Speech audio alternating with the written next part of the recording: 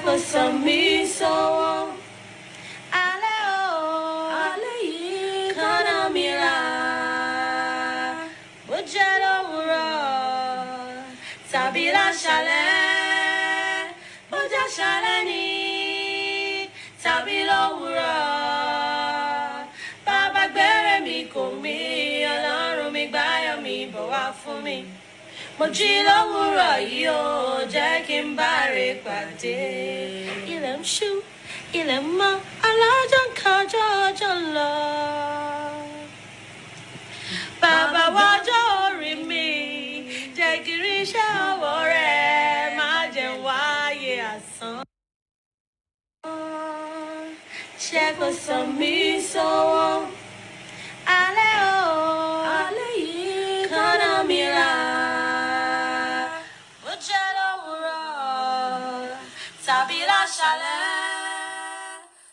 Shalani tabilo wuro baba gbere mi ko mi Ọlọ́run mi gbayo mi bọ̀ wá fún mi mo jí lówùúrọ̀ yìí ó jẹ́ kí n bá rè pàdé. Ilẹ̀ ń ṣú ilẹ̀ ń mọ́ alájọ ń kọjọ́ ọjọ́ lọ. Bàbá wájọ́ orí mi jẹ́ kí rí iṣẹ́ ọwọ́ rẹ̀ má jẹ́ wáyé asán.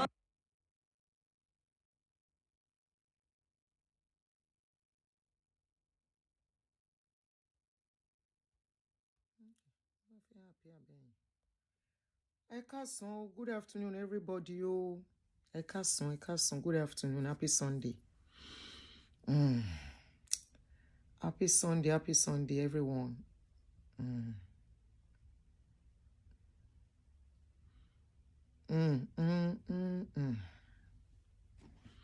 Good afternoon, everyone. Batabutu, I see you. Rosie, good afternoon. Auntie Demota, Ekason. Don't play. Good afternoon. Ekason Bubo Yimoki Bubole. I greet every one of you. Thank you so much for joining me this afternoon. Let me share on Facebook. Let me share this on Facebook.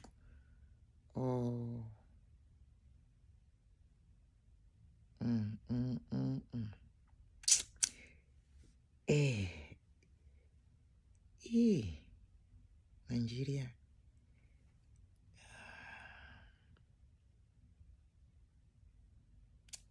Ekason Moki Bubo Yimoki.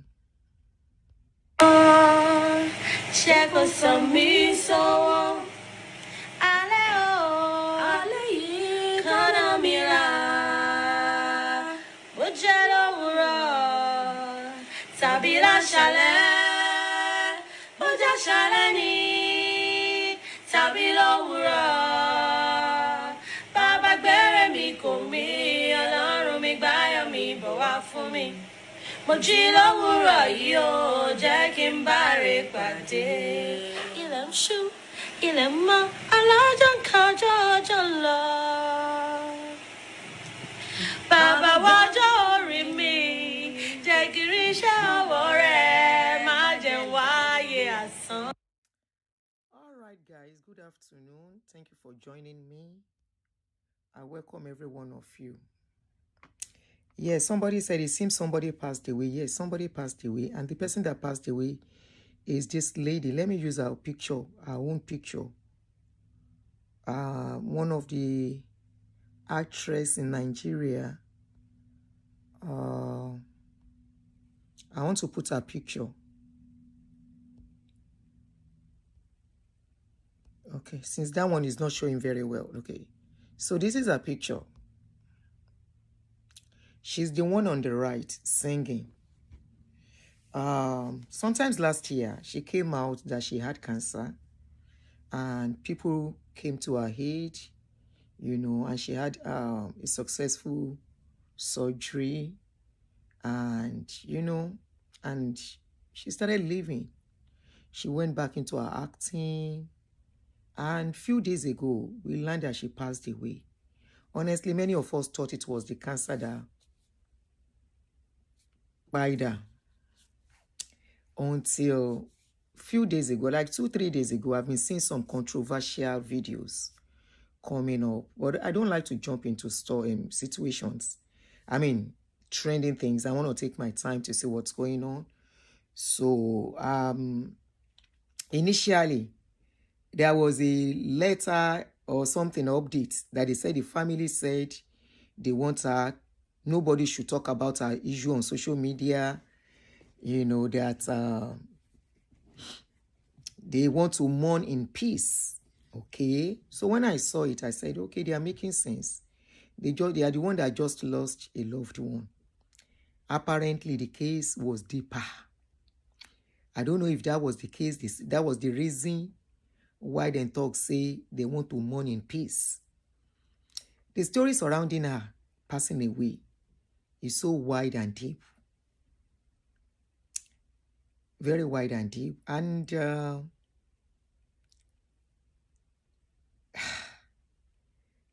yesterday, this evening, no, apparently last night before I slept, some videos started cropping up on my space, on my FYP, and I was like, what is this? Then this morning I woke up to start searching on the issue. And what I found, I'm sure many people know what it is, was very shocking.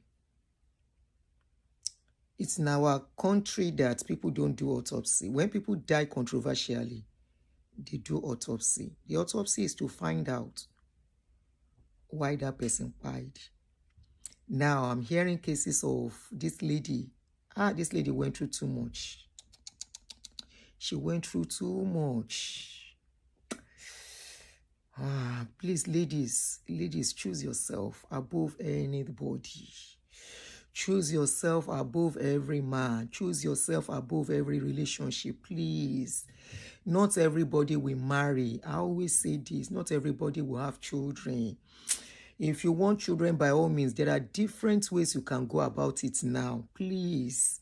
You don't have to be with a man to have children, especially when you get to a certain age. You are the one spending for yourself. You are the one that will spend your money. You are the one that will take care of the child. You are the one that want the child. Story lady, you do me.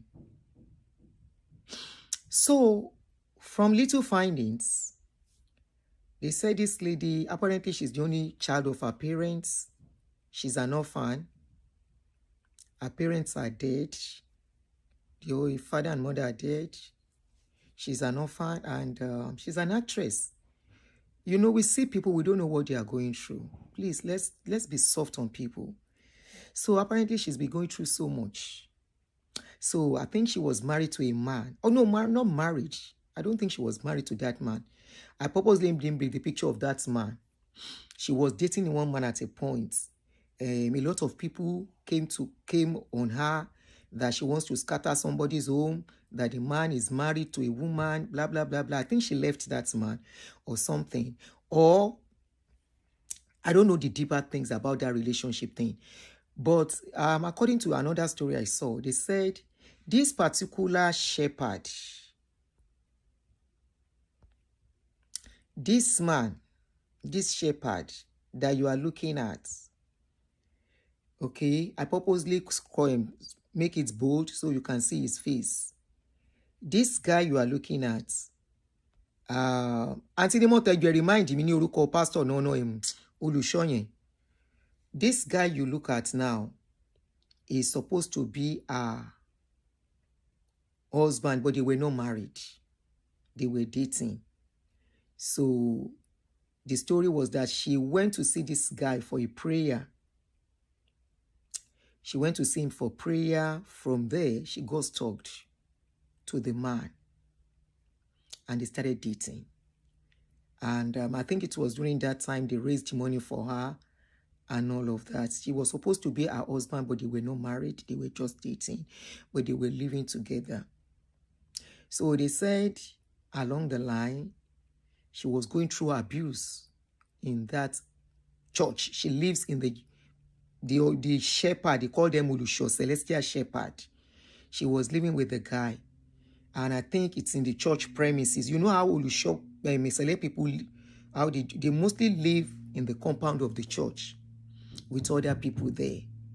So she was going through abuse.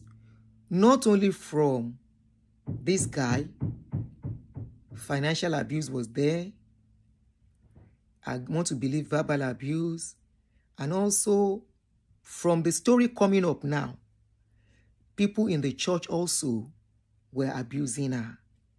Now they are also alleging her of being a substance user. Being a substance user, does that make her to pie? No, I don't think so. Now there's an allegation that she was actually poisoned. They should please. Onodeko, thank you so much. Onodeko. Her name is, sorry. The lady's name is Tayo. Temitope Osoba. That's her name. Temitope Osoba. That is her name. The lady's name. So the guy's name is Onodeko. I want Onodeko, please help me to write his first name. Mutigbagbe. Eba mi ko. First name. So the allegation now is that she was poisoned. And you want to wonder why she was poisoned. In fact, it has taken me almost 3 hours looking for all the details. I may not be with the full details though. And I think we should give credit to this guy. Akim. That guy is doing a wonderful job. I commend him. That guy they call Okosingu. Okosingu lorúkọ lady bobo yen. Akim Shah Okosingu. Some people might not like his unruly behavior and all of that. But he was the one that brought this case into limelight. I think he's a friend. He was a friend to the late Tope Osoba, this lady. So he was the one that started saying, this lady spoke to me not long. She didn't tell me anything was going on with her. I even sent her money. How can she just die suddenly? You know, and he started making inquiries. And from there, Oko single mother. Okay. I know single is in the name and Kinekon is in the name. Oko single or something. So Oko, I want single mother. I know his name is Hakim. They call him Hakim. That guy did a wonderful job on this case. And as of this morning, he said he has done his own job, that the family can take it up from the extended family if they want to, you know. They investigated Onodeko, the shepherd. They questioned him, interviewed him, and I'm going to read out his interview. It's a long video, but I'm going to just read out what he said, the words he said. Now, in fact, this thing has really opened my eyes. I don't look at people's status, WhatsApp status. I don't do it. I don't post status. I don't read status. So it was from her status that she posted 24 hours before she passed away that is now giving these people away. They said this lady accused one of the people in the church of trying to poison her or something. Another one grape her in the church. And she also cried out for help. You see why when I say if anybody cries out for help, I help them, it doesn't turn out well, I don't blame myself and I don't feel bad. And likewise, I tell people who contribute, don't feel bad. You know why? We have saved somebody. At least any moment. So this lady's problem is actually she wanted to be married. She wanted to have a child. And of course, there is something that anybody looking for a child in those days, it should not be applicable now. Please don't let it be applicable to you in this generation. If you want to have a child. In those days, they will say somebody that is looking for a child, their eye they see, then they see shaggy. We understand. She wanted a child. There is no big deal to that, you know. But in the process, she got into the hand of a wrong person. And she was living in that church. She went there for prayers only to be stalked. She's not the first person that this kind of a thing has happened to. I have known countless of people that they will go to all these people praying. I'm praying, and they will take advantage of them. And before you know it, those people will be married to the pastor, Alfa, Babalawo. It is not the first time. There is a particular lady that was once married to John Fashanu, very pretty lady. You need to see where she was talked to for years before she escaped from that man. For years. You will look at her, you will look at that man, say, how she take manage? Meet this man.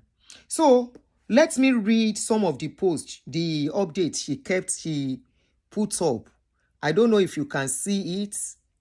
This is one of the status. I'm going to read it. About three posts on her status that gave them away. Wo kon fa pastor yen dada. They should drag the pastor. He can't say he doesn't know what happened to Tope. From what I can see, from what I can see. Now on her status, she wrote, and I read. She said, the truth is, I don't lost my mind. So whatever you see on my status, no be meme, no be meme. Na true I dey talk. She said, I swear, I want to scatter everything. I want to break the table legs. Now, this is deep. This is the one I put on the screen, very deep. She said, and I read on that status, this is where the real the real clue is. She said, God, should I say something? Shey na me was past me for this life because I dey smoke. God, please tell me, because this is what they are using against me, and I'm ready to tell the whole world where my F story, because I am tired. That is why I seek for God. And you stupid MF claiming to be holy, but those words are now pointing fingers because it is Tope Osoba. Kò ní dá fún gbogbo yín, ẹ ní ṣe oríire. I am ready to face anything, even it will cost me my last blood. The world will see you all for who you truly are. I will make sure of it. Now, waiting I dey avoid gonna be this. Now it is time for the world to hear my true story. That is the screenshot of that thing on the screen.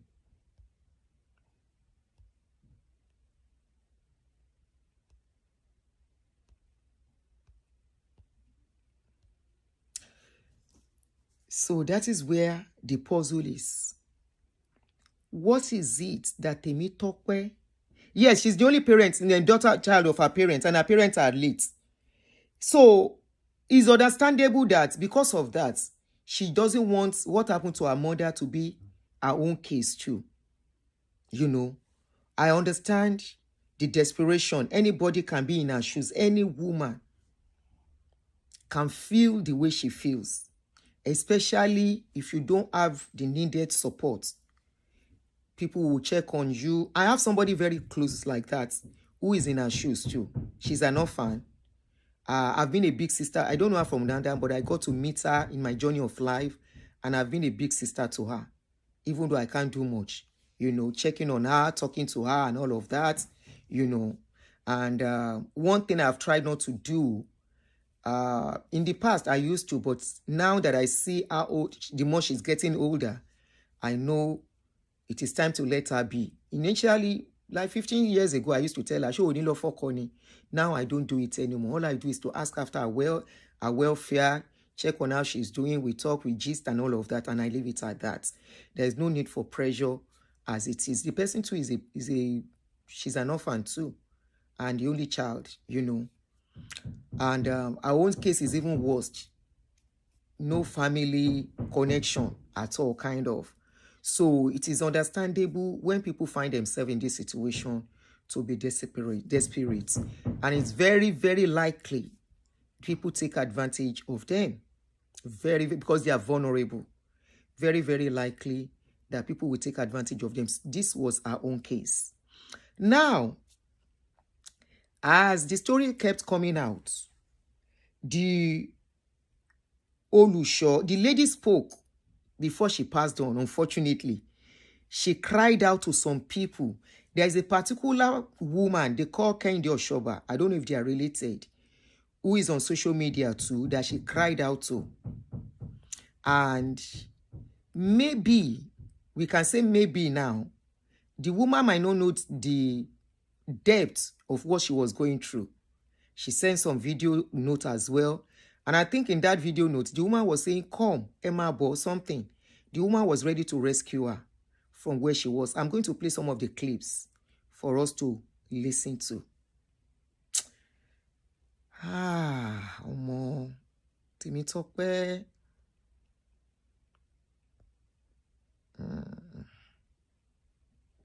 Okay, so this was the woman that she cried to.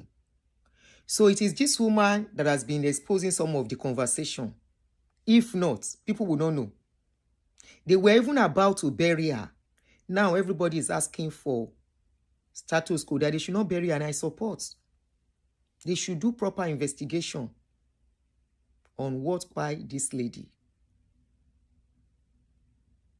Stuffs are happening. Things are happening.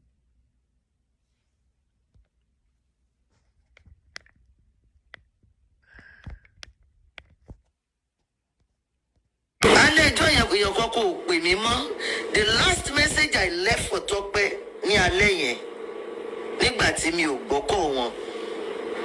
Tope ti wá fi message kan sílẹ̀ fún mi kó tó kú. Message náà ni mo fẹ́ kẹ́ gbọ́ yìí.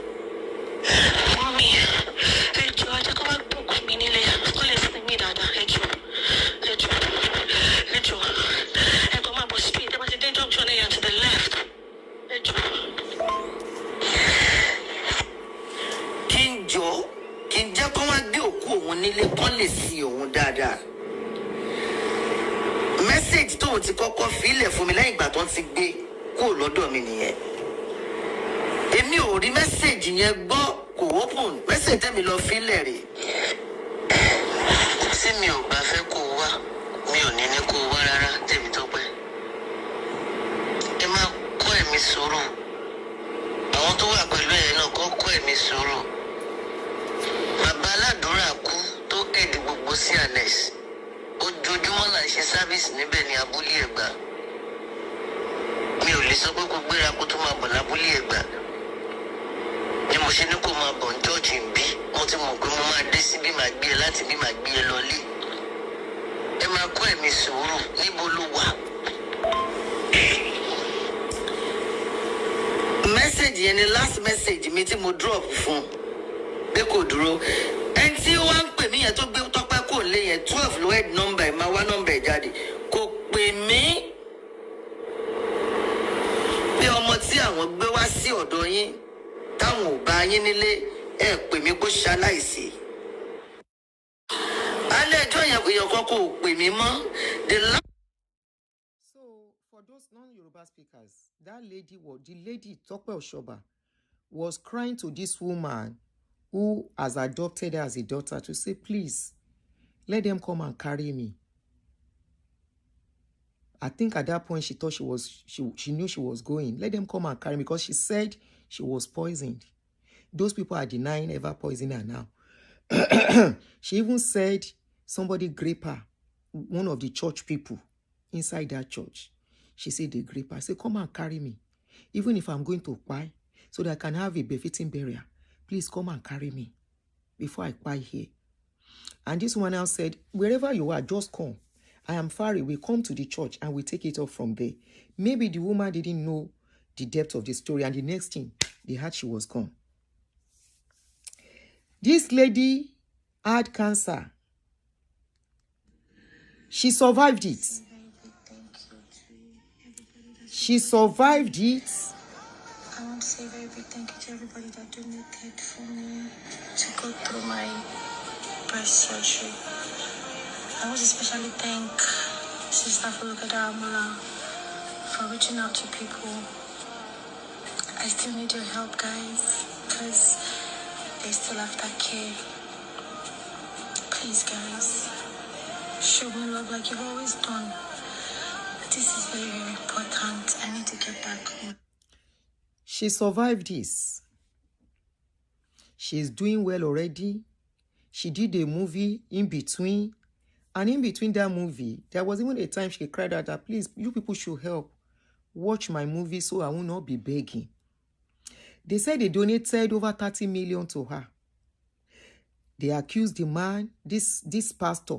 Where's that pastor's picture again? I need the picture. This is the guy. They said he accused the guy of collecting the money. When the guy was to now deny that he never collected the money, he said he only collected 2 million, 1.5 to 2 million out of the money. Adenuga even contributed during that time. They said Adenuga gave her money. There's another 50 million they mentioned in that story.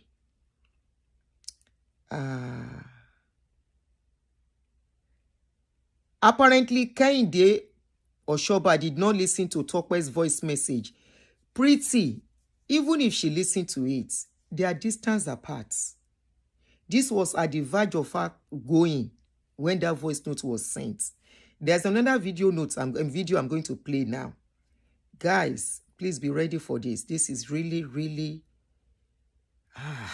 that was the video I saw that broke me, and I started looking for... Initially, I didn't even want to put mouth. I was just like, is this not another Mohbad's case?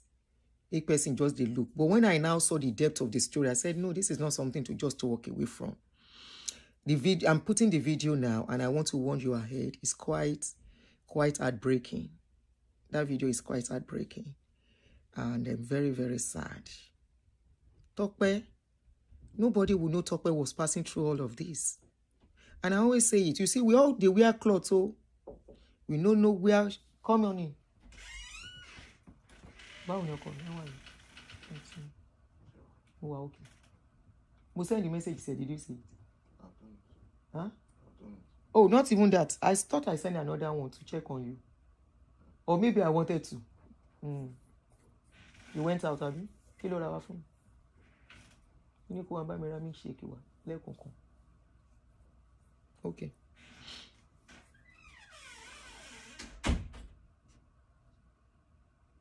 So I'm just giving you... Ali Joker, this is not a laughing story. It's a funny story at all. Oh, sad.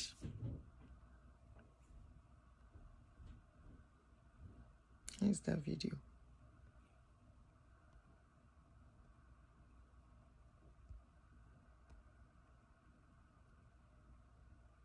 Mommy, people that's dead.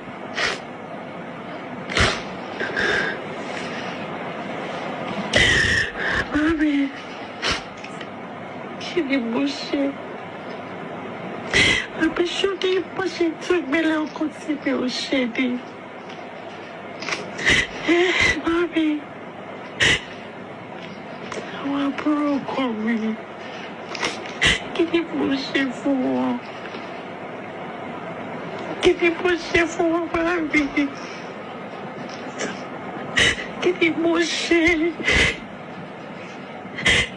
Mo lè ní mo fẹ́ jà láàrin ọkọ mi àtàwọn àbúrò ẹ̀. Kò bẹ́ẹ̀ sí ju 4 years plus àbí 2 years tí mo ti dé bí báyìí.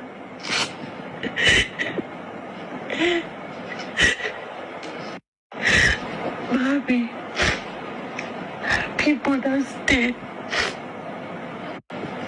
Kò sí jù lọ. Àwọn lọ́bẹ̀rẹ̀ sí ní máa kọ́ bó kó ṣe mí. Ó nítorí pé mo sọ wípé mo fẹ́ sọ́jẹ́ fọ́kọ mi. Wọ́n ní mo wá báàkì tẹ́rìtìrì. Wọ́n ní mo fi píktọ̀ tó lé. Wọ́n ní mo kọ́ bọ̀ àwọn bó ṣe jalè. Wọ́n ní. I will interpret. Let her finish. Àwọn èèyàn wa kó wá bá wọn jà, kó wá bá wọn. Bẹ́ẹ̀ títí dé sí èmi àti wọn tí ẹ̀ bá ní confrontation kọ̀ọ̀kan rí. Àbí a tún lọ sí pátí láàárọ̀. Godfather ọkọ mi pè mí. Ó ní kí ló dé tí mo ṣe blọ́ọ̀kì àbúrò.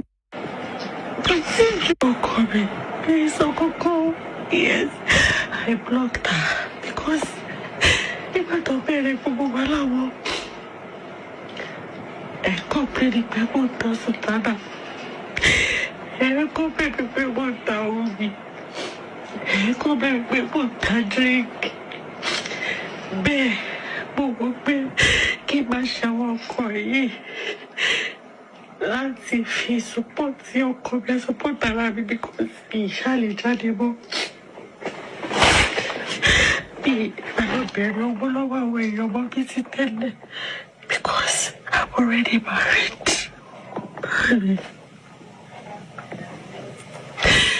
Kí ni mo ṣe?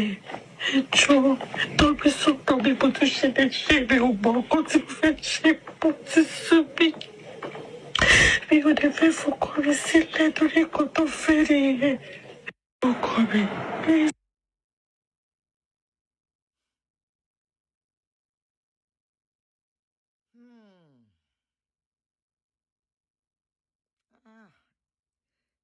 And people will come at somebody like me when I talk to women that you should choose yourself.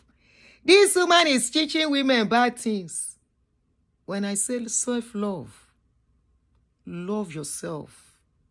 You have no business staying in where you are not wanted. You have no business staying where you are not loved. You have no business where you have to cry every day. You have no business. Trash. Somebody won't trash. You tún sọ ọkọ mi. Irú ọkọ wèrè wo nìyẹn? Ọkọ means where you are happy. Ọkọ means when you person is making you happy, you are in a good environment. Ọkọ means when you have peace. That is what is ọkọ mean. When you are in a place whereby you cry, a place you walk on eggshell, a place you are scared, a place you cannot be free.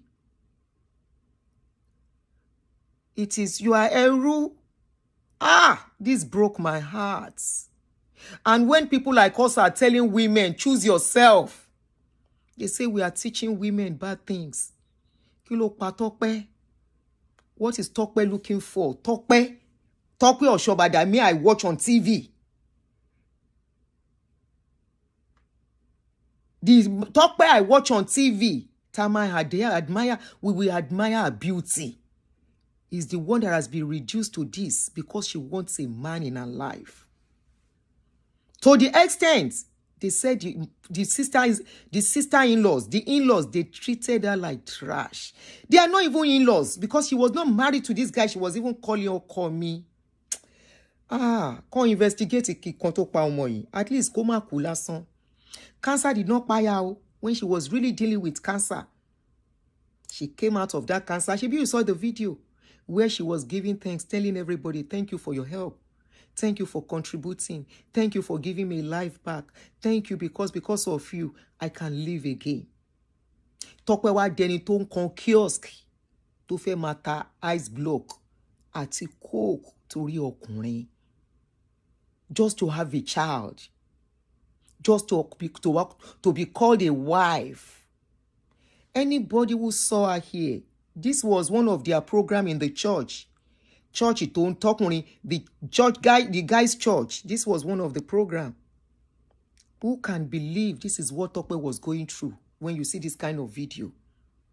Obìnrin mama bunko. We dey cover. Women dey cover. Women dey cover. See Tope. Tope is a happy-lucky-go person. She's always lively when you watch her in movies. And she's 40 years old. The desperation, the societal pressure,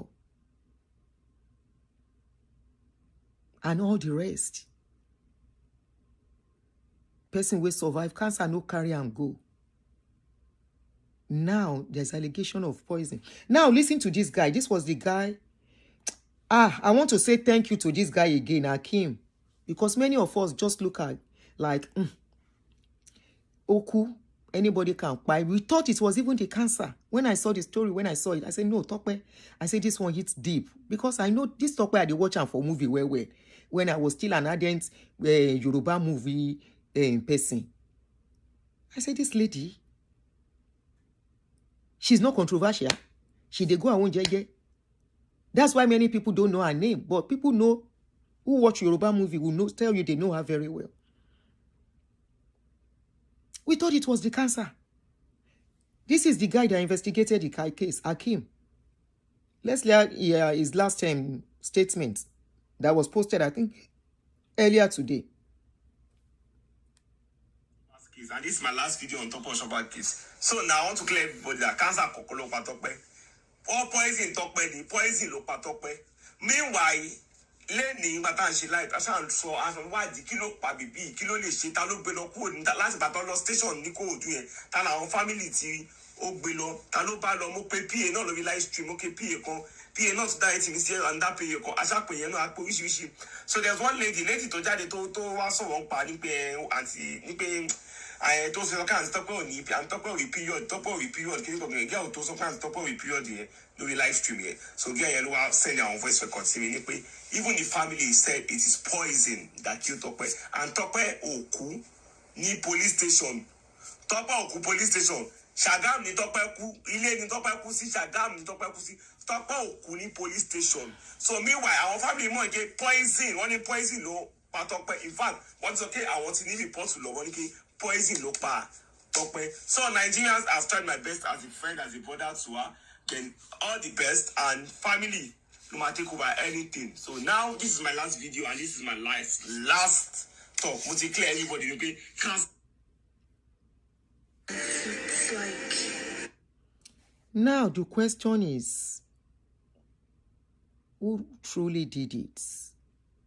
The investigation they need to do. Is she the one or they did it? Ṣóun ló parẹ́. Because from what she said, she was going to expose everything. She's ready to face it all. Is it because she said she wants to expose everything? I read the statement again that she put up. She said it's a church, not a place for imperfect people to find healing. She now went for it. She said, God, should I say something? Say now only me. And they come, I'm coming. Say now only me was passed for this life because I smoke. God, please tell me. Because this is what they are using against me. And I'm ready to tell the whole world my F story. Because I am tired. That is why I seek for God. And you still are motherfuckers claiming to be holy. But those words are now pointing fingers because it is Tope Osoba. Kò ní dá fún gbogbo yín, ní ṣoríire. I'm ready to face anything, even if it will cost me my last drop of blood. The world will see you all for who you truly are. I will make sure of it. Now, waiting I dey avoid don't gonna be this. Now it is time for the world to hear my true story. Okay, somebody said Kunle Afod just released another video of our family, of the family. Thank you. Mẹ́wàá ń ṣẹlẹ̀ o.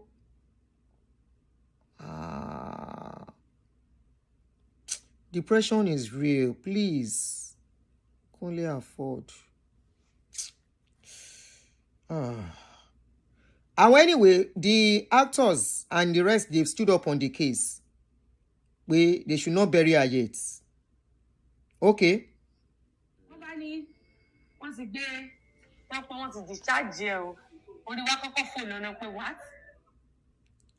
So let me read what Tope Afod wrote. Katogbo video yen. Kunle Afod said, after the passing of Tope Osoba, a lot has been unfolding. I visited her family, and Kunle Afod is somebody that is very credible. He is very, very credible. So mo like Bushida Soroi. I visited her family to speak with them, hear their side of the story, and I also asked 1 or 2 questions from the lady who spent her final moments with her. There were still many questions surrounding what happened, and I believe hearing directly from those who were close to her will help us understand the situation better. May her soul rest in peace. So he now posted the audio of the person. So let's listen to it.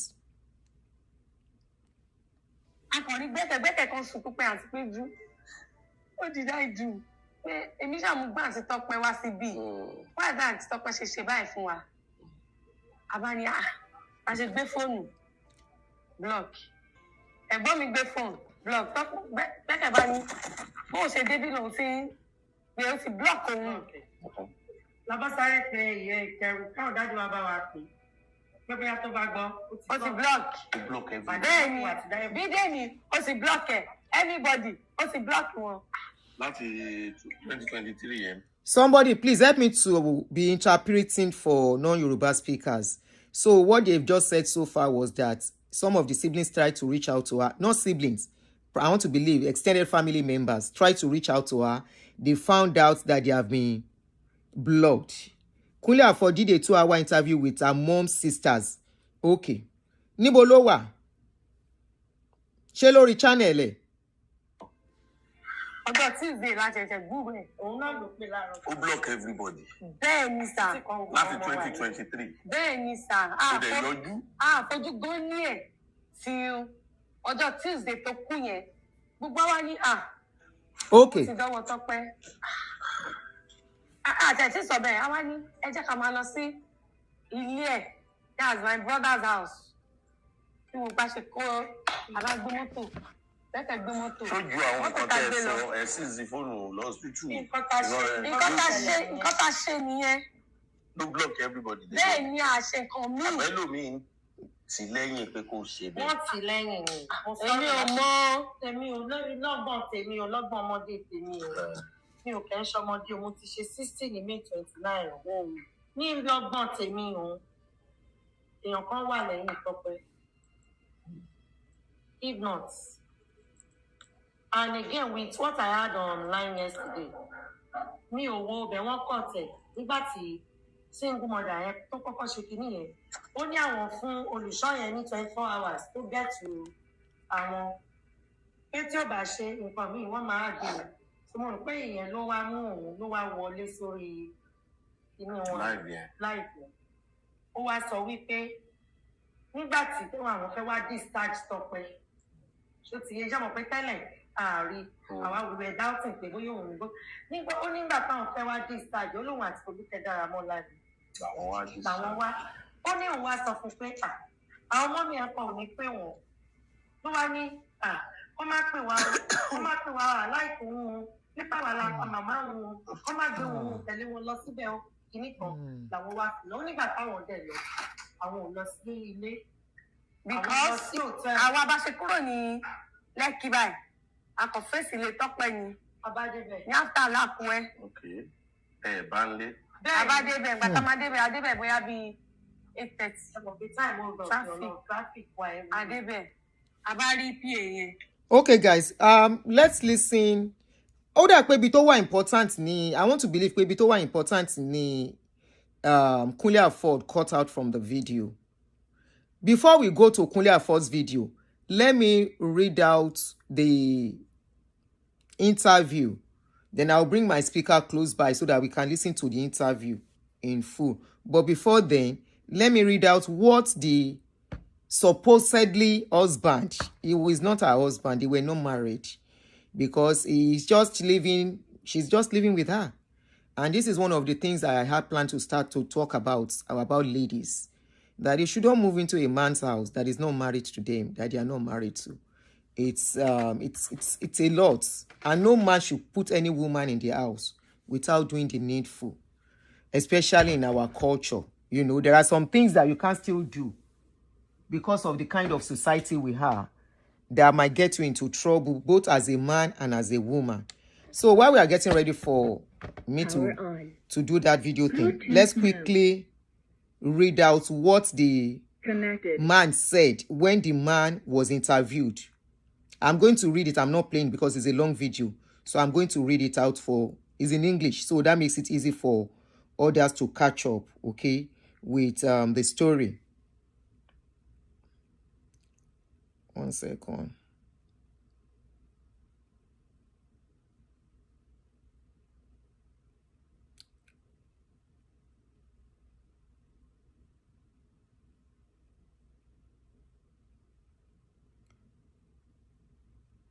Hold on, guys, please.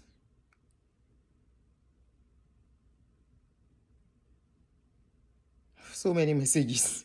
I'll respond to them later. All right, let me read out what the guy said in his interview.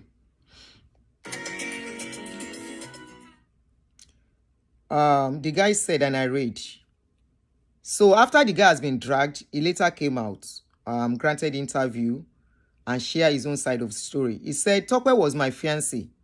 We were not legally married. Shegbo, the same person the lady was saying, Okomi, is now saying we were not legally married. Shoot. But our auntie knew about our relationship. We have been dating for about 2 years now. I met her when she came to me for prayers and we became friends. She visited me one evening and I said I wanted to buy food. She then asked if I don't have a wife and I said no. I was once married but separated. She replied that she liked me and we laughed over it. We started our relationship from there and we were living together. Concerning the allegations that I chased her out of the house, I never did. She left on her own. Tope was a substance user. I have a lot of videos on my phone as evidence, but I don't want it to be on the social media. I have complained to her severally to stop, but she did not. At times, she will run out of the house for days just because I told her to stop using substance. She hid it from me and she was taking the substance until 6 months after we started living together. This became an embarrassment to me and the church. I told her that little children in the church love to be around her and it was not fair for her to be taking colos openly. All the church members knew she was taking colos. Everybody around her knew. I didn't take her to a rehab because I couldn't afford the money. All I could offer was a piece of advice. Mumbo.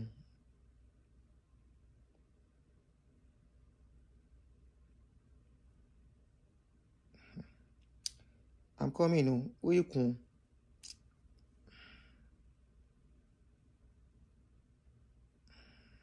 All right. So, to everyone saying I collected the 30 million that was donated to her when she had cancer, they should bring the evidence that 30 million naira was donated. All the money donated to her, including the check that was given by Mike Adenuga, was paid into her account, and I don't have access to it. Some people said my siblings poured urine and poo on her. Does that even make sense? Tope was not a calm person like that. If you like trouble, she's a troublesome person. I also don't know anything about the 50 million people are talking about. We were giving each other money when we were living together. She bought gold for me and herself. She eventually sold it and we used it to settle some bills. Oh, they go away. Collect money from her. She bought you gold, you collected it. And you are both giving each other money. Of course, she's not here to see her own side of the story. I wish she had opened up to people what she was really going through. I wish she had left. That's just it. And not stay because of what people will say. Let me continue. She bought gold for me and myself. She eventually sold it and we used it to settle some bills. I never forced her to give me her money. On the day she passed away, which was Tuesday, she said she and her friend were going to Prophetess Kehinde Osoba's place. I think that was when she made that call to that prophetess. The prophetess had called me earlier that she wanted to see me and I told her I would create time to see her. The woman was her adopted mom. As they were going, I was calling to check on them. After a while, they stopped picking the call. At 7 p.m., she posted Ogo Tuntun on her WhatsApp status. I think they said immediately she posted her Ogo Tuntun. A few minutes or 1 hour, few hours later was when she passed away on her WhatsApp status. So I concluded they had gotten to the prophetess place at 12 a.m. Someone called me that Tope died at a police station and I should run away. I was like, why should I run away when I didn't commit any crime? Concerning the allegation that she was giving poison water in my house, she already left the house about 2 weeks ago. So if she was poisoned, she should have died since. I don't have access to her phone, contrary to what people are saying, and we didn't know each other's password. I have never bullied her, neither did I beat her. Wait, oh. But she said the woman who was adopted as they were going to where? Nisuru. On the day she passed away, which was Tuesday, she and her friend were going to Prophetess Kehinde. Oh, okay, maybe from where or from where? I don't know. Somebody said, is it a smear campaign? She herself said she smokes, but I don't know what she smokes. She said it in her this thing. So she smokes. She said it. But if you know somebody smoke, you are not married to that person. Ejo, how many pastor? Tí ó bá ń ṣe pé there is more.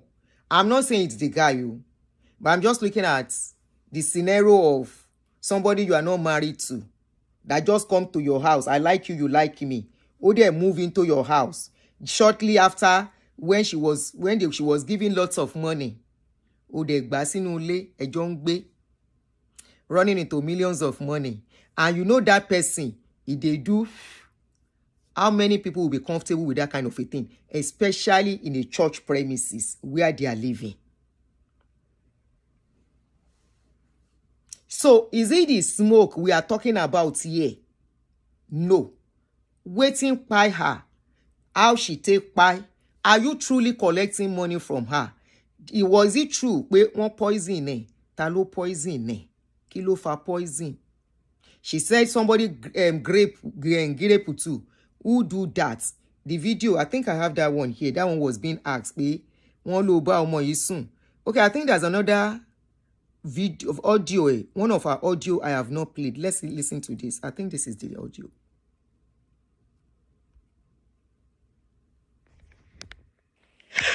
Mommy, wala today. Mommy, oh. Mommy, oh, Mommy. Mommy,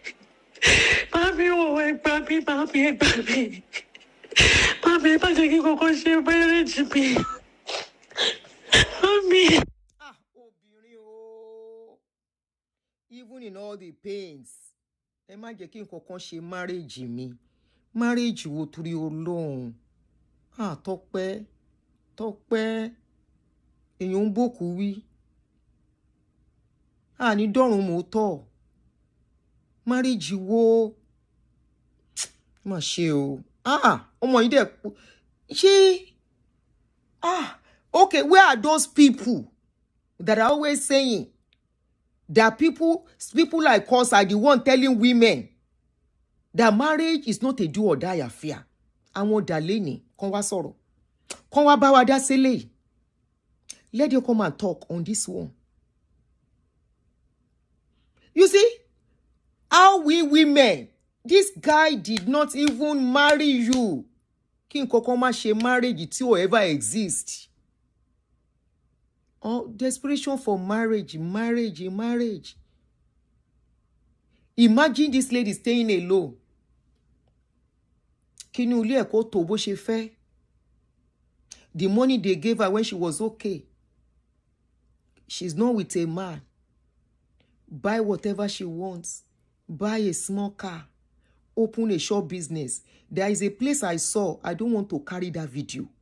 I said, this cannot be. You need to see kiosk that Tope was trying to build to do business, to start selling mineral. You know, they call it mineral. You know what that means. I say, Tope of all people. Where is all the money they gave her? To jẹ́ mineral lókun. She was even begging in one of the video. She said she cannot speak and go and beg people outside that she's suffering. How will she say she wants to beg again when she has already told people she was married? Irú bondage wèrè wo lélẹ́yìí báyìí torí Ọlọ́run. Tope.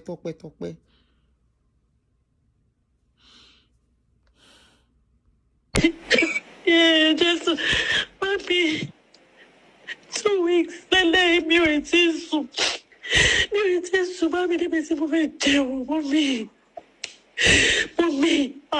the devil is winning. Mommy, the devil is winning.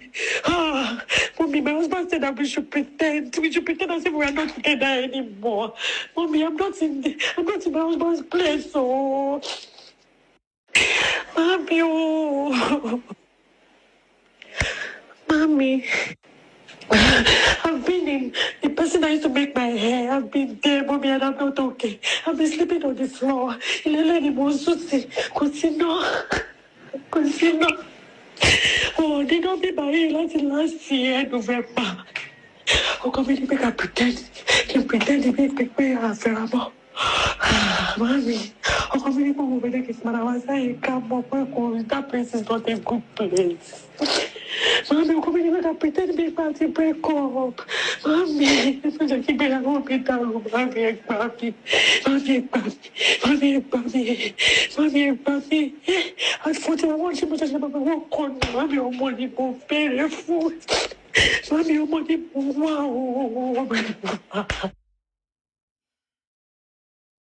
Tope, may your soul rest in peace. We are 50 years old. Loko, they are happy in their comfort zone. They accepted their life as it is. Today they are alive to tell the story of their life. Nobody's telling their story or lying on them. We have 65, 70-year-old. Don't be mori. Don't adopt omo. Lóríṣiríṣi.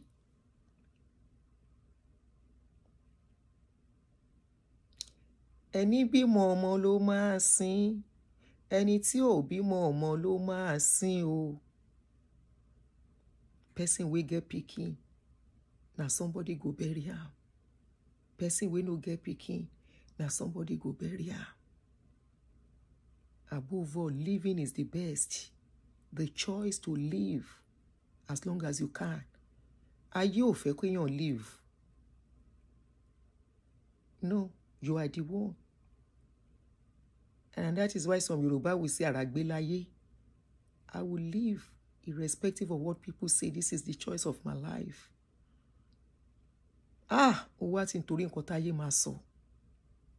You see, when we say people should stop shaming and calling out single mothers, I'm sorry, unmarried people, single mother tiẹ̀ tún yìí ṣe kínní.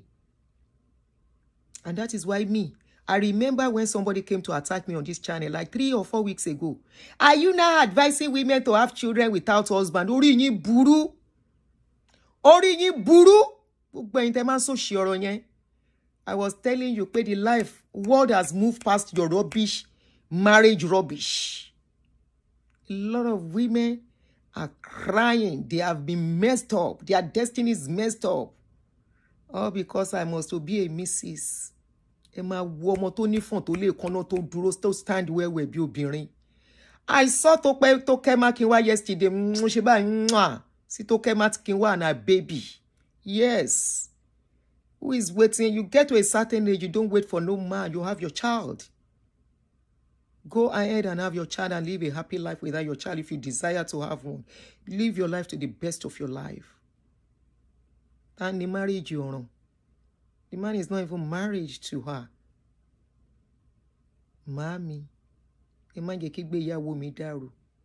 man is now giving you condition. Go and stay somewhere. Odogbon lé ẹ dànù. Tope. Ó ṣe wá dọ́run mọ́ tọ́ báyìí. May justice prevail. Tó bá jẹ́yàn ló pẹ́ kóun náà má lọ mọ́. Tó bá jẹ́yàn ló lé ọwọ́ sí kó ẹ̀. Kẹ́niyẹn náà kó di ẹni tó ń gbélé ayé títí kó fi jọ àwọn bàbá ńlá bàbá ẹ̀ tí wọn ò kú. Women, ladies, please, gbogbo àwa tá lọ́mọ obìnrin, iṣẹ́ wà lọ́wọ́ wa. Kí lẹ gbọ́? Iṣẹ́ wà lọ́wọ́ wa. She's not the first person to máa mess ara ẹ̀ wọ́pọ̀ báyìí lórí ọ̀rọ̀ ọkùnrin dé. I saw Tope Makinwa looking very beautiful yesterday with her baby. That's the way to go. Choose your life, choose your happiness. Kò káyé. This woman ti ṣe kíní kan. Are you going to? Mo ní tó bá dójú ẹ̀ tó bá jọmọ mi máa sọ fún yá. Bá ṣe máa lóyún yá. It's none of anybody's business. Tó bá dé decide I don't want ọmọ kò fẹ́ náà ni kò sí nǹkan tí mo lè ṣe sí. Ultimate kíní ni kí n má fojú sunkún ọmọ. Kó gbélé ayé ṣe rere nǹkan tó bá fẹ́. Ẹni tó bímọ, ẹni tí ò bí, self-happiness, your self-survival is key.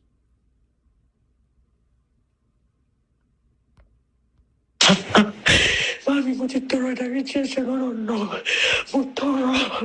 Mo ní kó lọ dáríjì mi fún ẹ̀ṣẹ̀ mi. Gbogbo nǹkan tí mo ń ṣe. I've been in the person that used to make my hair. I've been there, Mommy, and I'm not okay. I've been sleeping on the floor. Ilé ni mo sùn sí. Kò sí náà. Kò sí náà. Oh, they don't be married last year, November. Ọkọ mi ní pé ká pretend. Kí n pretend bí pé àfẹ́ra mọ́. Mami, ọkọ mi ní pé mo bẹ̀rẹ̀ kí n mara wá sáyé ká mọ̀ pé kò that place is not a good place. Ẹlá lọ lọ́rùn mọ́. Ibi máa smoke. Mami, mo ṣe mo ti jà wọ́n. Ti jà wọ́n kálukú dá. Waiting, culture, preaching, and everything don't do no be small. I was still watching a movie yesterday. That lady was attending the father's burial. Ó ṣáná sí sìgá. Ó look sexy pẹ̀lú sìgá ẹ̀. Ó tell you pé sìgá mímu is ó ń pààyàn àbí nǹkan kan àbẹ́ṣẹ́ ni. Òyìnbó dey smoke am. Òyìnbó will give us religion. Then they smoke am. Though I don't support substance use. Because substance use messes up lives. I will never support that one. Lie.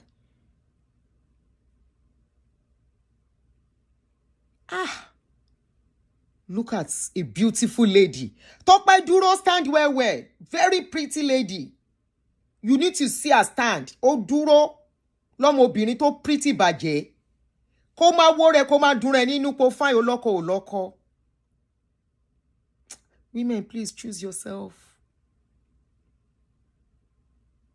Please choose yourself. Please live your life to the best of your knowledge. Tó bá máa kú kó jẹ́ natural ikú. If you won't pie, make it be natural pie. No suffer and pie. No suffer and pie inside pie. Inside. No pie inside suffer. No.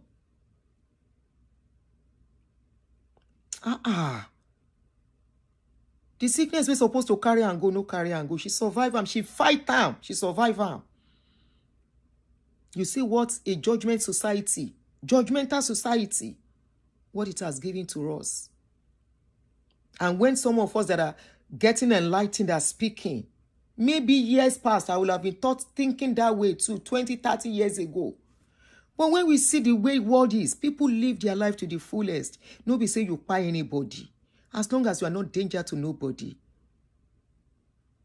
You are not danger to nobody. Please choose yourself.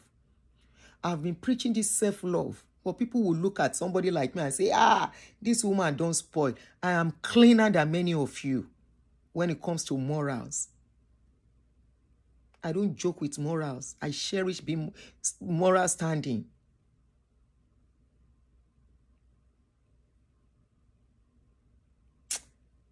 This is so sad. Orí ń fọ́ mi nígbà tí mo rí story yìí, mo ní kí leléyìí. So nǹkan tó ṣẹlẹ̀ sí, this is what happened to this lady in her privacy. All in the bid to have a husband. All in the bid. You heard what she said in that video. She said, I want to have a child. I want to have a husband. I don't want to leave this one again. Who say you cannot live if you are not happy? Who say you cannot live? Let them count it. How many times did they count them for men? Are we counting for men? Men keep marrying. Some will marry 6, 10 wives. Many men don't even know how many children they have. What do women do? Don't stay where you are not happy. We are just in a crazy society. When I left an unhappy relationship, it was not marriage. Now, on account of marriage, I didn't sign the dotted line with the person. When I left an unhealthy relationship and tried to educate, you see what they are saying? If you say I don't grow thick skin, èmi ti dẹran gbígbẹ, mo ti jẹja gbígbẹ. Èmi ti dìyà tó ń kọ́ àwọn ọmọdé tó máa káwọn obìnrin tó ń bọ̀ lẹ́yìn. Tó máa kọ́ wọn tí wọn ní they won't get to themselves to a certain stage. And many of us have children, female children. Marriage is beautiful, but if you don't see, it doesn't mean your life cannot be beautiful. There are so many people, their lives are more beautiful unmarried than many married people. So what are we saying? So many beautiful single lives than married lives. Maybe this is married. I want to marry. I want to marry.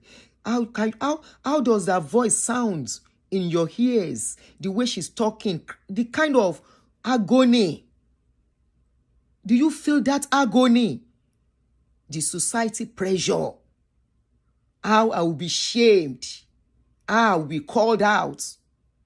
The same way she was called out and dragged because she dated a married man. Now that man carry and go. Carry himself, go meet the woman. Somewhere, I deny you not supporting somebody dating a married man. Now she go toast the married man, the man go meet him.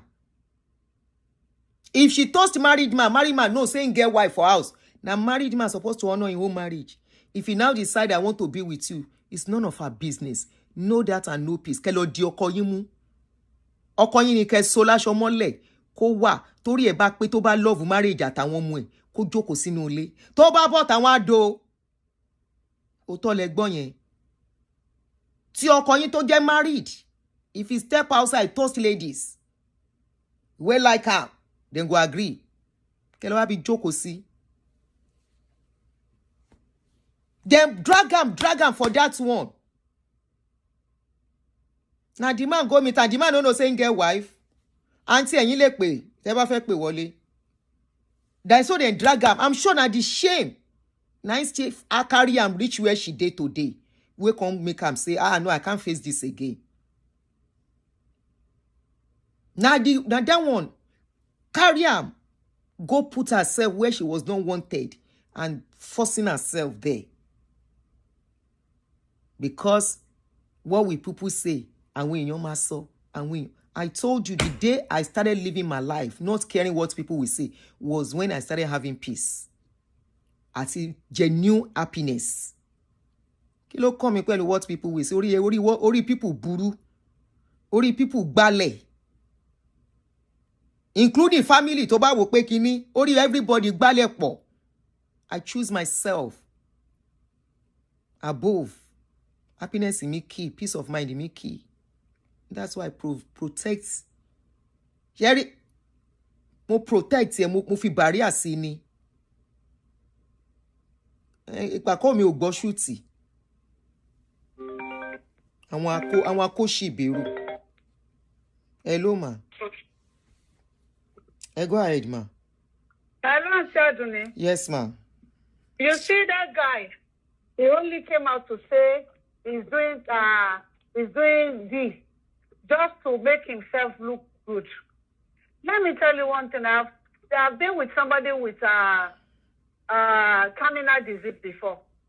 You see, terminal disease, when they do the surgery, you will still be feeling pains, even years and years after. And the hospital will put her, like in Nigeria, they put them on tramadol. You understand? Here, they put them on hydrocodone. Emma Daruko medication. Don't mention medication name. Just take them on they put them on medication, pain medication. So it wasn't as if she was doing this. It was for she was still healing self. If during the treatment they will put her on M, the big M. So after they'll put her on T or H. So that guy took the money from her. I don't know why women, we need to educate our children. Let me tell you.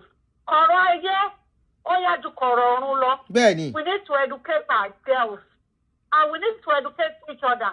If you say you want to fight because of your children, after you fight, life continues. You understand?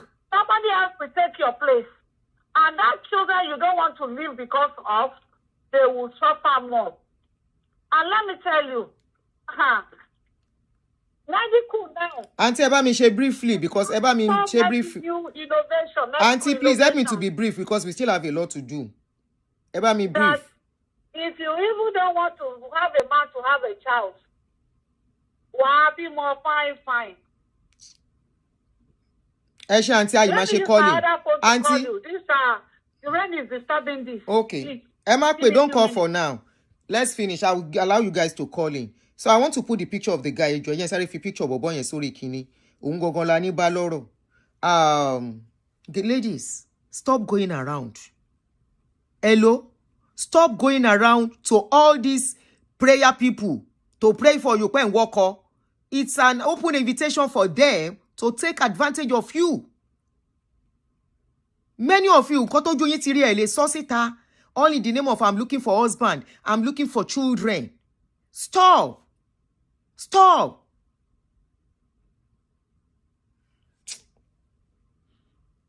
Mumbo, I want to quickly put the guy's picture.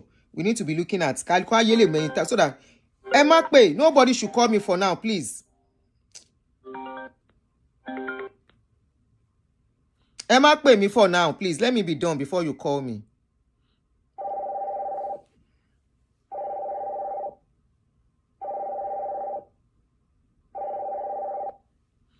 Emma Pay me for now.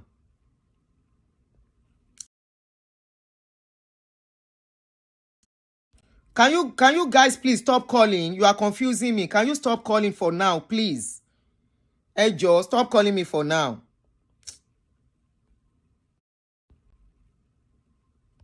Please stop calling me for now, please.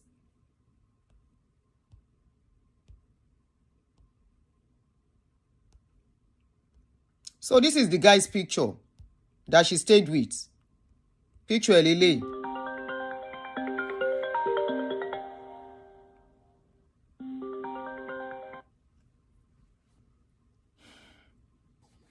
No, I want to use the phone to play an audio. Okay, maybe I should. Let me do that. Let me switch it off. So they won't be able to call me. Want to see if it's plain mode. Let's continue to listen to. So that's the guy. That's the guy's picture. So you can see his face clearly.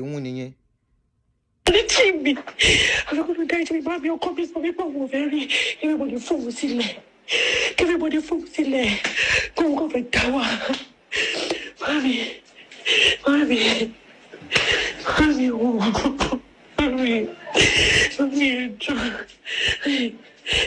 can live it down. I want broke on me. I broke on me. Whatever they got missing me. Whatever they got missing me. Oh, Basoramo. Only God. So I want to call. When I say they don't buy one sorrow, I won't call that joke on it. And you can't buy one sorrow. What go on? Mommy, when you can shoot your body like it, if I can shoot, I leave you, mommy. If I can shoot, I leave you. I don't know, boy. They must smoke. Cherry Beach, can you see the desperation to stay where she was not happy just because of everything will boil down to mufe bimo, mufe loko. And not everybody go loko, not everybody go bimo. We have to know that. And we have to embrace people with that kind of, when they find themselves in that situation, love them irrespective. Anyway, a society whereby once you lose your husband self inside church, you don't become outcast. Once you divorce among our people, you don't become outcast. You don't have children, you are an outcast. Let's listen to Kunle Afod.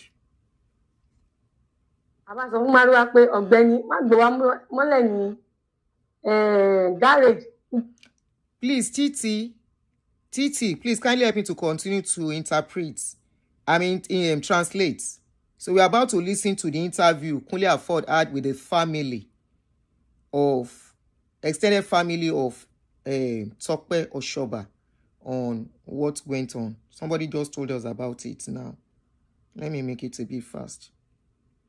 They can't just go police station for Igbogo. Machede police station here. Machede police station. They will reach Tope.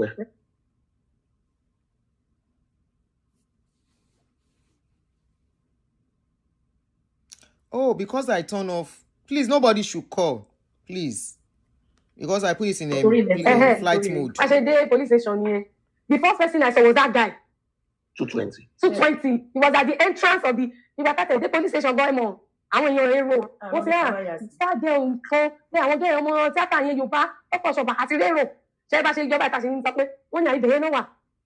I just saw that guy at the kókó òun àti bọ̀bọ̀ kan báyìí bàbá kan wá ló máa ń ṣe àkànrá àwọn méjèèjì bẹ́ẹ̀ ni bá ṣe yọba ìtọ́pẹ́ kan ti rí wa ní àwọlé bíi waiting room DPO náà wà tí wọ́n wà tó bá ṣe débẹ̀ báyìí DPO wa ti gbọ́ pé àwọn fámìlì ẹ̀ ti dé bí DPO ṣe bọ́ta nìyẹn ó ti rí wa láti ọkọ̀ ní who are you tí mo bá yín tó dé kára mi ẹ̀gbọ́n mi who are you to Tọ́pẹ́ ti ń sọ̀rọ̀ they are my aunties àti Péjú and big mommy ìyẹn bá ní báwo kí ló ṣẹlẹ̀ tá fi débi náà bye.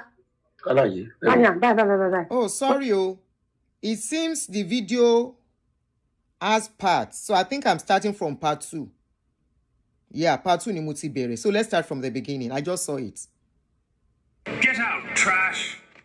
It has parts. So, okay.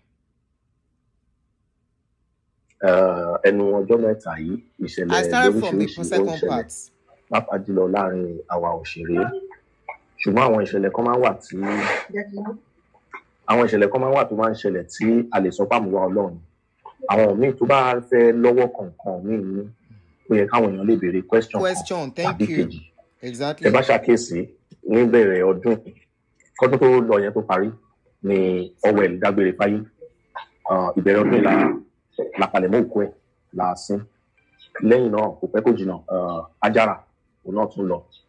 Bó tilẹ̀ jẹ́ pé a dùn ṣùgbọ́n afẹ́ Ọlọ́run fẹ́ jù wá lọ. Lẹ́yìn ẹ̀ ọkọ̀ Kọ́lá Oyèwọ̀ káti ẹ̀gbà fáwọn dàgbà. Kò tún pẹ́ kò jìnnà ni Elégbèjì Àdó. Àìpẹ́ yìí ni wọ́n pè wá pé St. Janet náà kú. Kò tó ọjọ́ kẹta àbí kẹrin ni wọ́n ní Tọ́pẹ́ Ọ̀ṣọ́bà ló dágbére fáyé. Ìṣẹ̀lẹ̀ ti Tọ́pẹ́ yìí ó kọ àwọn èèyàn lóminú. Ó ní ọ̀pọ̀lọpọ̀ ìbéèrè nínú. Just because of some evidence, some videos, and the situation tó wà rántí bí wọn ṣe rí látọ̀dọ̀ àwọn mọ̀lẹ́bí títí di ọjọ́ tí ó pè tó dẹ̀tún lọ́jọ́ yẹn náà ló dágbére fáyé. Ó wá fi àyè lẹ̀ fún àwọn ìbéèrè lọ́kàn ọ̀jọ̀kan. Àwọn kan sọ pé àwọn mọ̀lẹ́bí ò tọ́jú ẹ̀ ló ṣe jìnnà sí wọn. Àwọn kan sọ pé òun ló mọ̀ọ́mọ̀ sá lọ tó kẹ́yìn sáwọn mọ̀lẹ́bí. Àwọn kan sọ pé ó tẹ̀lé ọkùnrin lọ ni bóyá ó ti lọ́kọ àbí kò lọ́kọ. Àwọn colleagues wa kan sọ pé lóòótọ́ ló tẹ̀lé ọkùnrin kan ṣùgbọ́n àwọn ọmọ bóyá mọ̀lẹ́bí mọ̀ sí. Gbogbo kínní ó ṣókùnkùn sí gbogbo wa ṣùgbọ́n ìdèrè lọ́dọ̀ lọ. Ìdí nìyẹn tí mo ṣe gbéra pé kí n wá bá àwọn mọ̀lẹ́bí Tọ́pẹ́ Ọ̀ṣọ́bà. Tọ́pẹ́ ò kì í ṣe ọmọ tó jábọ́ látọ̀run. Ó pọn ọ̀dẹ̀lẹ̀ gbogbo kó má níbi tó ti ṣẹ̀ wá. Even that Osoba name, no be small name. Ask 1 or 2 questions to know if truly she was not close to them, they didn't take care of her, or kí ló ṣẹlẹ̀ gangan. Ẹ pẹ̀lẹ́ mà, ṣé ẹ bínú pé mo kàn bá yín lójijì láti wá fi ọ̀rọ̀ wá yín lẹ́nu. Kí lorúkọ yín mà? Orúkọ tèmi ni Tìmọ́nì Jẹ́sẹ̀. Báwo lẹ ṣe jẹ́ sí Tọ́pẹ́? Màmá Tọ́pẹ́ ló tẹ̀lé mi fún ìyàwó mi. Directly. The same mother, the same father. Ọmọ ìyá ọmọ bàbá. Ẹ̀yin lẹbi Tọ́pẹ́ ni. Òun náà ni mo sọ ìyá Tọ́pẹ́ ni mí, èmi ni mo bí. Ẹ̀yin kọ́ mà? Orúkọ yín? Orúkọ mi Tẹ́jọ́lá Ṣíṣúgbè. Ṣèbọn ní màmá ẹ̀ ti kú. Mo tẹ̀lé Màmá Tọ́pẹ́. Directly, same mother, same father. Tọ́ ó dàbí pé ibi tá à ń lọ gangan ládé yìí because èèyàn lè mọ wò bí ọlọ́mọ. Ẹ̀yin gangan ló yẹ ká béèrè ọ̀rọ̀ lẹ́nu ẹ̀ ká gbọ́ ìdí àti pẹ̀lú speculation táwọn èèyàn ń sọ. Bí mo ṣe ń bọ̀ lọ́nà sí mo tún rí fídíò bẹ́ẹ̀ kan. Ó ní Tọ́pẹ́ send audio sóhun ní last week ọ̀sẹ̀. Wípé kò dá kéèyàn máa ní family video, kò dá kéèyàn máa láwọn colleagues àbọ̀rẹ̀ video. So mo wá play audio yẹn. Ìgbà tí mo gbọ́ audio yẹn ní anything tó relate to family rárá. Ó kàn sọ pé òun ti ní skin tag kí làwọn nǹkan tó lè lò òun fẹ́ bímọ kí lẹ́ni ẹ lè advice òun tó lò máa gbà kí ló ní ṣe pẹ̀lú mọ̀lẹ́bí pẹ̀lú ọ̀rọ̀ ilé ìsìn kí ló dé táwọn èèyàn ṣe ń drive àwọn narration tí ò yẹ ẹ gbọ́ ìṣẹ̀lẹ̀ yìí kó tó ṣẹlẹ̀ ṣe Tọ́pẹ́ ẹ close mọ́ ara. Ẹ ṣe o Mr. Afro ṣé máa máa wo ọmọ yìí nínú film àti ọ̀rẹ́ yìí so we're just meeting you for the first time and I appreciate effort for coming down to Ìjẹ̀bú Ìlú I mean nǹkan tá a appreciate ní sọ náà ṣe iṣẹ́ yín láṣẹ pé ẹ̀ẹ́dẹ̀ ní fọwọ́ gbọ́mọ sí lórúkọ ó léwu. Now Tọ́pẹ́ Ọ̀ṣọ́bà ọmọ àbúrò mi tó tẹ̀lé ọmọ ìyá mi ọmọ bàbá mi bàbá wa ò fẹ́ yàwó méjì o. So these are the aunties. Àwọn aunties ẹ̀ ni. Màmá Tọ́pẹ́ kẹ̀dẹ̀rẹ̀ Tọ́pẹ́ nìkan ló bí. Bẹ̀ tó ní siblings ní side dáadé. Tọ́pẹ́ ọmọ ta Tọ́pẹ́ láti baby wọ 6 years I mean wọ 5 years àwa látọ̀. Ìgbà tá a ṣe 5th birthday ní àwọn Ọ̀ṣọ́bà àwọn bàbá ìjọ birthday yẹn gbọ́ngbọ́n ní grandma àti immediate junior sister bàbá ẹ̀ because grandma wọn náà ọmọ méjì ló fi débọ̀ bàbá Tọ́pẹ́ nìyẹn àti Ayọ̀pọ̀ ó kàn dùn mí pé àwọn ọ̀ṣọ́bàṣẹ́ lọ ni wọ́n kúrò bí n sin pé ju 10 minutes lẹ́dẹ̀ yìí wọ́n kàn kúrò náà wá ti tó bí 40 minutes wọ́n lọ sí oṣooṣù pé ká kàn check on wọ́n lọ wo court ẹ̀ and a few things wọ́n lọ ní kẹ̀kẹ́ rẹ̀ ìwọ̀n tẹ̀ bàbá wọn níbí. So Tọ́pẹ́ ọmọ tó pleasant gan ni very lively friendly and respectful. ẹ má bínú ká tó tẹ̀síwájú kí ni ìdí kan ṣe wá mú lọ́dún márùn-ún. ṣé mọ̀ pé bàbá ló lọ́mọ. ẹ ti understand bàbá ló ní ọmọ. òkè òkú ló kúrè bàbá. bẹ́ẹ̀ ni bàbá ọmọ ló lọ́mọ so bàbá àwọn ọmọ bàbá ẹ̀ ni wọ́n fẹ́ mi. ní choice mama bàbá ẹ̀ náà kò ní ṣe kó bí púpọ̀ just labour àti Ayọ̀pọ̀ ṣé ti yẹ yín so bàbá náà fẹ́ mi ní choice àwọn náà lọ́mọ wọn. now Tọ́pẹ́ ó ń grow ó lọ sí school nursery primary learning field nǹkan kan ó lọ sí oṣù ó tẹ̀ lóun like entertainment industry ó like orin and all that ó like ijó so all of a sudden ló popular rí nínú fíìmù kan bóyá ijó yá àbí nǹkan Láìdé Bákàrè it was even after we saw on the ìlàwá Tọ́pẹ́ kí ló dé ó fẹ́ art tó tiẹ̀ sọ fún wa nǹkan tó bá ní amóni inú kí ló fẹ́ mọ bí Tọ́pẹ́ ti máa ṣe á dé support ẹ̀ ó bẹ̀rẹ̀ ránṣẹ́ láti rán lọ sí ọ̀rẹ́ but kí n fast forward kí n má sọ story púpọ̀ Tọ́pẹ́ ọmọ tó bẹ́ pé ó like independent bàbá Tọ́pẹ́ kú ó kú jẹ́ kó pé 40 years bàbá ẹ̀ kú ní 2000 year 2000 màmá ẹ̀ kú ní year 2003 you understand ìyá ò dẹ̀ lọ́mọ kọ̀ọ̀kan ìyá ò ní ọmọ kọ̀ọ̀kan just Tọ́pẹ́ ẹjọ́ irú àbúrò wa ọmọ ìyá ọmọ bàbá wa tó jẹ́ pé ọmọ kan ló ní tó pọ̀lọ̀ ọmọ ẹjọ́ ṣé irú ọmọ bẹ́ẹ̀ ni àní lọ́bẹ̀ ìra ò gbọ́dọ̀ ra Tọ́pẹ́ tí ra bá rà báyìí bàbá ìyá lè wọ́n jẹ́ Tọ́pẹ́ ò dìnà sílé ó lè bá ṣe jókòó sí akọ̀dẹ̀ rí tó kàn di pé ní òun lọ sí location ní jẹ́ láti wá pẹ́lẹ́ sí Àbújá so chairman ó lè kọ̀dẹ̀ sí àmọ́ ní real vocation ní kọ̀fẹ́ dẹ̀mọ̀ tó Tọ́pẹ́ hobby is cooking wọ́n lọ ṣe nǹkan tó lẹ́wọ̀n tó sí ó lè máa bọ̀ sí kó gbélé ìdání tó sẹ́ẹ̀dì sí tó ṣe kí ló kàn fáwọn grandparents. Oh, sorry, somebody is saying something very important. Somebody said, I think her maternal side were helpless based on her story that she gave on Biola's podcast. I believe her life was destroyed from that stage. She was troubled by the paternal side. You see, we don't know people's pains and why they do what they do. So, location, location now this you understand? But when it comes to relationship, I will put it I think she's maybe she's unfortunate. Because not married, not in you understand? So but Tope, fine, for you, everybody was entertainment industry. I'm sorry to say this. Toba Yajare. Ọlọ́run jẹ́ corona lọ. So tó bá jára ẹni orí nǹkan tó bá dé bẹ́ẹ̀. Ọlọ́run kó kọ́kọ́ wà lóṣù. Ọlọ́run má jẹ́ ká rìn. Olùrọ̀ kí ni gbogbo lè wáyé? Ìsọmọ tó mú sìgá bíbí mu tí o. Ẹ wo àwọn ọmọ wa ìpínyẹn ó máa ṣe lọ́tún ní next year. Wọ́n fẹ́ máa kó gbogbo wọn kiri yìí. Eléyìí tó jókòó yìí. Health kìíní ní sùúrù ló ṣe. Bídé mi tẹ̀rí gbogbo wọn they are all graduates. Wọ́n bá ti ṣe first degree wọn báyìí wọ́n lọ sí ìwé wọn lọ ṣe masters. Káwọn ọmọ wa tó bẹ̀rẹ̀ sí ní travel torí I have when someone said ni pé ó ní brothers and sisters ní all over the world ó ní àwọn èèyàn ní àtọ̀ pé it doesn't show on Tọ́pẹ́ wípé lẹ́yìn ọmọ wà wò ìgbà tí a máa gbọ́ kíní ẹ̀tọ́ sẹ́yìn ìtẹ̀mú ẹ̀tọ́ sẹ́yìn kò ń ṣe fault wọn kí ẹ gbogbo àwọn ọmọ yìí tó bẹ̀rẹ̀ sí ní travel Tọ́pẹ́ wọ America ó ń lọ sí Dubai ó ń lọ sí Malaysia Tọ́pẹ́ ní car of our own then jeep pàápàá bóyá tẹ bá rántí ìgbà tó ń gbé màjá wọn tó ti Tọ́pẹ́ ti ń gbàjà nígbà tí gbogbo yẹn ṣẹ̀ bẹ̀rẹ̀ sí ní freedom so ìgbà tó bẹ̀rẹ̀ láìpẹ́ everything was going on slow so ìgbà tí mo ń gbọ́ ọ̀rọ̀ gbọ́gbọ̀gbọ́ ní wọn tí ó ti kó ṣe àgbákò rẹ̀ ṣé àmọ̀ pé tó bá ń bọ̀ nílé á pretend fún wa tó bá jẹ́ pé nǹkan yóò ń ṣe ní gbogbo báyìí aṣọ́bìnrin á dé á. Thank you. So if I have siblings and cousins are married and have kids, this is part of the problem. I remember how old I did for my house, my mama house that time. Most of my mates, they don't go get married, that we were friends in the compound. I remember somebody where they always sing for me then. Odo ọdún mẹ́jọ kó tó lọ́kọ, odo ọdún mẹ́jọ. Na abuse be that o.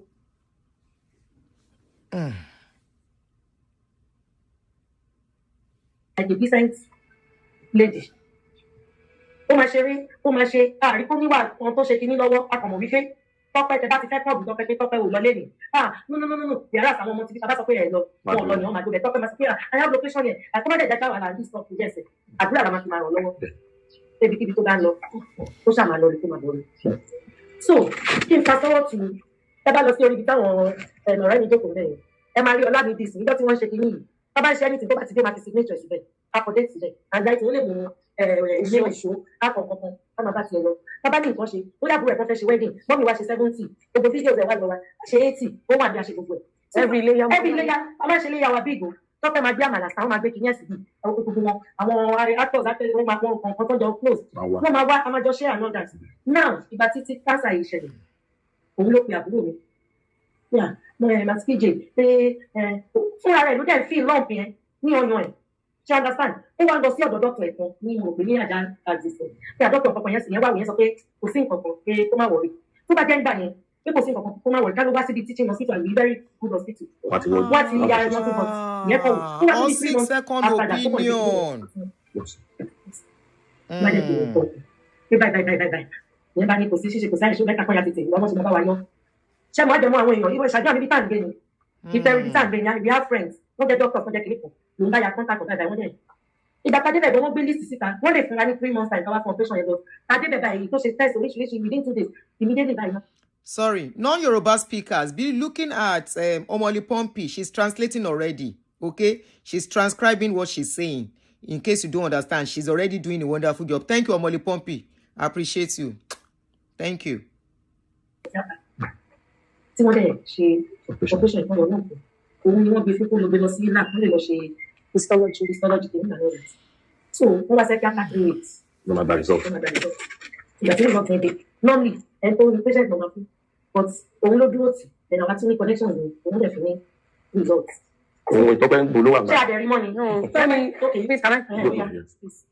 When she called me that she saw a pea-size lump ní àtúnjú mọ́yà ìgbésẹ̀ wo ló ti gbé wọ́n ní I went to no hospital ní is it government hospital private ní bá nìyí Tope you know me I don't joke with hospital I prefer you to come down to Shagam so that we can check properly over nítò ọ̀sẹ̀ kìíní kò wà which is a normal usual way tí wọ́n bá ló ń bọ̀ sí the next month ní ilẹ̀ máa tún máa fi fóònù gbé kiri eventually she came àwa lọ sọ suit bàtà lọ sọ suit ọjọ́ yẹn àwọn èèyàn mọ̀ ní àkọ́kọ́ ya fọ́tò so àwọn ladies kan bíi àwọn nurses wọ́n yà kí lè bá ṣe kí ló ṣe yín aṣáàṣọ wọn á ní ẹ má wọlé àti wọ́n àtọ̀jọ́ wọn lọ gba káàdì everything àwọn àrí doctor the people on the waiting list for that lumpectomy 6 months 4 months fún public pressure wọ́n yọ káàdì wọ́n bá wa fi sí. celebrity life no easy.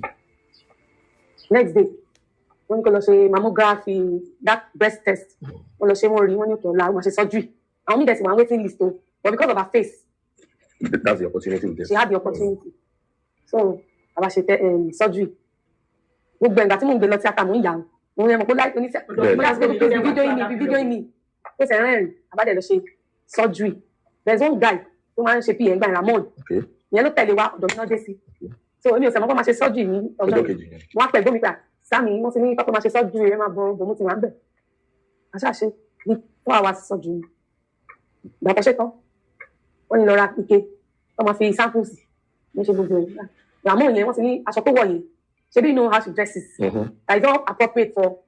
Hi, I'm John Maxwell. If you've been consuming money tips for years.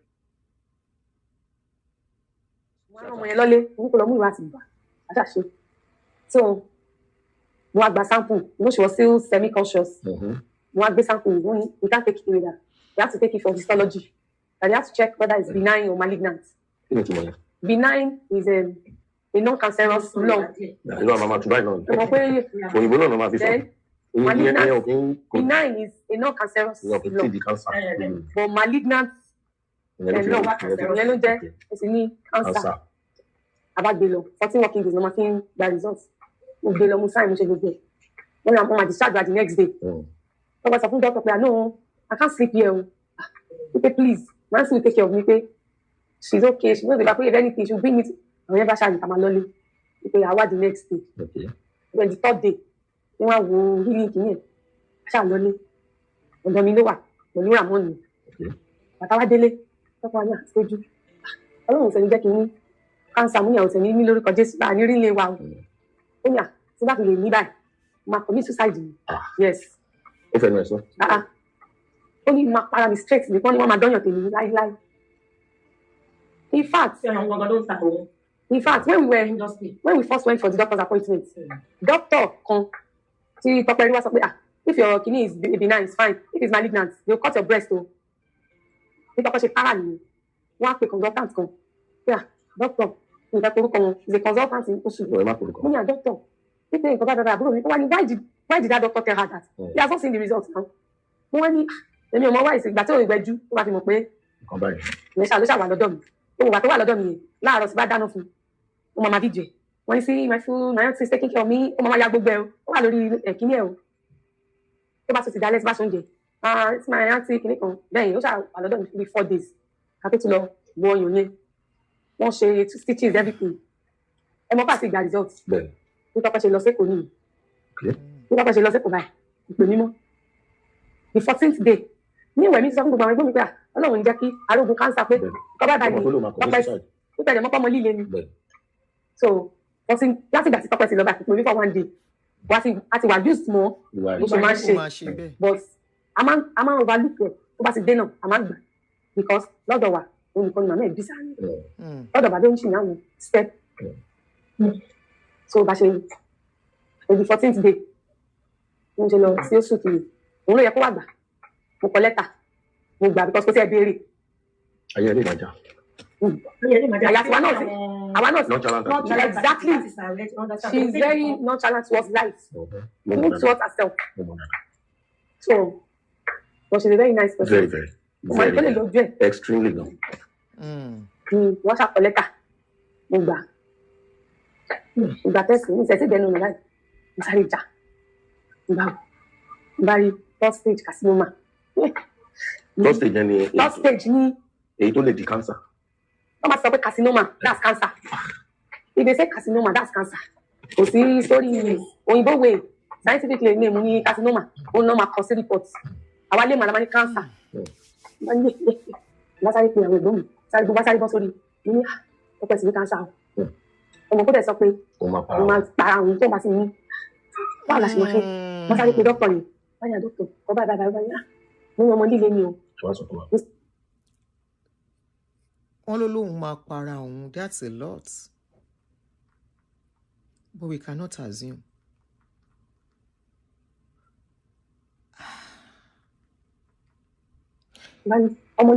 But this is what they will not waive here. You have to report this kind of a thing to the authority. But anybody by you has said this kind of a thing, so they will be on the watch list. Counseling, therapy, the support any neighbor need, they will now be giving. And of course, let's tread carefully. Don't worry. Jẹ́ kó wá sọ́dọ̀ mi, máa mọ́ bí ṣe máa cancel because third stage ló wà o. Kàtètè mójútó. Third stage. Ìyẹn gan tó kéèyàn kó ayé súnyàn. Mo wá pè ní Tope, ó ti ẹ̀ pè ní rárá fún test yẹn. Ó wà sí pé 14 days. There's nothing that I'm okay, there's nothing wrong with me. Yẹ́ wo lélẹ̀ ìtàn sọ̀rọ̀? Kálọ̀ mo ṣáàdì ti dé sí. Mo sì ní kó lọ pé gbogbo. Ó dà pé first one yẹn tí ó sùn tì ní 2023 kò tó wọ́n 2024. It's the same year but time kò fi ṣe yẹn. Àti ìgbà kágbé lọ sẹ́fà kí ẹ̀ there were 5 months interval because you know why it's that low because number 1 we were scared to tell Tope on the phone. Number 2 tábà ti ní ó yára ìwà ìjọ bọ́rọ̀ ni. Tábà ti máa lọ lé àwọn gbèsè lẹ́mọ̀rọ̀ yẹn. Tope stays in my elder brother's house. My brother gave her a 3-bedroom apartment. Ìpè bó ṣe kiri ìgbà tí movie kìíní ẹ̀ yìí tí kí lè má pè náà. Location.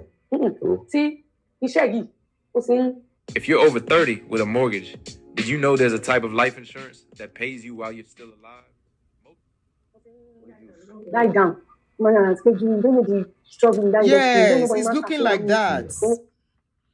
Talo sọ̀rọ̀ yẹn, it's looking like that with what we are hearing now. But let's continue. It's looking like that. It was a lot for her. It was a lot.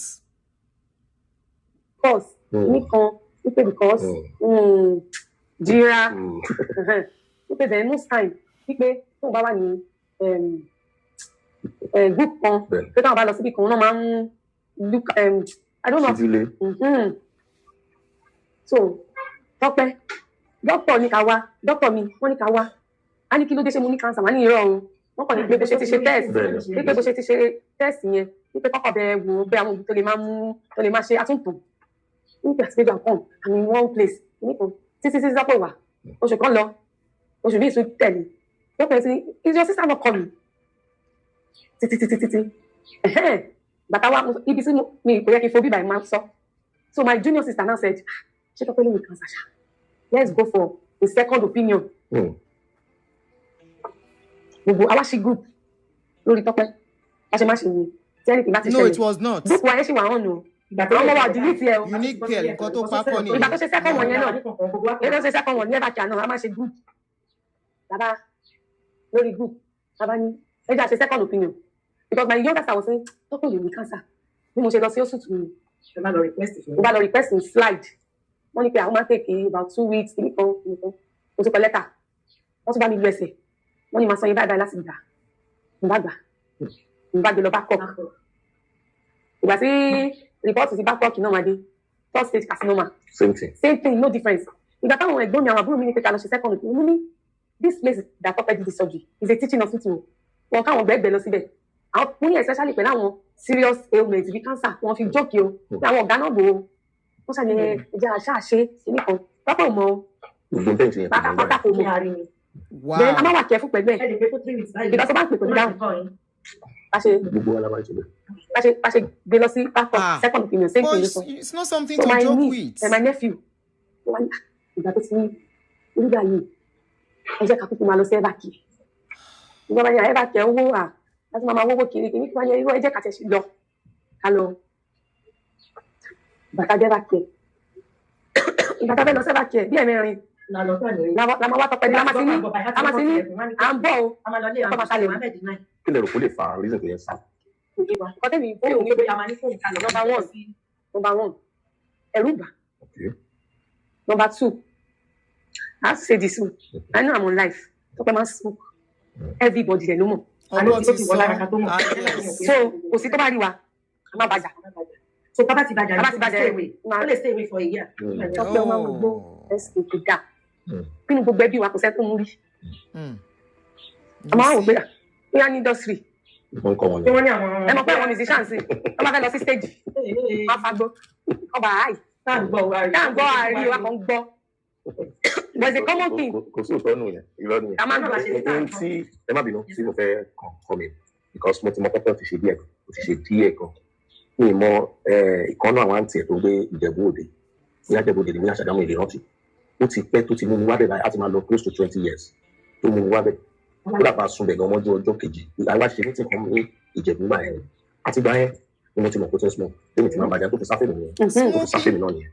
So yes, gbogbo ìgbà yẹn dẹ̀ rí nǹkan tó sọ fẹ́ mi ni pé kò easy fóun kò lose daddy àti mommy at a young age. Yes. Ó ti ń go into it. What our people don't know is that you see this smoking of a thing, either cigarettes or whatever, it's like a coping mechanism for pains that some people are going through.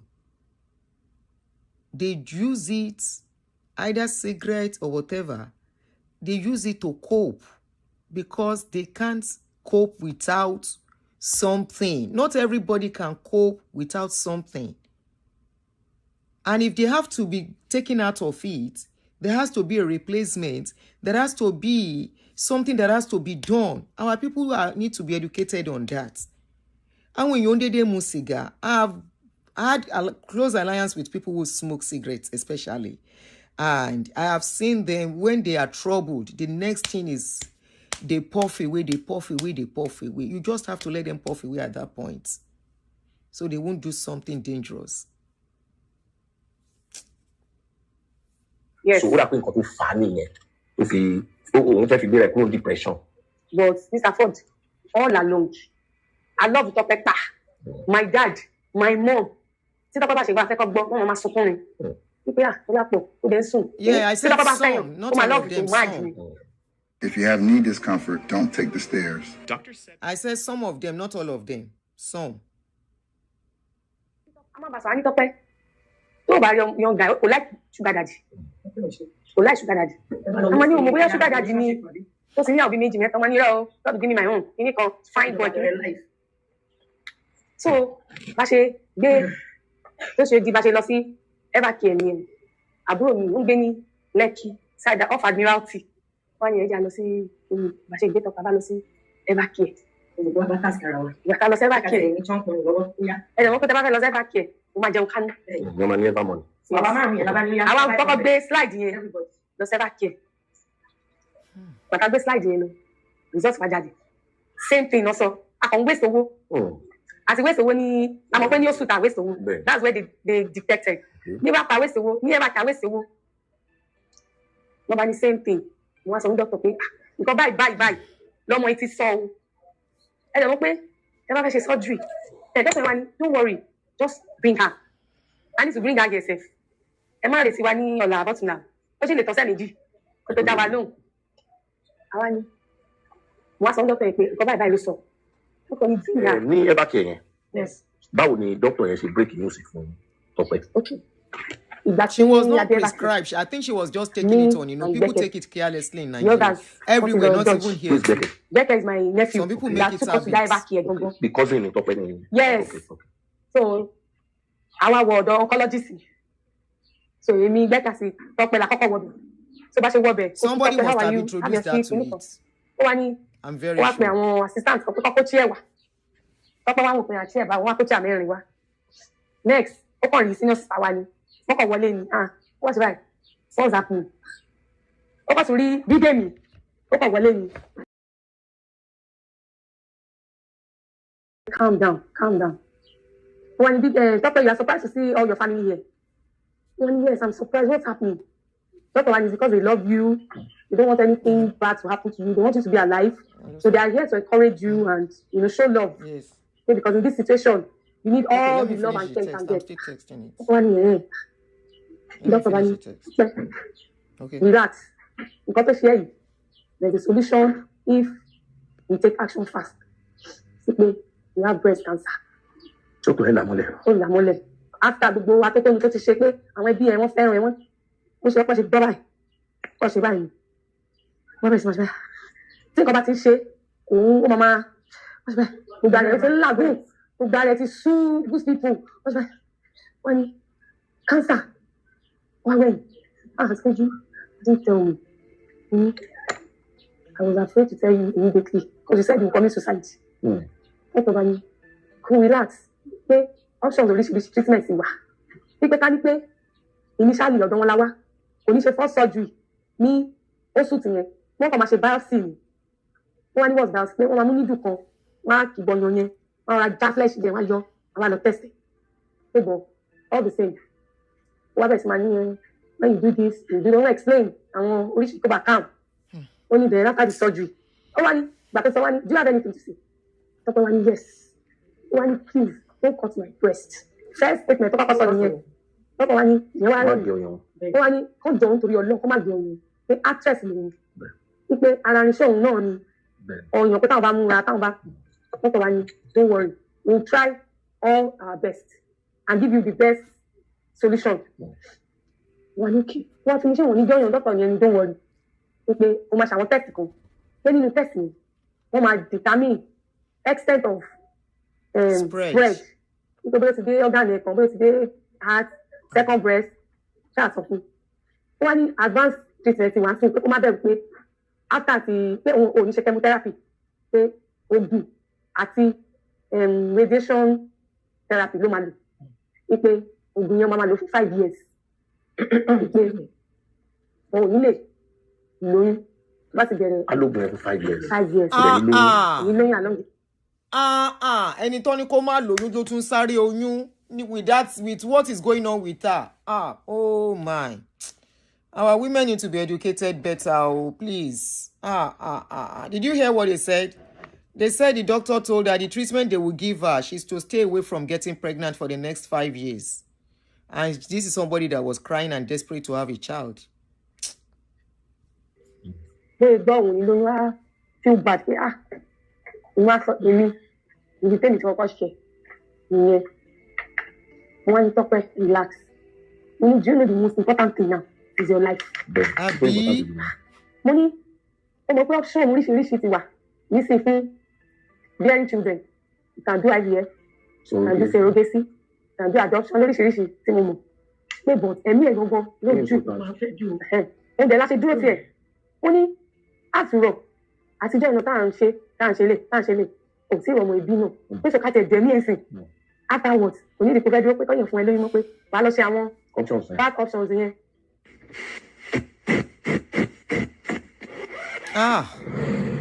Let me see who's how. What in the studies, excuse me. If after that 5 years, I want to what? I agree with you. Somebody said we need to re-educate in our society, more awareness. There are some doctors that are trying already, especially this cancer. So my correct system is bad. Then when I play the mistake only for 2 minutes to take it. People definitely after the year fertility treatment, they can only manage to be twins, triplets. So one taking the age, yeah, be was okay. Only 39. So that was just less than 2 years ago.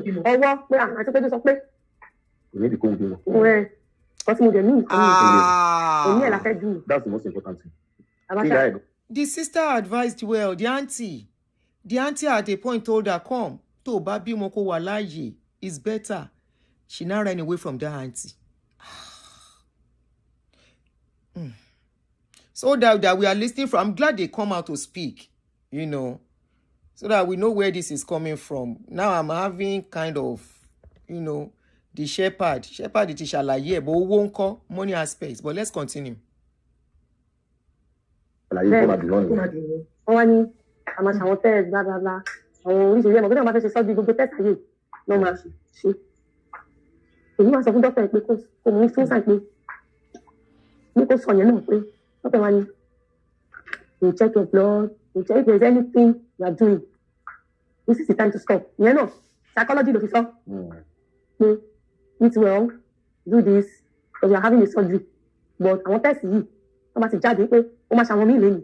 Àwọn mi ò ní ṣe tó ti jẹun àbó ti mú mi. This is deep. Wọ́n kà kánsẹ́lẹ̀ àkókò ìlú. Àtàbọ̀ sí section tó wá sọ pé wá mo bá ṣà pẹ́pẹ́ tó mú wọ rí a máa dúró tiẹ̀. Tó bá ṣà ti dé pẹ̀lẹ́ ní sí a ṣà máa dúró tiẹ̀.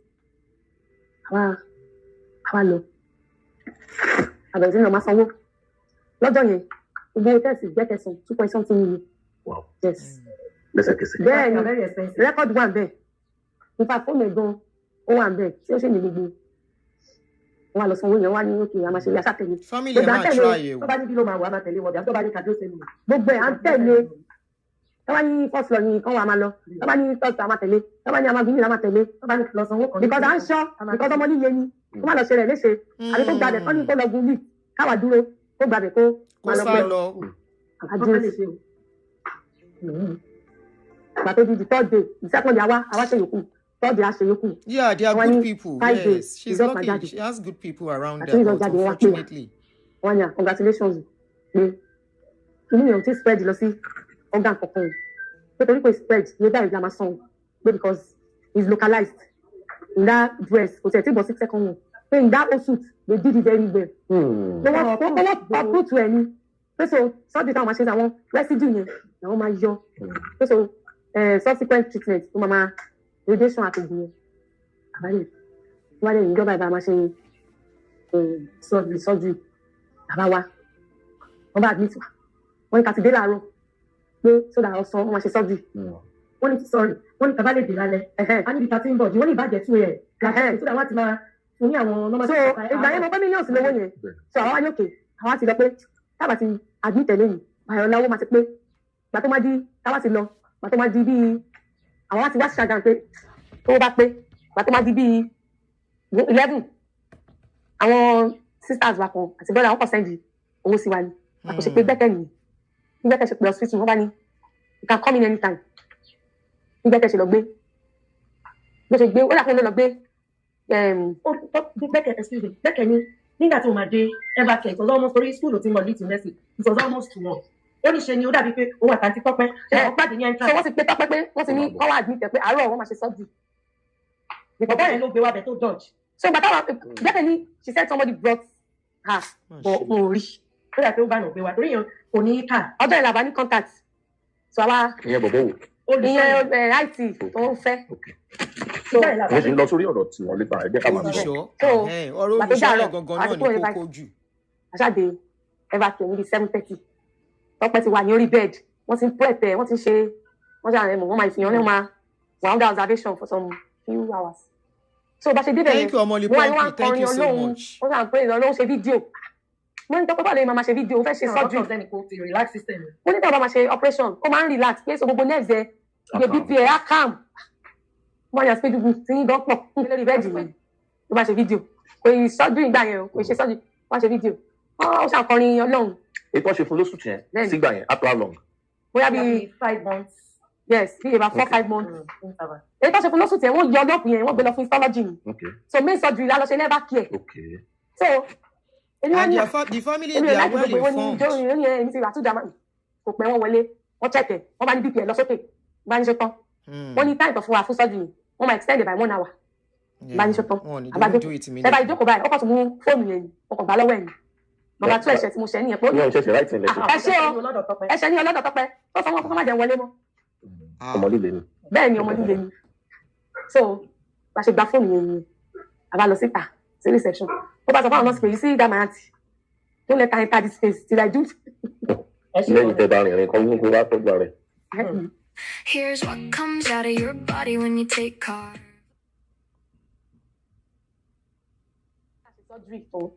Báwo wá lọ̀rọ̀ Folúkẹ́ ṣe kọ́ mi because Folúkẹ́ ni àwọn èèyàn rí tó announce síta pé Folúkẹ́ Dáramọ́lá ó Tọ́pẹ́ go through àwọn kankan báyìí ó dẹ̀ máa nídìí ìrànlọ́wọ́ àwọn ọmọ Nàìjíríà. Sẹ́rí gbàgbà táwa ti sanwó surgery ẹ má bínú owó wa kù 2 million 560.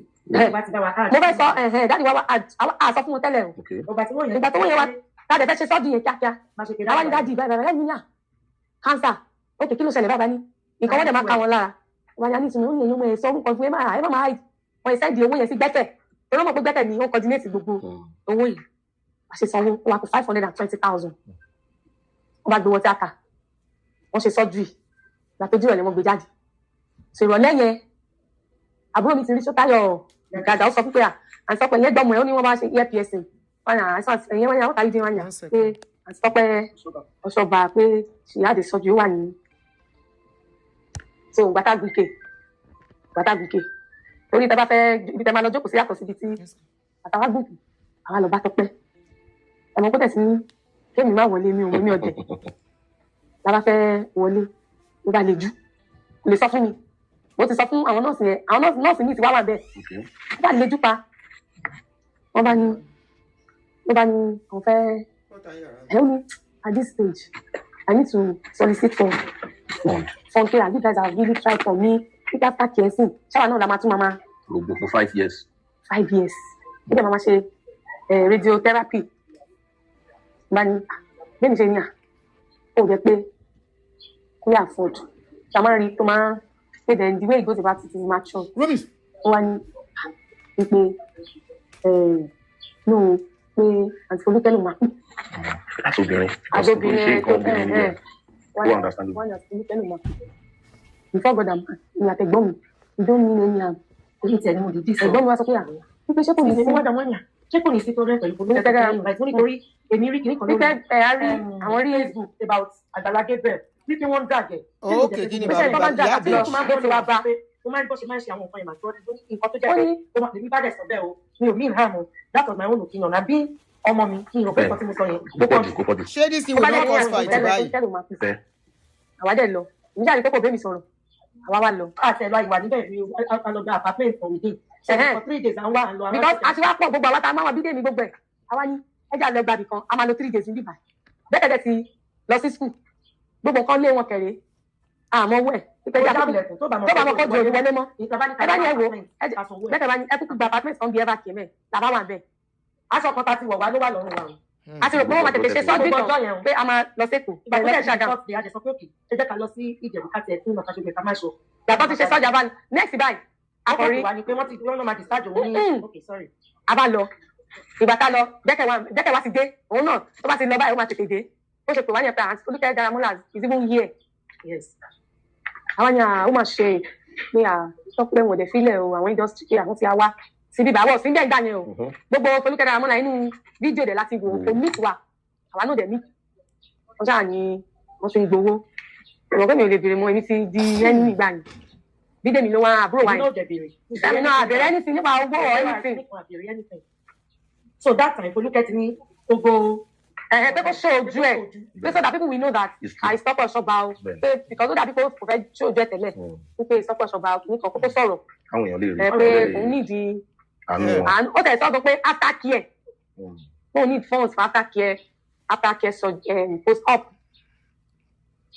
so àwọn dẹ̀ lọ́lé a lọ síbi táwa yẹn aṣáàwò pé ok wọ́n ti gbé sórí online àti ìrìn bẹ́ẹ̀ pàtó díjọ́ kejì ìyàbòjò náà wá wo ẹmọ kó Tọ́pẹ́ dẹ̀ máa ṣe bí bébì tí a bọ́ ṣe fídíò wá rí gbogbo ẹ̀ inú wa dùn pé àwọn bó ṣe jẹ́ pé Tọ́pẹ́ tó bá pè síbì kan tó ń bá wọn lọ sí pátí tó bá ṣe ògùn ìyá wọn nírí Tọ́pẹ́ ń bẹ̀ á ní àwọn dẹ̀ try o pé wọ́n ṣe wo gbogbo ẹ̀ pé Tọ́pẹ́ wà loving a dẹ̀ sọ síbẹ̀ ó dẹ̀ tún ìgbà tó díjọ́ kẹta díjọ́ kejì a bá tún lọ a bá lọ rí dókítà wọn bá ní àwọn máa discharge Tọ́pẹ́ ní ọ̀la nírọ̀lẹ́ àwa ní òkè àwa wà ní ibi tá a ti lọ rest apartment yẹn àwa wà bẹ́ẹ̀ à ń wo time kí rọ̀lẹ́ rọ̀ bíi 5 a ti determine pé ọ̀dọ̀ mi ló máa wà ẹ mọ̀ pé a lè filẹ̀ lẹ́kọ̀ọ́ tó ló ṣe major operation pé tá a bá máa tọ́jú ẹ̀ pé a lè filẹ̀ kó máa lọ sílé brother wa dókítà dẹ̀ tí wọ́n wá pé aláti tẹ̀kẹ̀ kí ni dáadáa pé àbí ó dúró ń bí ó bá dẹ̀ dúró by night is about 750 owó ti pọ̀ ju àwọn àwọn òpin kí ló ṣe infection ló lè mú lọ́dọ̀ wa ẹ má bínú ọ̀rọ̀ tí mo fẹ́ sọ yìí o má sọ̀rọ̀ yìí ẹ jẹ́ sọ ẹ mọ̀ pé no okay mo ti jẹ́ kí sọ bẹ́ẹ̀ okay so ìgbà tí wọ́n ti sọ wípé. Hi, I'm John Maxwell. If one paycheck carries your entire household, you may. Ọmọ àtàwọn àti sáde tá a dẹ̀ ti insist pé tàbí bí they staying here àti màmá wo pé àti iṣẹ́ yìí ṣe we have a nice place ẹ tó máa wà comfortable kò sí bí infection ṣe lè wá bá sọ fún dọ́kítà aṣáájú aṣọ wọn pé kọ́ máa wọrí bí pé kò sí problem wọ́n dẹ̀ ní òkè ṣàmàlò so àti fẹ́ kí ọ̀dọ̀ àbúrò mi ló máa wà èmi tèmi àgbẹ̀ ni mí mi ò kì í dúró sílé tí mo bá ní bíbí chic bóyá doc mo lè wà ní fàmì for 3 days 1 week ó di tí wọ́n bá grow lọ́kàn mi máa balẹ̀ ní mo lè filẹ̀ fún àwọn workers mi so àbúrò mi ìyẹn ní àwọn house help tó jẹ́ pé wọ́n grown up nǹkan kan tó lè mójútó àwa decide pé ọ̀gbẹ̀ so òun ṣẹ̀ ń ṣe ilé ẹ̀yẹn ẹ ti understand so ó wá sáré ní òkè bẹ́ẹ̀ bọ́ ìtòun bá bọ̀ àlè ní kó wá máa wẹ̀ nínú ìṣòro yàrá mi ti ṣe guest toilet mi ó bá sáré rush mo bá sáré lọ ra tight mo lọ ra WC mo lọ ra ẹgbá mo lọ ra àwọn bá sáré ṣe tẹ́lẹ̀ ẹ̀yọ́ mọ́ mi ẹgbà àwọn ọmọ mi ṣeré o àwọn fẹ́lẹ̀ owó àwọn ti dàgbà àwọn òdẹ̀fẹ́ rí náírà àwọn ọmọ so Tọ́pẹ́ ṣé àti màmá ẹ̀ 1 million ó gbà wọ́n fún gbogbo àwọn grandchildren wọ́n fún 1,250 ó gbà 1.250 ìjẹ́ tó ti gbà tó sọ pé thank you grandpa that was it. So òun ti tún lé ṣó ti ṣe gbogbo ẹ̀. Mo ti ṣe toilet guest toilet pé Ramon yẹn ibẹ̀ ló ti máa mo jáde máa wá wẹ̀ bá fún mi. Bẹ́ẹ̀ ni. So àwa wá wo time à ń jẹun ní ká máa kàn gbà pé di 4:30. Bẹ́ẹ̀kẹ̀ wá ní I'm already going to the hospital ilé bẹ́ẹ̀kẹ̀ òjì síbẹ̀. Ipò ya mú mi bí kọ́ mi àbá pé Uber. Bàtà pé Uber. A ṣe dé sálẹ̀ ever care àbá ibi reception. A ṣe pàdé bẹ́ẹ̀kẹ̀ yìí. Bẹ́ẹ̀kẹ̀ bá ní mọ́mì. They decide àti Tọ́pẹ́ o, they taking àti Tọ́pẹ́ away o. Àbá ní. Wọ́n bá ní de. Àwa la sanwó sọ́ọ̀dì. Wọ́n ní ìtùnú. Àwọn actress. Àti one actress. Wọ́n bá dárúkọ ẹ̀. Wọ́n ní wọ́n bọ́ sí actress like this. Wọ́n ti wá gbé. Ṣé kìí ṣe Folúkẹ́ ni? Folúkẹ́ dára mọ́ lánàá ni. Ok, bóyá nítorí pé wọ́n rí nígbà tó wá ṣe. Bóyá wàá la gbé lọ. Àwa la sanwó. Nígbà nínú ọ̀nà yẹn, báàgì tí dọ́kítà ti sọ fún wa bá ṣe máa take care. Ó gbé dání pẹ̀lú ẹ̀ lọ. So wọ́n ibi tó drill yẹn. Bóyá wá ṣe fò lọ nìyẹn. Bóyá wá ṣe fò lọ abá lọ sí cash office wọn. Wọ́n bá ní wọ́n ti san 520 pé so wọ́n dẹ̀ ti discharge wọn. Ẹ mọ̀ gbàgbà then Tọ́pẹ́ ti ń gbowó. Ó máa fi wọn Bídèmí. My money is now 20,000. My money is now 29 million. My money is now 30 million. Ó ṣe ń sẹ̀ǹdẹ̀ sí. Àṣọ sẹ̀ǹdẹ̀ sí olùṣọ́. Then Folúkẹ́ náà máa tó sẹ̀ǹdẹ̀ sí ẹ̀ náà ìyẹn ló ṣàǹbáyé. Ẹ má bínú, báwo lẹ̀yin ṣe mọ̀ kó sẹ̀ǹdẹ̀ sí? Ẹ ṣe nǹkan tá a ṣe mọ̀ kó sẹ̀ǹdẹ̀ sí olùṣọ́ ni pé ẹ má jẹ́ parọ́ o. Àṣà mọ̀ pé èèyàn méjì Bídèmí wà ń bẹ́ẹ̀. Bídèmí ni she used to send it to somebody. I'm sure that her boyfriend. Ó máa ń títọ́ bá bá dẹ̀ fẹ́yàn èèyàn kan yẹn ó máa dẹ́yìn mọ́. Òun fẹ́yàn méjì mọ́ ó ní dọ́kọ̀ bá jà ó tó ti máa wá ẹlòmíì ó ṣe má ṣe nìyẹn. So wọ́n sẹ̀ǹdẹ̀ sí Bídèmí ó sẹ̀ǹdẹ̀ sí Bídèmí. Nígbà tí wọ́n gbé lọ yẹn. Wọ́n bá ní wọ́n ti gbé Tọ́pẹ́ wọ́n ti discharge ẹ o oníwà kọ́kọ́ fò lọ́nà pé wá akọni gbẹ́kẹ̀ tó sunkún pé àti péjú ó ti dá ìjú èmi náà mo gbọ́n àti Tọ́pẹ́ wá sí bí fúláìbá àti Tọ́pẹ́ ṣe báyìí fún wa àbáni a ṣe gbé fóònù block ẹ̀gbọ́n mi gbé fóònù block gbẹ́kẹ̀ bá ní bó ṣe débí lòun ti gbé ó ti block òun. lọ́bọ̀ sáré pé iye kẹrù káwọn dájú wa bá wa pè é gbé tó bá gbọ́. ó ti block bẹ́ẹ̀ ni Bídèmí ó ti block ẹ̀ everybody ó ti block wọn. láti 2023 yẹn náà. ọjọ́ Tuesday láti ẹ̀ṣẹ̀ gbúgbẹ̀ òun náà ló pé lára. Ó block everybody. Bẹ́ẹ̀ ni sà. Láti 2023. Bẹ́ẹ̀ ni sà. Àtọ́jú gan ní ẹ̀ tí ọjọ́ Tuesday tó kú yẹn gbogbo wa ní owó ti dọ́wọ́ Tọ́pẹ́. Àtẹ̀tí sọ bẹ́ẹ̀ àwa ní ẹ jẹ́ ká máa lọ sí ilé ẹ̀ that's my brother's house tí mo bá ṣe kó alágbé mọ́tò lẹ́tẹ̀ gbé mọ́tò. Ṣojú àwọn kan tẹ́ sọ ẹ̀sìn sí fóònù lọ́sítù. Nǹkan tá ṣe nìyẹn. Ló block everybody. Bẹ́ẹ̀ ni àṣẹ kan mí. Àbẹ́lòmíì ti lẹ́yìn pé kò ṣe bẹ́ẹ̀. Wọ́n ti lẹ́yìn ni. Èmi ò mọ tèmi ò lọ́gbọ̀n tèmi ò lọ́gbọ̀n ọmọdé tèmi ò. Mi ò kẹ́ ṣọmọdé mo ti ṣe 16 ní May 29. Mi ò lọ́gbọ̀n tèmi ò. That pain in your hips and back, it is not sciatica, baby. This is your kidney. This is serious. If not, and again with what I had online yesterday, mi ò wo bẹ̀ wọ́n kọ̀tẹ̀ nígbà tí single mother yẹn tó kọ́kọ́ ṣe kínní yẹn. Ó ní àwọn fún olùṣọ́ yẹn ní 24 hours tó bẹ̀ tù àwọn. Pé tí ó bá ṣe nǹkan bí wọ́n máa dé yẹn. Mo rò pé ìyẹn ló wá mú òun ló wá wọlé sórí. Tó fi bọ́ta. Inú láìpẹ́. Ó wá sọ wípé nígbà tí àwọn fẹ́ wá discharge Tọ́pẹ́. Ṣé ti yẹ jẹ́ mọ̀ pé tẹ́lẹ̀ àárí àwọn àwùjọ dáhùn pé bóyá òun nígbà táwọn fẹ́ wá discharge olóhùn àti olùkẹ́ dára mọ́ láti. Àwọn wá. Ó ní òun wá sọ fún pé àwọn ọmọ mi ẹ̀kọ́ ò ní pé wọ́n. Ló wá ní wọ́n má pè wá láìpẹ́ wọn nípa wà lápá màmá wọn wọ́n má dé wọn tẹ̀lé wọn lọ síbẹ̀ kìíní kan làwọn wá sí lọ nígbà táwọn tẹ̀lé àwọn ò lọ sí ilé. Because àwọn abáṣe kúrò ní Lẹ́kì báyìí akọ̀fẹ́sì lè Tọ́pẹ́ ni ní àtà alákùnrin. Ẹ bá ń lé. Bẹ́ẹ̀ abádébẹ̀ gbàtà máa débẹ̀ adébẹ̀ bóyá bíi 8:30 traffic adébẹ̀ abárí pa yẹn abáni Tọ́pẹ́ dà wọ́n ní àti Tọ́pẹ́ we didn't see àti Tọ́pẹ́ o àti Tọ́pẹ́ called us that we should lock the house and bring some clothes so abáni block the house ibo lórí kẹgbẹ́ wa ó lè máa pè àwọn padà. So she was trying to avoid you people. Olùṣọ́ boyfriend ló lọ discharge ọmọ ọlọ́mọ. Ṣé mo pé ibi tẹ̀yìn rí millions ti wọlé. Gbàkan ti discharge ẹ̀ tó try láti wà lọ́lé ẹ ti ṣe tàbí àmọ́ lè ṣe ẹ ti ṣe má jẹ́ ká parọ́ fún wa kó jẹ́ màmá ẹ̀ náà ló wúwa bẹ́ẹ̀ yẹn sí wọn àwọn náà lè má bọ̀ dáa ẹ ti ọ̀dà but ẹ sọ sìn pé títí di ọjọ́ tí ìṣẹ̀lẹ̀ yẹn wá ṣẹlẹ̀ lè wá rí báwo lè ṣe rí lọ́dún. Ẹ ṣe sà tí ẹni tí bá fẹ́ ṣẹlẹ̀ ìgbà tí ó bá wa jà èmi náà ló máa kọ́kọ́ pè ọ̀bídé mi ọjọ́ yẹn níjọ́ Tuesday yẹn bí fóònù mi máa wà lẹ́gbẹ̀ẹ́ ní bẹ́ẹ̀dì mi báyìí fóònù mi kọ̀ bẹ̀rẹ̀ sí máa rìn bì mí mo lè máa ṣe prayer ní 6 a.m. Sorry o abi can we say Olùṣọ́ don see message for am say im family im mother's family they are not good people make she no go near them so if the Olùṣọ́ fit tell am say Olùṣọ́ is pastor sorry by the way say the cancer if he tell am say na spiritual attack àwọn eléri ibu.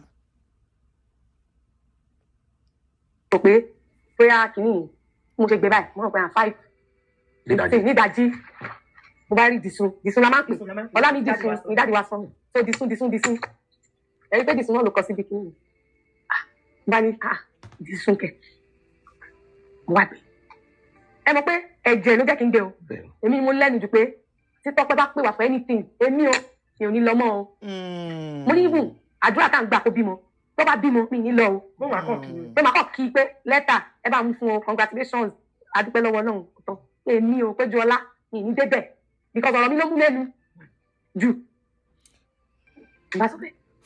Folúkẹ́ say she doesn't want to get involved. Ọmọ yín ni. Bẹ́ẹ̀ni ṣé bí mo ṣe rí náà bẹ̀ báyìí mo kàn gbé ni mo ṣe gbé báyìí àti péjú please I'm coming to your house now àti péjú come and bury me bury me with my mom come and bury me with àti lọ́lápọ̀. Bury me with my mommy. Yes ó kàn kọ́tì mi mo bá pe did you hear that ní ìdájí yẹn mo kàn pẹ̀ gbọ́ mi àwọn tètè gbé mo kàn pé junior sister wa ni mo kàn yẹn ló mú ṣe ìyẹn ìwà abiṣẹ́ ní bá ní sáà kí ló dé wáyé tẹ̀sí pé mi màá ní kọ́ grandpa ńkọ́ mo ní ìdá fine mo ní mo gba kọ́ sísìn pé Tọ́pẹ́ pè mí ní bá ní yé Tọ́pẹ́ tẹ̀ Tọ́pẹ́ Osoba Dìsun mo ní yẹn ó ní àbí wọ́n ti kidnap ní yẹn kọ́kọ́ sọ ó ní àbí wọ́n ti kidnap ẹ̀ nínú mi mọ́ wọ́n á ti bọ́ta nù yàrá mi sí corridor passage mi mo kàn lọ́wọ́ nù yàrá house boy mi ni kò ní débi gẹ́tọ̀ kidnap mo kọ́kọ́ rò ẹ̀gbọ́n mi tí mo ti ń pè tọ́ sí mi wọ́n kọ́ pè mí. This is how your foot was born. This is what 40 years of shoes. Wọ́n ní sáńgbà ní kí ló ṣẹlẹ̀ péjú wọ́n ní Tọ́pẹ́ má ló pè mí ẹ̀gbọ́n mi Tọ́pẹ́ wo mo ní Tọ́pẹ́ wa kí ló ṣẹlẹ̀ mo ní bẹ́ẹ̀ mi náà ṣe rí ni ẹ o ó lóun gbọ́ géètì mi pé kò fẹ́ kú lẹ́yìn wọ́n ní.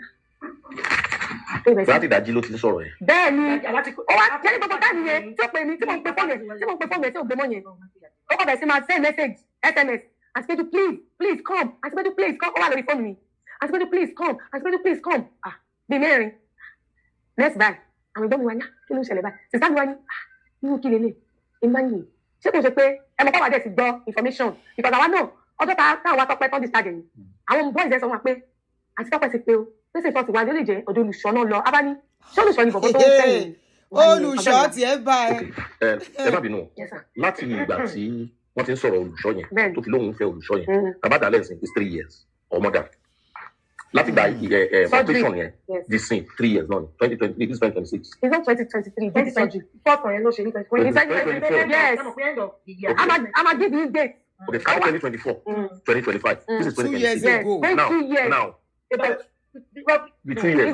By November, it's going to be 2 years. Okay. Yes, she said, November 2023 in terms of 2024. 2024. Okay, in November. Yes. Now, it's not even up to this thing. Yes. But when you're just family, you confess more. I thought.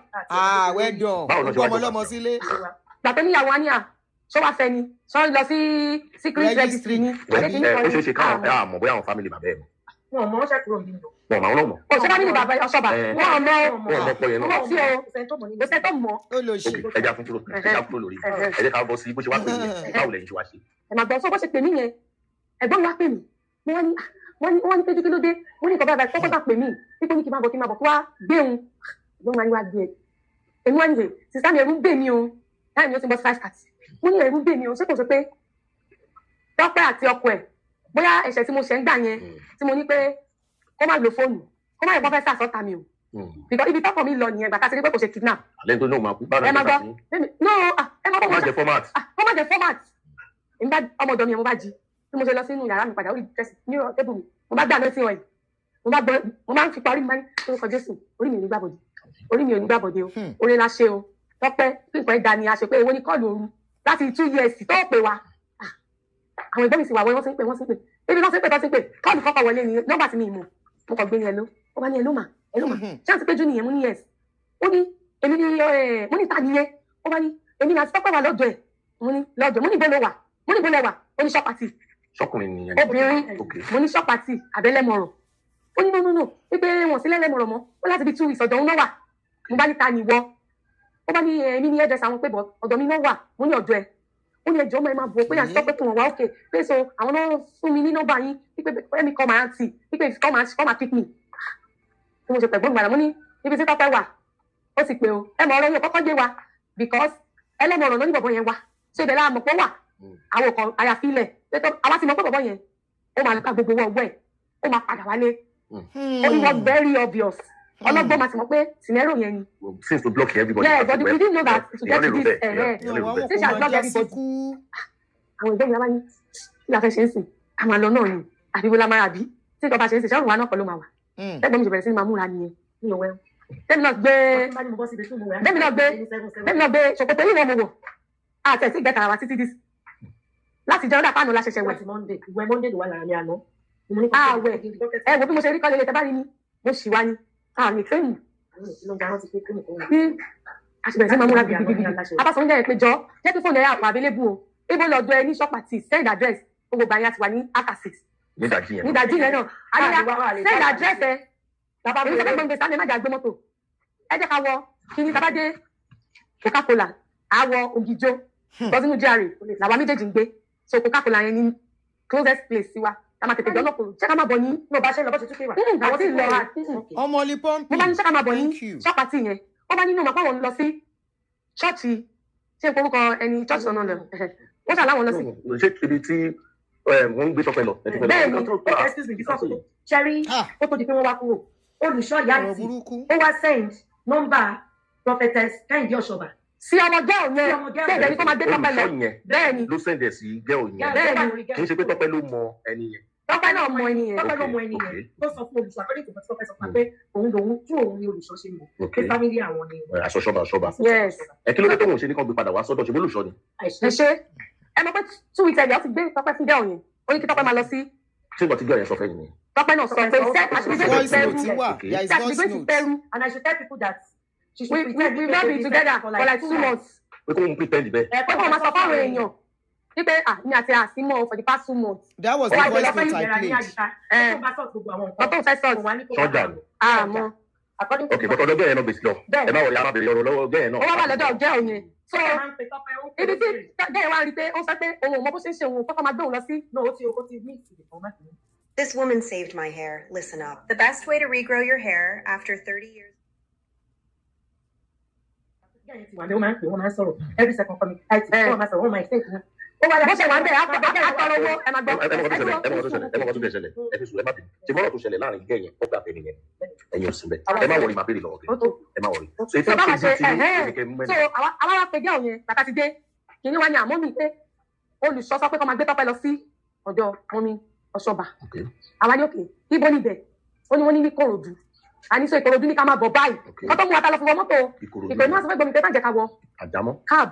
Má jẹ́ ká wọ àjámọ́. Ìkòròdú náà làwọn ń gbé Tọ́pẹ́ lọ. Wípé ẹ jẹ́ ká lọ sí Coca-Cola. A máa rí márúwá tó ń lọ sódìjọ ìyẹn máa ń fast. Because a lè drive mọ́. A ti wà destabilized. Ipe tá bá wọ márúwá dódìjọ, a ti wọ márúwá dé Ìkòròdú garage. Bá ṣe lọ́wọ́ Ìkòròdú nìyẹn. Bá ṣe lọ́wọ́ Ìkòròdú nìyẹn. Bá ṣe lọ báyìí. Bá ṣe kọjá ògìdò báyìí. Àwọn pe gẹ̀ yẹn. Èmi ti save nọ́mbà gẹ̀ Tọ́pẹ́ gẹ̀. Mo ti sáré save ẹ̀. Bá ṣe lọ bá àwọn pe gẹ̀ yẹn. Ibẹ̀lẹ̀ àwọn ti dé Third Mainland Bridge. Ajata márùwá yẹn ni ò kábà fáṣà àjẹ́ tó gbèrò. Àwọn ti dé Third Mainland Bridge. Bá ṣe máa dé what's that place after Ògìjò? Odógúnyán. Bí cousin Tọ́pẹ́ kan. Wọ́n ti dẹ́wọ̀n yẹn ti pè yẹn náà. Bí ẹ̀ ṣe pè wá nìyẹn. Àǹtípéjú ṣé wọ́n ti pè yín mú wáyà? Wọ́n ti gbà wá náà sí ń lọ sí lọ́ba Tọ́pẹ́ ní Ìkòròdú. Wọ́n bá ní wọ́n ti pè wọ́n náà wípé wọ́n ní Ìkòròdú wípé mò ń kọ́kọ́ fẹ́ lọ síbi iṣẹ́ lápapá tó ń lọ clocking tó mọ̀ bàbá wa ní wá bá wa o àti ìmọ̀kan tó ṣẹlẹ̀ ìwọ ló máa represent father side yín o àwọn bá sọ bẹ́ẹ̀ bá ṣe má débi Odógúnyán báyìí bí bọ̀ yẹn ṣe pè wá nìyẹn ó bá ní Àǹtípéjú ọ̀rọ̀ ti change o wípé ẹ má lọ sọ ẹ jẹ́ sọ ibì kan ẹ má bínú then when we were telling that job pé send your address sí wa àṣà lè dé Ìkòròdú sí ká máa pò ibi tí a bàbà ó wá ní òun ò mọ̀ bẹ́ẹ̀ pé olùṣọ́fẹ́ pé òun máa send address sí ní màá yá wá ní òun ò tí ì send ẹ̀ ni ó ní wọ́n tí ì send ẹ̀ so bí ẹ mọ̀ pé àwa ti connect lórí phone bí àbúrò mi ṣe ní ẹ máa lọ ẹ tó dé Ìkòròdú máa gẹ̀ẹ́sì nọ́mbà woman yẹn pé lọ sí TikTok nìyẹn gbà tó lọ sí TikTok ó bá kọ orúkọ woman yẹn bí ó yà pa àwọn ọmọ mi yẹn wọ́n dẹ̀ ṣe program ní June so kí ni wọ́n gbé síbẹ̀ bí àwọn billboard flyer ó sì wà ní péjì wọn àbúrò mi ṣe pick address nìyẹn àwa fúnra ara wa la send address because man yẹn eventually kò send address nọ́mbà nìkan ló send. Àbúrò wọn fẹ́ kọ́ máa gbé lọ tí ò bá send address. Àwa fúnra ara wa la wá send address girl yẹn wípé àwa ti gẹ́ ti church ibi tí church yẹn wà o máa lọ o àwa náà máa bọ̀ lọ́hùn straight àwa náà máa bọ̀ lọ́hùn so bá ṣe ń lọ nìyẹn bọ́ọ̀ yẹn kọ́ pè wá ni ó ní ọ̀rọ̀ ti change pé police station náà wà sí yìí o àbá ní police station wọ́n ní police station wọ́n ní ìtẹ́lẹ́wà ni wọ́n dé wípé kọ́kọ́ wá ṣẹlẹ̀ o tí wọ́n ti wà ní station àbá ní station kí ló ṣẹlẹ̀ ó ní òun ti ẹ̀mọ̀ gbóhùnsá ni wọ́n ti wà station àbá sọ fún Márúwá pé ọ̀gbẹ́ni má gbé wa mọ́lẹ̀ ní garage we go pay you they carry us go police station for Igbogbo bá ṣe dé police station yẹn o bá ṣe dé police station ẹ wá rí Tọ́pẹ́ bá ṣe dé police station yẹn the first person I saw was that guy 220 he was at the entrance of the ìgbà tá tẹ̀lé police station boy mọ̀ àwọn èèyàn èrò wọ́n fi hàn ṣáàjẹ́ òun kan ní àwọn gẹ́gẹ́ ọmọ tíátà yẹn Yorùbá ọkọ̀ ṣọ̀bà àti rérò ṣẹ́ bá ti jọba ìtàṣí ní sọ pé wọ́n ní àìbẹ̀rẹ̀ náà wà I just saw that guy àti púpọ̀ òun àti bọ̀bọ̀ kan báyìí bọ̀bọ̀ kan báyìí máa ṣe àkànrà àwọn méjèèjì bẹ́ẹ̀ ni bá ṣe yọba ìtọ́pẹ́ kan ti rí àwọn ọ̀wọ́lé bí waiting room DPO náà wà tí wọ́n wà so bá ṣe débẹ̀ báyìí DPO wa ti gbọ́ pé àwọn family ẹ̀ ti gbé bí DPO ṣe bọ́ta nìyẹn ó ti rí wa láti ọkọ̀ ni who are you báyìí tó dé dára mi ẹ̀gbọ́n mi who are you to Tọ́pẹ́ sí sọ̀rọ̀ yà my aunties okay kò ikú ń gbà yẹn and big mommy yẹn bá ní she was still alive kí ló ṣẹlẹ̀ ká fi débi náà. Toby continue oya continuation so she has not pied then.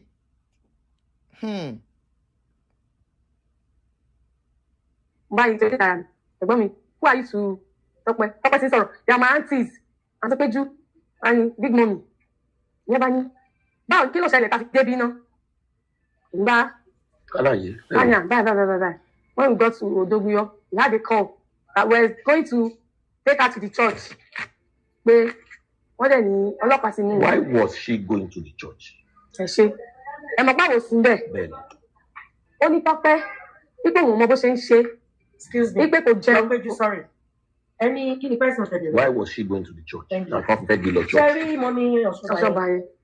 One week, what you sorrow for like 7-8 years. Mommy, I'm your daughter. I can't talk to Osoba. I'm the man pass or Louis phone. I'm coming, but I won't see really. Money, but I'm my pass or okay, go out, fam. I'll go. Money, but like it be 2 years ago.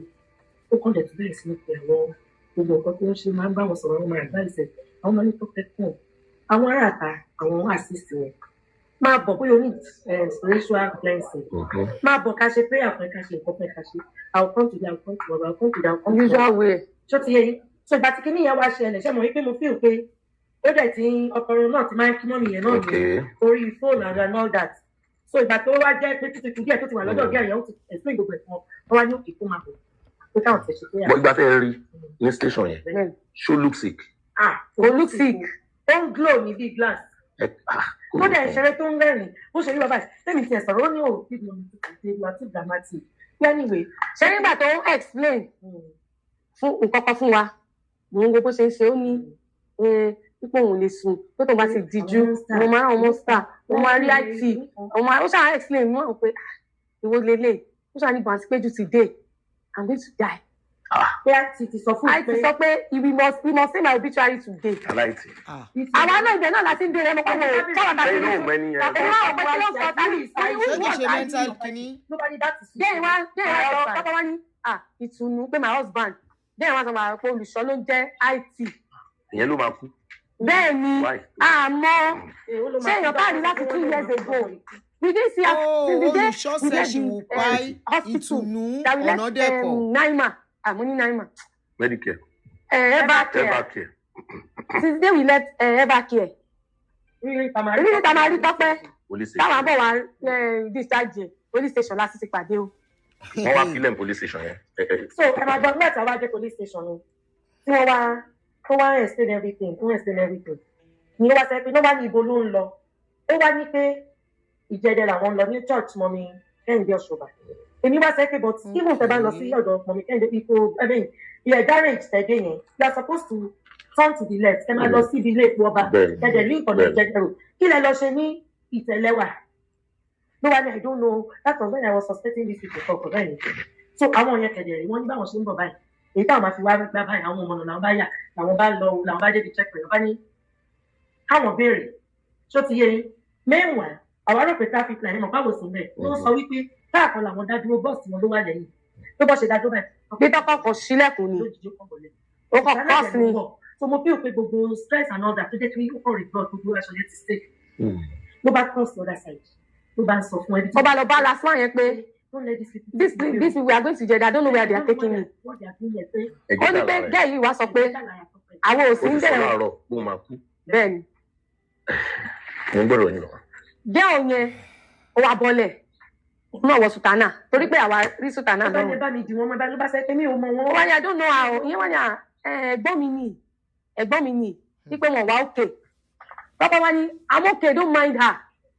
Wípé if you want to know that I'm okay my car key is in her bag. Wípé kọ́ lọ wọnú mọ́tò yẹn pé kọ́ gbà wọ́n máa rí kọ́kọ́rọ́ mọ́tò ń bẹ̀. Wọ́n ṣe lọ sínú mọ́tò wọ́n bá rí kọ́kọ́rọ́ mọ́tò. No. She doesn't have psychosis. Let's listen well. Take us to the station. I'm not going anywhere again. Ọlọ́pàá bí lásán àṣẹ ni ó tẹ̀ dá. Gbogbo yín, ó yá.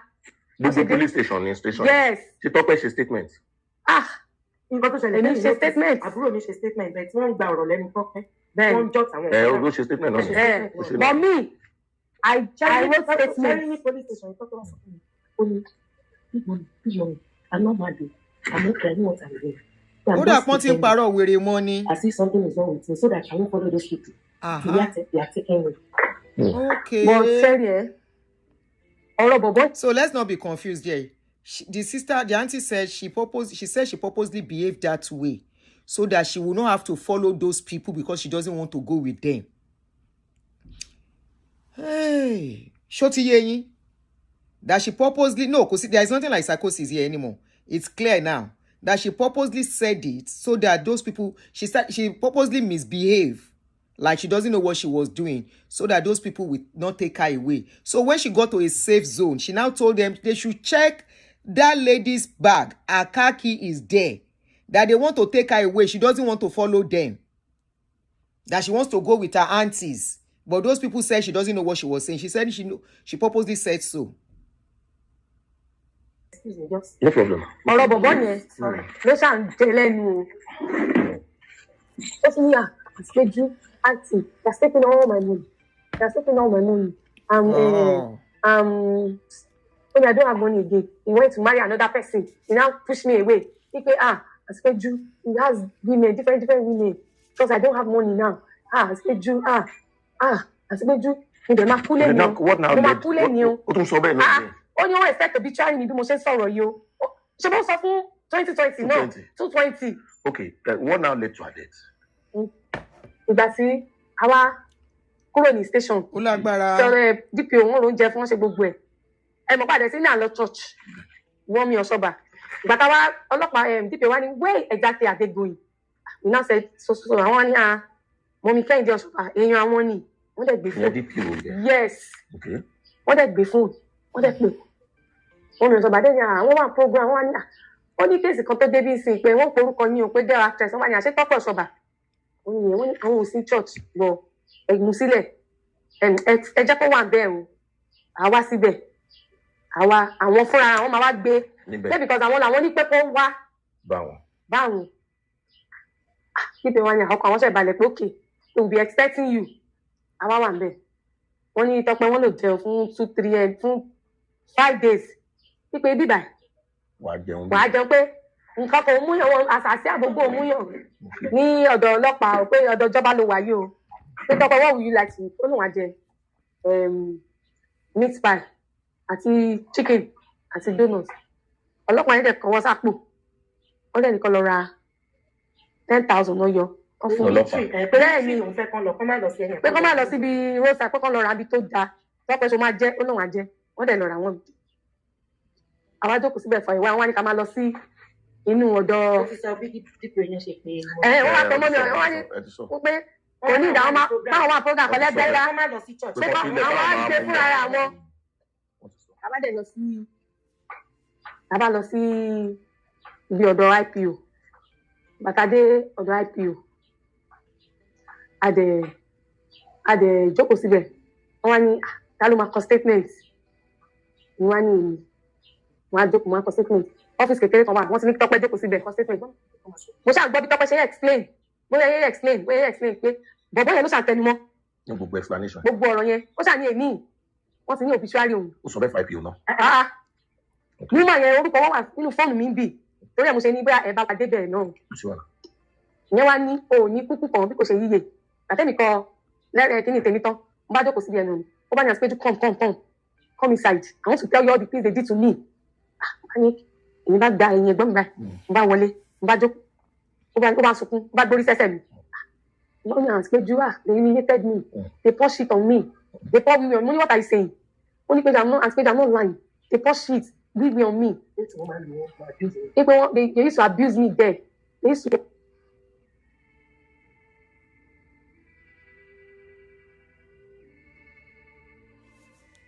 kí ló ṣẹlẹ̀ volume kìíní yìí lọ ni.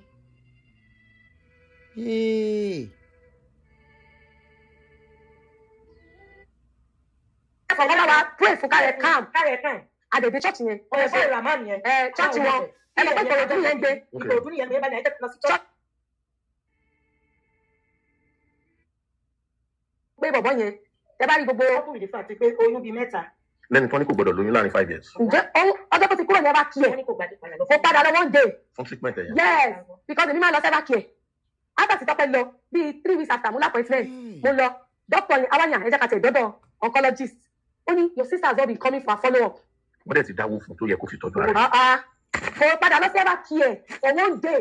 okay this is what Foluke said she will not respond to. Anyway, I trust them on TikTok. Foluke has to respond. She didn't go back for her follow-up treatment and check-up after surgery. Shebi Foluke let her discharge her, according to what we heard. How can she say she will not respond? She said she will not respond, and she was the one that discharged her. The auntie said she didn't go back for her treatment, her follow-up appointment. Hey. kábàlì dé pípé lẹ́yìn tẹ́ kúrò ní police station. Because jẹ́ kí n carry láti fẹ̀yìn sorry nígbà tí a wá dúró for like 4 hours. rí mọ́mì yẹn kan lé. mọ́mì yẹn time tí ó ti ń bọ̀ sí ni àwa pé IPO yẹn ṣe àmàrí mọ́mì wọn bá ní ìkọ́nà bá wa sọ fún DPO ìbá data ní DPO wá pé wọ́n wá ní pé wọ́n ti get mọ́mì yẹn pé wọ́n ní ká máa lọ sí church wípé àwọn òsì parí program yẹn pé ká máa lọ fún ọ̀gá wa mẹ́. àṣàbẹ̀rẹ̀ ìyàgbé church ṣẹ̀kadìlẹ̀ àárín ọ̀pọ̀ church wa títì main gate wà ní under law and key ni akọlẹ̀kùn pé bí a small gate wà kàkà àṣàrí yẹn adẹ̀ pé mọ́mì ni bóyá bí táwọn náà wà wọn ò gbé pọ̀ àpèpèpèpè àbájókòó sí. àwọn èèyàn bíi méjì mẹ́ta náà wá béèrè wọn. àwa jókòó síbẹ̀ àwọn kan ń ṣe week ẹ̀ẹ́dẹ̀ sàkóso àbáwọn ṣeré ńlẹ̀ bàtà wá wo time ó ti bọ́ sí bíi a tún ti lo bíi 2 hours again níbẹ̀ ẹ ti understand bá ṣe sọ pé ẹ jẹ́ ká máa lọ. Tọ́pẹ́ gan ló ní ẹ jẹ́ ká máa lọ a ní ṣe bí wọ́n come back wọ́n ní come back pé any prayer they want to do for me to be calm we come back pé ẹ jẹ́ ká máa lọ sí Ṣàgàm so bàtà fẹ́ máa lọ sí Ṣàgàm àwa ní pípé eléyìí tó kàn ṣáà pariwo ìtùnú yìí. pípé sí ìgbẹ́ yẹn dẹ̀ ní bóyá pé kọ́ bá lè ṣe prayer fún bàbá sọ pé kì í jẹ́ ká lọ sí sẹ̀lẹ̀ fún ọlọ́wà pray fún kárẹ̀ calm àdèdè church yẹn church wọn ẹlẹ́pẹ́ ìkòròdú yẹn gbé ìkòròdú yẹn bá ní ẹ̀jẹ̀ kan lọ sí church àwọn adẹ̀lọ́bẹ̀ wọ́n gúnlẹ̀ wọ́n pray fún wọ́n pray fún wọ́n ṣe gbogbo ẹ̀ wọ́n dẹ̀ ní pé wọ́n dẹ̀ ní àmàlì ó wá ní òfẹ́ mu ìrọ̀lẹ́ tí wọ́n ti rọ̀lẹ́ ó wá ní pé òfẹ́ mu omi tútù wọ́n romi tútù fún wọ́n ra mineral fún ó dẹ̀ mú ìgbà omi tútù yẹn wọ́n bì ó ní omi tútù yẹn àti mineral ó pọ̀ òun pọ̀ àwọn yẹn dẹ̀ sọ wọn pé nípa ọmọ yìí o ẹ take care o ẹ ṣe ra padà fún ṣe dandan tẹ wá bí o wípé bọ́ ẹ ṣe ra padà fún ẹ take care ó dẹ̀ yàgbọ́ bí next boy ó tún bá àwọn yẹn ṣeré àwọn tó ń wà chọ́kìlẹ̀ tó yà píkà dé ń lọ. tó ń bá wọn ní wọ́n sì bíi Sunday òun máa bá wọn wá sí kórè wọn. ìgbà tá a dé wákò ẹ mọ̀ bá ti súnmọ́ Ṣàgám ó bá ní òun ṣe mú bá àwọn ṣe pé ẹ̀yìn tó wà pé orí mú òun abájẹ́ ìṣẹ́ wà bọ́ sáàrin èmi àtẹ̀gbọ́n mi là wà láàrin òun àti Ramon àti gẹ́ọ̀ mi ó tẹ̀ Ramon wà wà ó wá ní orí mú pé àwọn ní gbogbo báyà ṣe òun lọmọ mi ń táìpù gbogbo báyà ó kàn táìpù ló ń táìpù àwọn òkú mọ ẹ̀gbọ́n mi wá sọ fẹ́ mo tọpẹ́ ó lè jẹ ọgbọ́n yẹn pẹ̀ lóhun tó tún yìí sẹ́yìn mẹ́sẹ̀gì ṣe àwọn òkú kú mọ̀ kankan tó bá ṣe bá débi kó kàkùlà yẹn báyìí kíbi bí kó kàkùlà yẹn ti sẹ́yìn ògbó tuntun àwọn òmò ìrọ̀lẹ́ tí ń lọ gbà yẹn rà tó ti bọ́ sí ọ̀sẹ̀ báyìí no after 7 ló bá ní abára petrol sí mọ́tò ni ó bá lẹ́sẹ̀ ọmọ omi tútù èmi bá sọ fún Ramon yẹn pé bọ́ọ̀lẹ̀ mo bá Ramon ní lọ sí ibi ibẹ̀ yẹn tó dàbí pé bá àkànwá ìmẹ̀kọ́ ra bottle water ìyẹn bá bẹ̀rẹ̀ bottle water yìí Tọ́pẹ́ gbà àjẹsí ó yọ lábìdí sóyá take and drink náà kí ní kò sí ìsòní. ó bá ní àdúgbò ẹ mọ̀ bóde ìlàjà ṣẹ̀ṣẹ̀ jẹ́ ìwádìí ní anọ́kọ̀ọ́tébù yẹ anọ́kọ̀ọ́tébù yẹ ìmọ̀ ẹ̀ sísá mi. àjẹsí fẹsẹ̀ lọ lé lọ́ba ní ẹjẹ́ apàdà. mo ní ẹjẹ́ kakúkú bẹ̀rẹ̀ lọ sí hospital ẹ̀hẹ́ pé ẹ̀yà padà a máa lọ sí hospital torí bó ṣe ń ṣe yẹn kò fẹ́ ṣẹ́gbọ́n kan sọ pé anọ́kọ̀ọ́tébù pé is like èyí pé ọ̀fẹ́ ní malaria àìbọ́ mi bá ní ẹjẹ́ kasáré gbòǹdọ̀ sọ́dọ̀ dọ́kítọ̀ mi wọ́n lè bá wa fi tẹ̀ kí bí sísẹ̀ rẹ̀ tẹ̀ ká máa lọ dà ká tó máa lọ́lé pé torí bó ṣe ń ṣe. dáìbà ó yá ẹjẹ́ a máa lọ ó bá jẹ́ ìpadà so bó ṣe yí padà báyìí ó kọ̀ kù díẹ̀ ká dé ibi sinimá ro bí mo bóyá mo Ṣàgámù rẹ̀ sinimá ro very close to Akarigo Palace ó kù díẹ̀ ká débẹ̀ ó kọ̀ mú èmi àtàbúrò mi látẹ̀yìn ó kọ̀ mú èmi àpò báyìí ó kọ̀ gbérí fún sáàrin wa ni ẹ̀gbọ́n mi bá ní tọ́tọ́ wọ́n zọ́ with you ló bá ní àìdúró àwọn ìsinmi bàbá mo bá ní òkè dọ́kítọ̀ mi bá lẹ̀ ṣe bàbá pé dọ́kítọ̀ pé wípé bó ṣe ń ṣe wọ́n máa kàn sọ pé kàlọ́ mú owó ńlá wa pé jara gírí pé kọ́kọ́ lọ́lẹ̀ o àlàjọ ṣeré látẹ̀kọ́ Tọ́pẹ́ ní ẹ ti lọ sí túmọ̀ àti hospital bí dọ́kítọ̀ ṣe bá tán wá wò wá tán wá wò Tọ́pẹ́ ní mọ́tò báyọ̀ ti gbé kí ni wọ́n wá gbé wọ́n sọ pé ká máa lọ sósù wọ́n ní ká máa gbé lọ sí general hospital ká máa gbé lọ sí yóò ká máa lọ sósù ibi dẹ́nì dúró láti rí bá àti ṣe ó sùn síbẹ̀ yẹn ló dẹ̀ bí ṣé bá ṣe tọ́nù pé àlọ́ sósù báyìí wọ́n ṣe báyìí ó kọ̀ ṣe báyìí ni ẹ̀mọ́ ní kí ló ṣe tó ń nù ọ́ èmi wá ṣe báyìí pé Tọ́pẹ́ bọ́ọ̀tì zọ́ọ̀mù wọ́n zọ́ọ̀mù tù ẹ̀kọ́ náà ó kọ̀ yàgbẹ́ ni àwọn ní dábẹ̀ sáré dábẹ̀ bá ní àyè iṣẹ́ òun gbà ní ìyẹn pé wọ́n fún yàgbẹ́ fún mọ́ní àyè máa wọ̀rí àáfọ̀ pàdé lọ káwọ̀ jáde ṣe eré tó sùn báyìí akọ̀rin tó kọ̀ ṣe báyìí wàláì ìjọba ní Tọ́pẹ́ ẹgbẹ́ ṣe báyìí ọkọ̀ tún ṣe bẹ́ẹ̀ ni padà ṣe dé oṣù ṣẹlẹ̀ ni mo ti bẹ̀rẹ̀ sí máa ké ọmọ bẹ́ẹ̀ yẹn bàbá mi gba ẹ máa pe Tọ́pẹ́ Ramon ti wà lẹ́yìn ìgbà yẹn Ramon àti Tọ́pẹ́ ẹ̀gbọ́n mi ti rúkú ọwọ́ mẹ́yìn àti Tọ́pẹ́ mo bá ti dé emergency kò dáhùn pàṣẹ jẹ́ oṣù báyìí àbúrò mi ti fò bọ́lẹ̀ èmi ti fò bọ́lẹ̀ nígbà báyìí o tó ti mú òun tí ń kí ó ti àwọn ọmọ wọlé emergency dọ́kítọ̀ please come and see dọ́kítọ̀ wa dọ́kítọ̀ àwọn bíi dọ́kítọ̀ bí kò ṣe rí àpẹ́ wọ́n mi jẹ́ kẹ́wọ́ tayé láti fún mi jọ bí mo ní ṣìṣẹ́ ṣáìtì báwọn dọ́kítọ̀ di mẹ́fà ṣe tó ìta. ṣé ìwé mọ́tò ni ọgbẹ̀dẹ yẹn táwọn yẹn ti mọ̀ pé kò. ṣé wọn mọ̀ pé àwọn professional ni wọn wọ́n wo pọ́ọ̀sẹ̀ wọ́n ṣẹ́bi tó wọ́n rí pé wọ́n ní kàtẹ́lì pé wọ́n dẹ̀ lè má ní facility wọn ni dọ́kítọ̀ táwa máa ń lò nìyẹn wọ́n ṣe ṣe ní ẹ máa gbé lọ sóṣù wọ́n ṣàṣe títí dọ́kítọ̀ wọ́n ṣe ní oṣù kú o dead. Well, and rí àtẹ̀yìnkù mọ́. Ọlọ́run á dẹ̀ jẹ́ kí ọdún jìnnà síra wọn. Ọ̀rọ̀ yìí ó sọ sínú lẹ́nu. Ó lọ fàgàn, ẹ má sọ pé ẹjọ́. Ó sọ pé ó máa kú lọ́jọ́ yẹn, ó dẹ̀ padà dákẹ́ náà lọ́jọ́ yẹn. Well, thank God she went to the station. Exactly. She made some reports. Yes.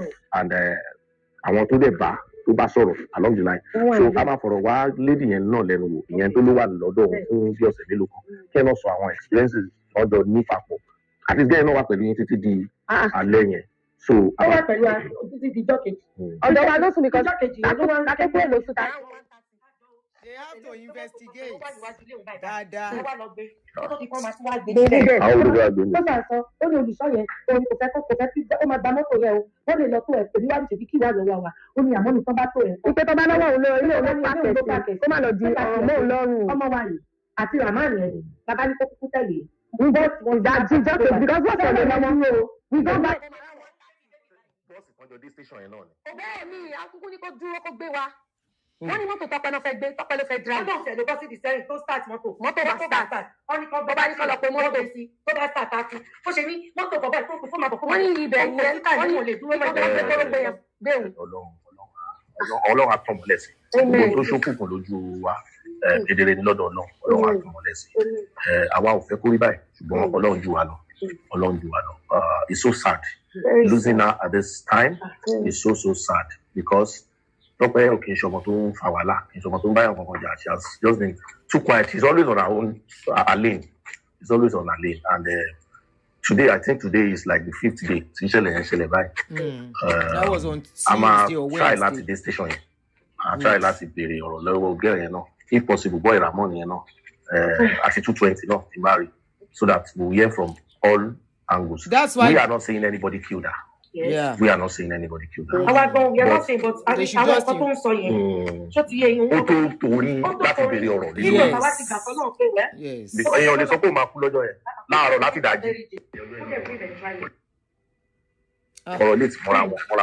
But gẹ́gẹ́ bí ìsọ̀lẹ̀ kan gbogbo tó pamọ́ ojú Ọlọ́run tó ẹ̀kọ́ ara fẹ́ra kù báwo náà ṣe wá fẹ́ ṣe final. So ṣé mo fẹ́ mọ yẹn apart from gbogbo àwọn ìwà tó ń ṣe ṣe Christian tó dẹ̀ ń practice inú ìṣẹ̀lẹ̀ náà bí inú ìṣẹ̀lẹ̀ náà bí sí tó dẹ̀ máa ń lọ sí ìṣẹ̀lẹ̀ ìṣòro àwa sọ even some of our friends were saying pé since jẹ́ pé ìṣẹ̀lẹ̀ ni ó ń lọ ká jẹ́ kí ìṣẹ̀lẹ̀ sí bàbá ní láyé so me ní gbogbo ẹ̀kọ́ tí mo gbọ́ lẹ́nu ọmọ mi láàmì ìṣẹ̀lẹ̀ ló kú sí ìṣẹ̀lẹ̀ ló kú. Ẹ má sọ bẹ́ẹ̀. No, ṣe bí ṣẹlẹ̀ sí àná. Ẹ má sọ bẹ́ẹ̀. Ẹ má sọ bẹ́ẹ̀. Ẹ mọ reason tèmi ṣe sọ bẹ́ẹ̀. Sẹlẹ is a big I am entity. Sorry to say that, but she has been living in that church premises for a long time. So we cannot say yet. We cannot say allegedly gan. Please so gan. Because Sẹlẹ is a big entity. Tí a lè sọ pé nǹkan báyìí ló ṣẹlẹ̀ láti. Ara ló ta ní. An individual èèyàn with different characters. So ẹ má jẹ́ ká gbé compound yẹn. I am sorry to say that. Mo withdraw statement mi. But at the end of the day, wọ́n sọ pé torí kó jẹ́ Christian, àwọn parents àwa Muslim movement wa. Mo wá ní okay, what we do is ìlànà Christianity yẹn náà la máa ṣe. Àwa lọ sọ́dọ̀ ń kú wa. Wọ́n jẹ́ pé Anglican church ló ìdájú báyìí. A lè fẹ́ fọ́nà ní fitting area. Káàkó fẹ́ gbé kọ́má gbé bọ̀ kọ́kàn lọ sí area náà ká lọ jù ú. A fẹ́ kọ́ ṣe small service ní kọ́ ṣe gbogbo ẹ̀. A lè gbé kúrò ní church ká gbé lọ sí burial ground wípé. Ẹgbẹ́ ìyá àwọn tó ní kẹ́sì mọ́ sí. Ká lè ṣe ẹni kí ni ẹni. Kí ni rí fún wa? Láti dé bọ̀tì ní bàbá ẹ̀ àbúrò mi wá padà sí ìdájọ́ wa. Ó ti yé yín. Ọmọ kékeré ló bí Tọ́pẹ́. Ó ti yé yín. So ó wá fún sick àtìgbà tí ọkọ ẹ̀ ti kú ìfẹ́ ìta rẹ̀ mọ́. I understand. Èmi àti mi pàdé lọ sí Èkó ni. Èmi dẹ̀ ti ń gbé Jẹ̀bú yìí. Tipẹ́tipẹ́ ẹ ti understand. I was just in my 30s. Bí abẹ́yà bíi 35, 36. Èmi ti kúrò sí èmi ti bá síbí. So bó ṣe ní àǹfààní ẹ̀jẹ̀ kájọ ṣeré lọ sí Ìpẹ̀rù.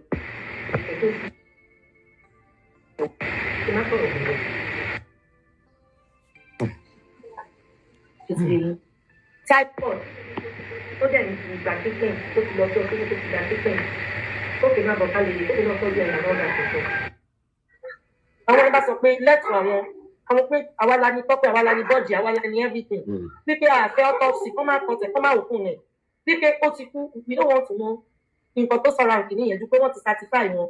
It's painful. Wípé everybody yẹ kọ́ mọ̀ pé ó dùn wá. Mọ́sọ̀ kò níyà. Tope nìkan nìyá ẹ̀bí. Láìní Tope ti parẹ́ nínú ilé ìyàwó.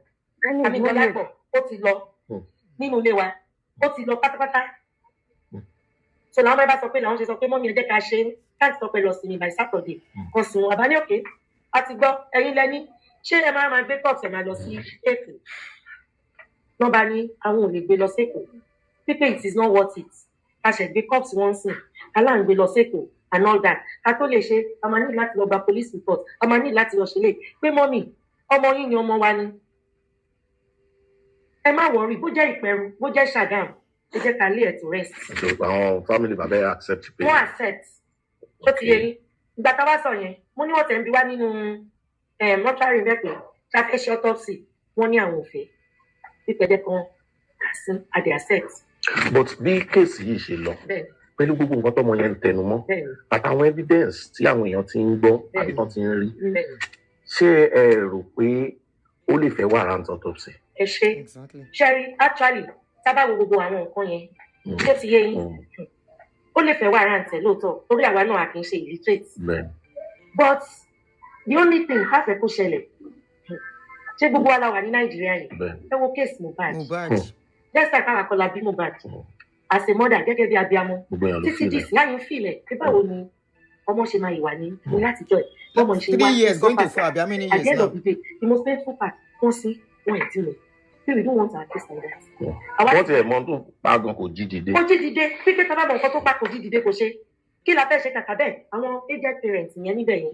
It's only in our country they will do it here it's not your it doesn't belong to you anymore. kíní TikTok kíní Facebook ṣe ló ń rò kò ṣe mọ́ ẹ̀ mọ̀ pé nǹkan tá a máa fi ń wá ìlú wọn ń wo fíìmù mọ́ wọn ń wo TV mọ́ àwọn arúgbó àwọn náà máa wo a rí kíní nínú kíní a rí kíní àwọn àwò pé àwọn bàbá yìí sábà lọ break news yìí tó bá lọ rí ó máa wà shopping o ó ti yé yín bí mo ṣe pé ìmáàmì ẹ̀dẹ́nà wọn ẹ̀gbọ́n àwọn ọ̀rẹ́ wa sísá fẹ́ wọn gbọ́ wọn ti ń gbà pé ẹ mọ̀ pé àwọn alájí kọrẹ́ pé dáàdì mi máa tó bá rí nǹkan lórí TikTok kọ́ máa ń sẹ́ǹdẹ̀ sáwọn èèyàn tó bá jẹ́ bóyá bíi prayer kìíní pé àwọn pípù yìí tí làbá máa fi mọ́ wọn máa rí kìíní kọ́ máa lọ jẹ́ ibẹ̀ bí a ṣe pé ìmáàmù wa sáwùdì pé èsì sábà ìbáyìí ìyẹn bá níbo láwọn aláwọ̀ àṣàgà pé kò tàbí láti sáré dé àti wà lóṣù even as that sister ti dọ́kítà tó so pàápàá àwọn mọ́lẹ̀ àwọn asáré wá sí ìbẹ̀rù wọ́n bá ní ká bá ti wọ Ìpẹ̀rù a pé òun adẹ̀ṣe wọ̀ pẹ̀lú adẹ̀pẹ̀ náà ni wọ́n dẹ̀ tó bí níbi wọn bí ṣẹ́bi ní ìwé pé mọ́mí wá láì hospital ìyá yẹn bẹ̀rẹ̀ ṣe ní kókò sórí bẹ́ẹ̀ wọ́n ní stroke wọ́n rí ẹ̀rù hospital alẹ́ ẹ̀nà ni wọ́n discharge rẹ̀ ẹgbẹ́ ṣé yẹn náà ti máa gbọ́ pé wọ́n ṣe báyìí wọ́n ṣe báyìí àwọn kan ní ìjà pé wá wọ́n pè mí nígbà ní mo bá wọn sọ̀rọ̀ wọ́n ní àwọn fẹ́ ṣe nǹkan àwọn fún ní ẹ̀jọ́ àfẹ́. Alright, ẹ ṣe a lè wà bereaved ju àwọn family ẹ lọ. We all have had it from our family. This is Tope's mom's elder sister. This is Tope's mom's immediate younger sister. So and they have said the father side and from the mother side they want to lay her to rest. So I think it's on Thursday. This coming Thursday, which is on the 13th of August. They are going to lay Tope to rest finally. And even if any investigation wants to proceed, I don't think they want any exhuming of her corpse because they have already agreed that they will lay her But if the government or people that are concerned wants to further on investigating of finances and abuse, a lot of people wants to come out and investigate in country about you understand? Anybody, but that is the stand of the family on how to lay out to rest. We will still further our investigation, our interviews by interviewing the girl that Tope was staying with before the last moments, the PA that also came around that day, and the police station she went to drop her statement. All right, we'll do our own best.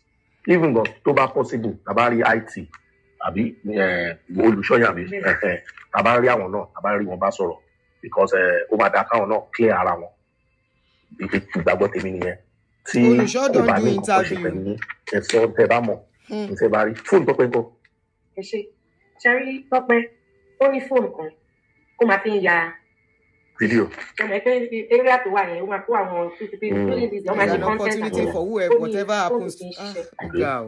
Then Samsung ló ó ní iPhone kan ìyẹn gbogbo ni main phone ẹ̀ according to wa ó ní fóònù ó ní fault so ó wá lọ sí mi sínú Samsung tó wà lọ́wọ́ ẹ̀ lẹ́sẹ̀ mọ̀ pé ó ní password a tẹ̀ sọ fún wọn pé kán bá wa ṣe face kìíní print ìgbà tó ti dẹ́rẹ́sì àwọn àbúrò ẹ̀ mú wọlé pẹ̀lú àwọn I take permission but wọ́n ní ká ní pé ìgbà tó ṣẹ́kù ní ìlú alẹ́ yìí tó bá jẹ́ face ìlú àbí fingerprint pé kò bá wọ̀ pé bẹ̀ tó wọ̀ kàn so àti rí fóònù yẹn la fi ń bọ̀ wá bẹ́ẹ̀ ni àwọn èèyàn orí fóònù Tọ́pẹ́ ṣe mọ̀ pé wọ́n máa fẹ́ confirm fóònù yẹn bá ṣe owó wa ló wà after tó ti kú so everybody was calling that phone and pick everybody bẹ̀ tá a lè pè tá a lè rí message. Then iPhone yẹn bolo wa. ṣé wà lọ́wọ́ IT. Ó wà lọ́wọ́ bọ̀mọ́ yẹn náà. All right. So. Gbogbo ẹ̀rù kò gbé nǹkan jáde o. Okay. At everything she wà. All right. Ní Mr. Olùṣọ́wà ọlọ́run àwọn àpẹẹrẹ ní iṣẹ́ ìrànṣẹ́ yóò ní bàjẹ́ o. Gbogbo àwọn nǹkan tẹ́ gbọ́ yìí lè ṣe máa short parties tí yẹn wọ́n lágbẹ́jọ́ ẹnìkan dá àbáṣekàlẹ̀ lè máa sọ party tí yẹn of the story. Fóònù Tọ́pẹ́ tó wà lọ́wọ́ yàtọ̀ àwọn properties ẹ̀ tí ó wà lọ́wọ́ yín lè ṣe máa kólẹ̀ lẹ́yìn náà máa wẹ̀ra yín mọ́ ó máa wà very very important.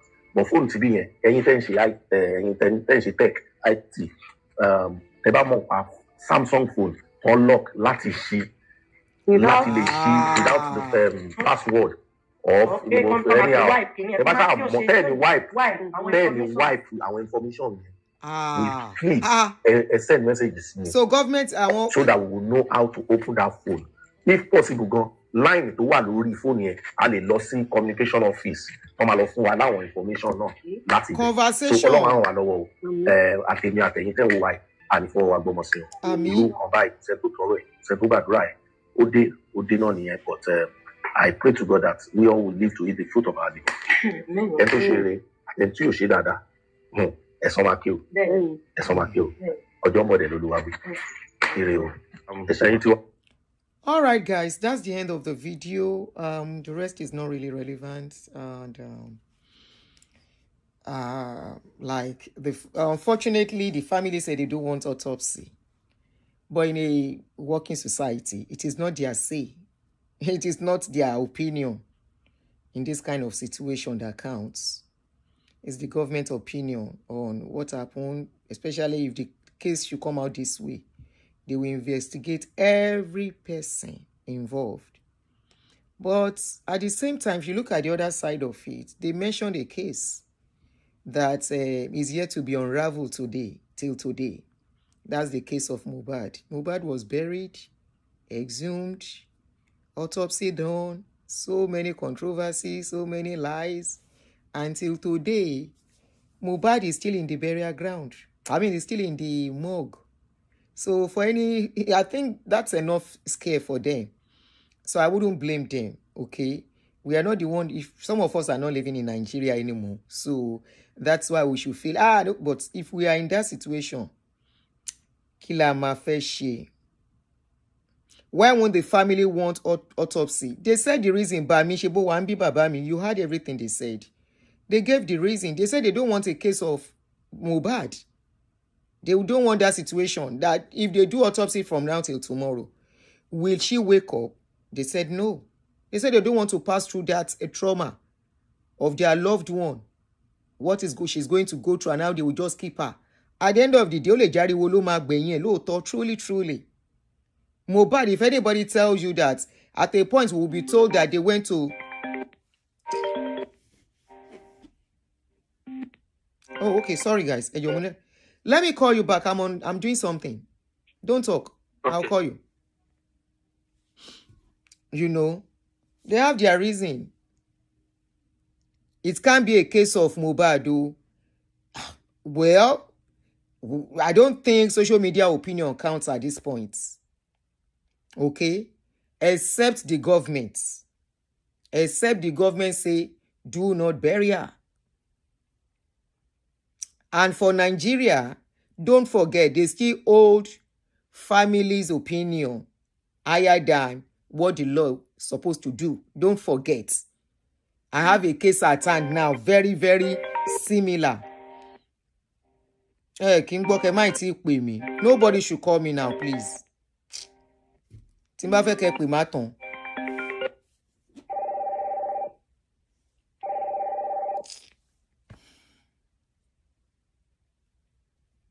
Hello.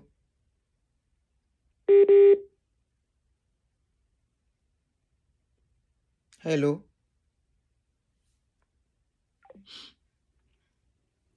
So, for the Olusho, a lot is questionable in what the Olusho did.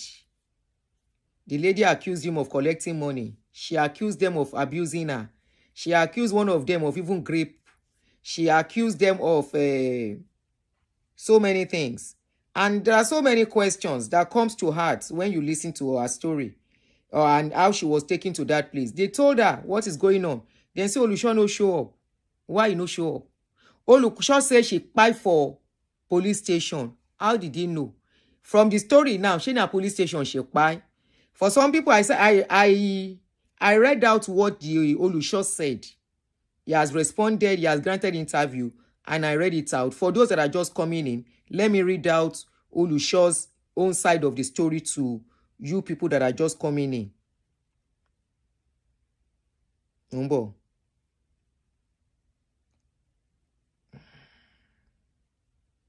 So, this is what Olusho said in his interview. I'm going to read it out, not the video because of time. All right. So, Olusho said, Tope, this is Olusho said, this is my own side of the story. Tope was my fiancé. We were not legally married, but her auntie knew about our relationship. We have been dating for about 2 years now, which is correspond with what the auntie said. I met her when she came to me for prayers and we became friends. She visited me one evening and I said I wanted to buy food. She then asked me if I didn't have a wife and I said no. I was once married but separated. She replied that she liked me and we laughed over it. We started our relationship from there and we were living and they started living together. Concerning the allegation that I chased her out of the house, I never did. She left on her own. Tope was a substance abuser. I have a lot of videos on my phone as evidence. Why was he recording Tope? These are the part of the question they should ask this guy. Why was he recording Tope when what Tope needed was help? Why was he recording? Is it to discredit whatever story? Assuming Tope is alive to tell the story. Was it to discredit whatever story she wants to tell about them? He said he has a lot of videos. He said at times she will run out of the house for days just because I told her to stop using the substance. She hid it from me that she was taking substance until 6 months when we started living together. This became an embarrassment to me and the church, and I told her that little children in the church love to be around her and it was not fair for her to be taking colos openly. Did you approach the sister, the auntie that know about your relationship to tell them this is what you are going through?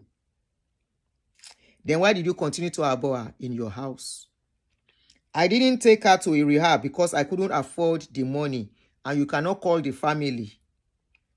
Or all I could offer was a piece of advice. Okay? So let me continue. She said her advice they give Kini Tope to everyone saying I collected the 30 million, that I collected 30 million that was donated to her when she had cancer. They should bring the evidence that 30 million was donated. Olusho, who discharged Tope in the hospital? Was it a family or you? After money was donated, after how many months you started dating, ogbe obìnrin lọ lé ẹ̀ngbà tó gbọ́ pé 30 million. Now question no, that 30 million don't enter her account. The family wey carry am go hospital, no be dem go discharge. Why? Why was it that it was you that discharged her?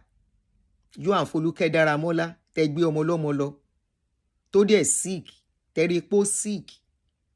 You are not kale in leg below hospital nsìn is a different scenario. And you call leg below hospital and you went to discharge her. Hey, Jono, wait. Is it how they work in Nigeria? Because according to this place, na person wey carry you go hospital go stay with you, take you back. I be a lie ni. You will have signed and given a name, and that is the only person. Ṣé mo parọ́? Ṣé mo parọ́? That is the only person that can discharge you, that can go with you. When you are filling your form, that is your pre-operation documents. They will have put the number, the phone number, the address, and the name of the person bringing you for surgery. No matter how small the surgery is. After the surgery, they will not hand you over to anybody, even if you say so. Lie. Even if you tell them, I want to go, this is the people, they will not answer you. Before they can answer, that person must be there. That person will be there to sign some documents. Ejoma signing, and that person will now go with you. Elewa data o. That person can now hand you over to whoever. But at that place, so how come people that did not carry somebody to hospital, just because they came to come and collect donation, they now handed over somebody. Meanwhile, post-care was given to these people. What is post-care of surgery? After surgery, there are do's and don'ts. After surgery, there are after care that you have to go and that they will be giving you in the house. After care, after post visits to the doctor to check that the people they handed you over are doing the right thing. Legally, it is binding on them to do the right thing. Here, how come that she was handed over to people that they never lectured about the surgery? So we can see negligence of the system as well in this. You can see that the system was negligent in handing her over to people who they did not lecture for the surgery and the post-surgery, the post-treatment, the aftercare, and whatever till she's okay. Olusho, Foluke Daramola, how come that you are the one that went to discharge this lady in the hospital? It calls for questioning, and a big question at that. The family may not pursue autopsy. They may not do autopsy like they said. We have to respect, the public have to respect their wish. That's what they want. But other things cause for questioning. How many months did Tope get to know you as Olusho, our boyfriend, for you to be so much involved in her life? After over 30 million was donated for aftercare.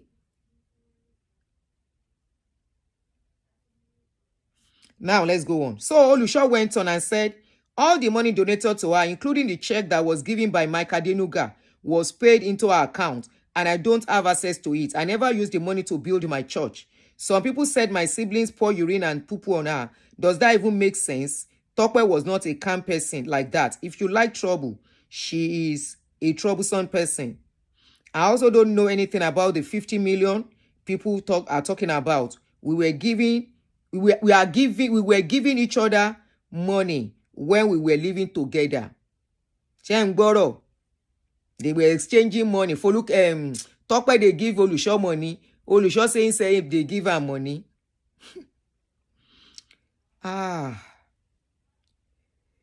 She bought gold for me and herself. You know what Tony Kofi maintain.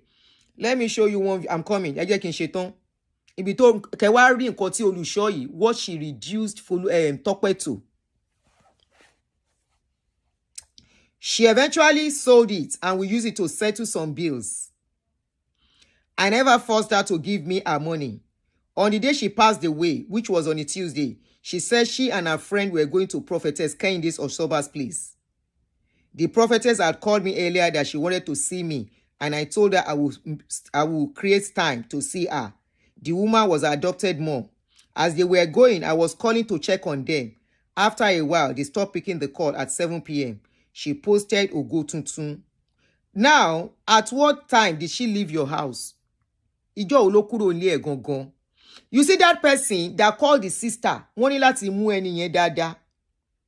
The person that called the aunties, I mean, that the aunties met at the police station, wọ́n ní láti mú dáadáa. They have to hold that person very well because that is the person that the Olusho said Tope left with. When did they leave? That one said Tope has been living in her house for some time. Yes, the hairdresser, thank you, has been living in her house for some time. But here, the man is not indicating. He said he has left his house for some time, but they called him. So it is you they will still call. You that Tope is running from. Lore to work pay. Please make it make sense. So he said she posted Ogotuntun on her WhatsApp status. So I concluded that I had gotten to the prophetess place. At 12 a.m., someone called me that Tope by at the police station. Shetiri, this is another reason why they have to hold that man very well. And the lady who took her to the station. How did he know? Onokpe police station lokusi. From the story of the auntie, was it police station lokusi? Abi hospital. But when they are taking her to hospital. Can you see the story is not tallying? She posted Ogotuntun. At 12 a.m., someone called me that Tope has passed away at the police station and I should run away. And as the husband who has nothing to hide, gbera lesekese to go to the police station or find out where the police station is. So he went on, he said, I was like, why should I run away when I did not commit any crime? Concerning the allegation that she was giving poison water in my house, she already left the house about 2 weeks ago. So if she was poisoned, she should have died since. I don't have access to her phone, contrary to what people are saying, and we don't know each other's passwords. I have never bullied, neither did I beat her. If you don't bully or beat her, but she accused people of bullying her in that church and beating her in that premises. Not even that, even grape is involved. Now, some people, I'm not saying it's the one, no, and I'm not saying anything. But you said she left 2 weeks to her friend's place. And you made it look like she ran away from you. Of course, we have seen countless videos where this lady was crying out and shouting out for help. There is a lot to this case. But the family all the haste on what they want to do. It's sad, very, very sad, very, very sad. Maybe because many of us have watched this lady countless times on TV. She seems so close, like we know her. And one-on-one, very sad a situation, especially with the released voice notes that we have listened to. And from that angle, I will talk to us women, to young ladies, please. It's good to be married. Almost every woman wants to. And I will tell you, not every woman still wants to. She stayed where she was not wanted. How can you be recuperating from cancer and the best place you want to go to is to one Olusho that you barely know? Maybe those Olusho, like most of these pastors, I'm not saying he did it too, but you know all these Olusho people. Now then they see vision pass. They even don't tell and say, those are auntie. Now then, the auntie said itself. May them no carry and go where they buy a mama puts. And these are the people that were there, carrying your sample everywhere, stood by you and everything. To the extent of you admit as hospital, they were the one that were there. One Olusho now came when he saw that you are out of danger. He now came. And because you two were so desperate, unfortunately, she's gone to tell our own side of the story. But from the little we have heard, if you look at what the auntie said, correspond to a large extent. Lots of videos. I don't know when you came in. Watch from the beginning. Lots of videos where she was crying out for help. That they should come and rescue her from that place. Or call me for somebody that has not married you. She keeps screaming, or call me, mi fẹ́ kí marriage yìí dàrú, or call me. Ẹ wá ṣe kíní kan, call me. Who is the person that called you Olusho? They need to ask him. That told him, pé ibi báyìí lọ́mọ yìí kú sí.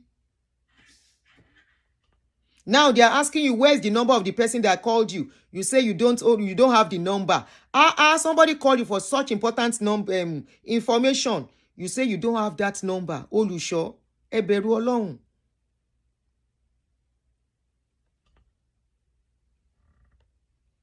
Olusho. Who is that person that called you? Somebody called you. You say one of our sister, no. Oh, they pe sister yen. Oh, pe won. One of our aunties, sorry. Oh, pe won.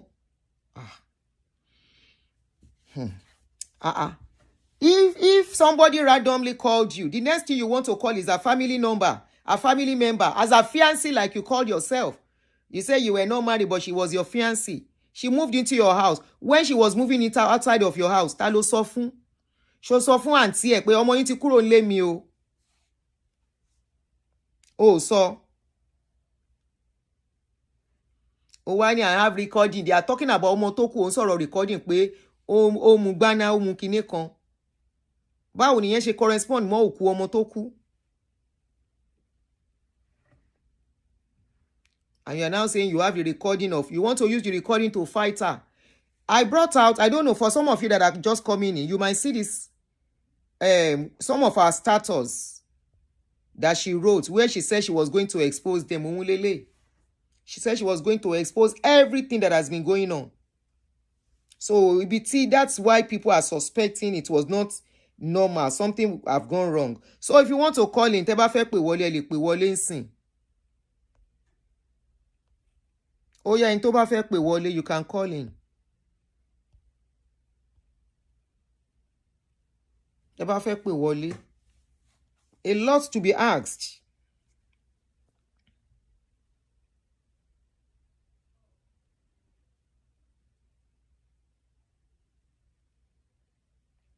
Oléyàn kú sí Polo kíni ìbọ̀bọ̀ yóò ti ẹ̀rírọ̀ yìí pa. She said Tope passed away in the police station. So àwọn wo náà gbòkú ẹ̀ ní police station? Àwọn wo náà gbòkú ẹ̀? Hello, ma. Hello, Taduli. Yes, ma, you are home. Cherry, number one, Etoku ti kú. Bẹ́ẹ̀ni. Ẹni tó sọ lẹ́nu àpòyẹ ló sọkọ́. Very sad. So sad. Sure. Ẹ jọ̀ọ́ aunty, English because of others, kàn lè mọ̀ nǹkan tó ń ṣẹlẹ̀ so that the world can know what is going on. If you abandon your family, there's a saying, there's an adage that says, if you ignore your family, when the going is good, when the going is bad, you can't go back home. That's what the adage means. It was, allegedly, it was the old Lusha that gave that girl a message because of money involved, that the family don't like her. We know how they roll. We know how everything. I am close to 70 years old. I know the thigh of a chicken from the thigh of a cow when I see one. You understand? Yes, ma'am. And let me tell you one thing. That girl needs to be going for, after you are discharged from the hospital, after surgery, if you have what she had. Post-care. First of all, there has to be a pot. They call it a pot. It's like an intravenous passage. They can't be poking you all the time. It's attached to your chest. To your body, yeah. They have to be flushing it. I am talking from experience. It has to be flushed all the time. Reason being, there can be blood clots. There can be infection. That's again. Then she needs to be going to the hospital every 2 weeks for PET scan, not CAT scan. It's called PET scan. P-E-T. As you spell PET.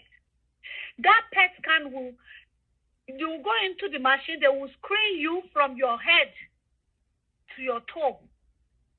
You understand? When? To be sure that they are not missing anything. That maybe it has not spread to your internal organs. She has to be going for that. She did not go. Let me tell you again. If you are in the hospital during your surgery and after your surgery, if you are in the hospital, they will give you big M. There's a machine that will be pumping it. You understand? They know when it's going to wear out. The machine will pump it automatically into your system to calm you down, to suppress the pain. And after the discharge, you'll be given the big H. In Nigeria, they give them the big T. I won't mention, So she did not go back for post-surgery. So definitely she's in a excruciating pain. You understand? She will be in excruciating pain. That's why she's using what she's using. She's to numb the pains. She's not on D. Auntie Adoni. Auntie, we can't rule that out. We can't rule that out. She might be. If you cut yourself with a razor blade, if it's deep, the place will be palpitating.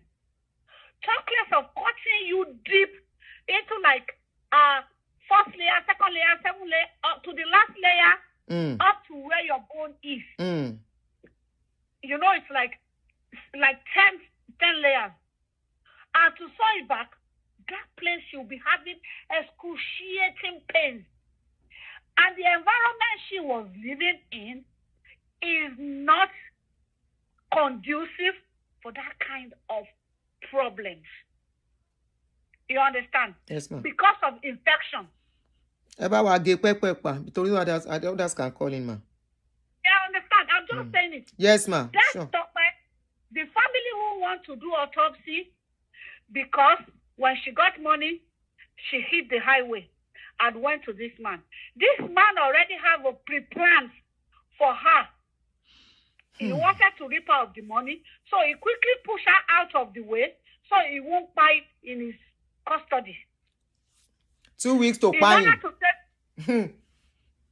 You understand? In order to save himself, he came out saying the girl is on D. No, she's not on D. She was in pain. And this guy will be saying, don't worry, we'll be praying. They will be doing rapada. We'll be praying. There's nothing prayer can do. Let me tell you today, there are some things prayer can do. But when it comes to medical, prayer cannot do it. You will first of all seek medical attention. Then you can pray that God will intervene, divine intervention. But you don't put divine intervention before medical. They are two different things. So the Olusha knows about Tope, but the family don't want autopsy. I don't know if he's here. The family don't have any say anymore. Definitely. Definitely. Yes, it will be the government. How they roll in America. Yes. But Nigeria, the family won't get toy now. At the end, she called her family. That's why we should be careful of how we tread. Because you don't know who is going to be there for you. And let me tell you, ladies, today, I'm just going to say it. They say koroaye. I don't know how to say that in English. Oh, better ju koro orun lo. Oh, better ju koro orun lo. To be alive is better than buying. It's better to not to have a pocket than have a pocket that will be losing you, that you'll be losing your money on.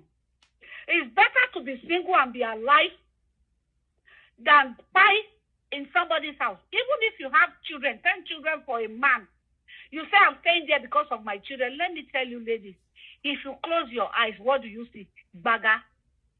If you buy because you are staying with for your children, when you buy, the children will now suffer 100 times more because the man will not stay single.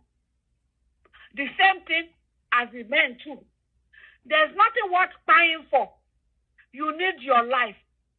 And family pressure, women, mothers, fathers, don't pressure your girls into saying, when are you going to be married?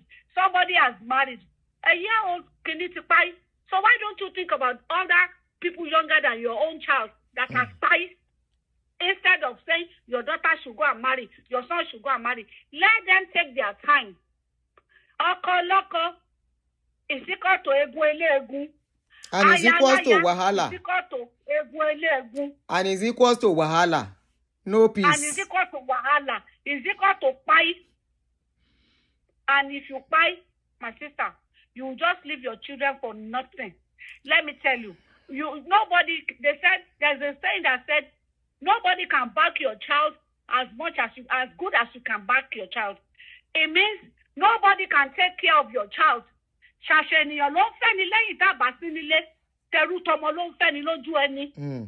If you fight, your children will suffer.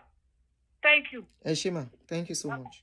So if you call, I miss your call, I'll call you back. So the number to call is +1347 261 5455. And it has to be on WhatsApp only.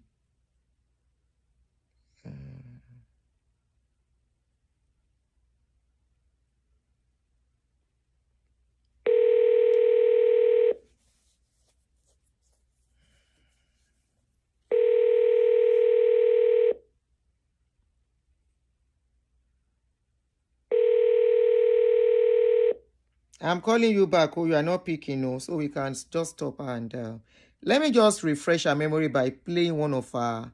Did I play this one? I'm not sure. Only the boy PA because most times in my church, it's an like several times go to the kitchen. Oh, that is the guy. Me, I didn't play this one. That is the guy speaking here, Diolusho. I just remember, I just saw it now. There's room there. Sit down in the room, there's TV, there's everything. There's like, why are you sitting in the kitchen like a slave girl? Because of this thing. Several times. I myself, I almost went mad. Like, I could not sleep properly. Money BP. Several times, because looking at her, I feel devastated because I never liked Tope as a girlfriend, like I've loved Tope before I even know her physically at all. She's the only Nigerian celebrity. Me, when anybody wants you by industry. Another question. How did you meet her? Yes, she came to my church. Hello? I'm listening. Boy, continue prayer for boy, I'm Mujib. Mujib Luque. Boy,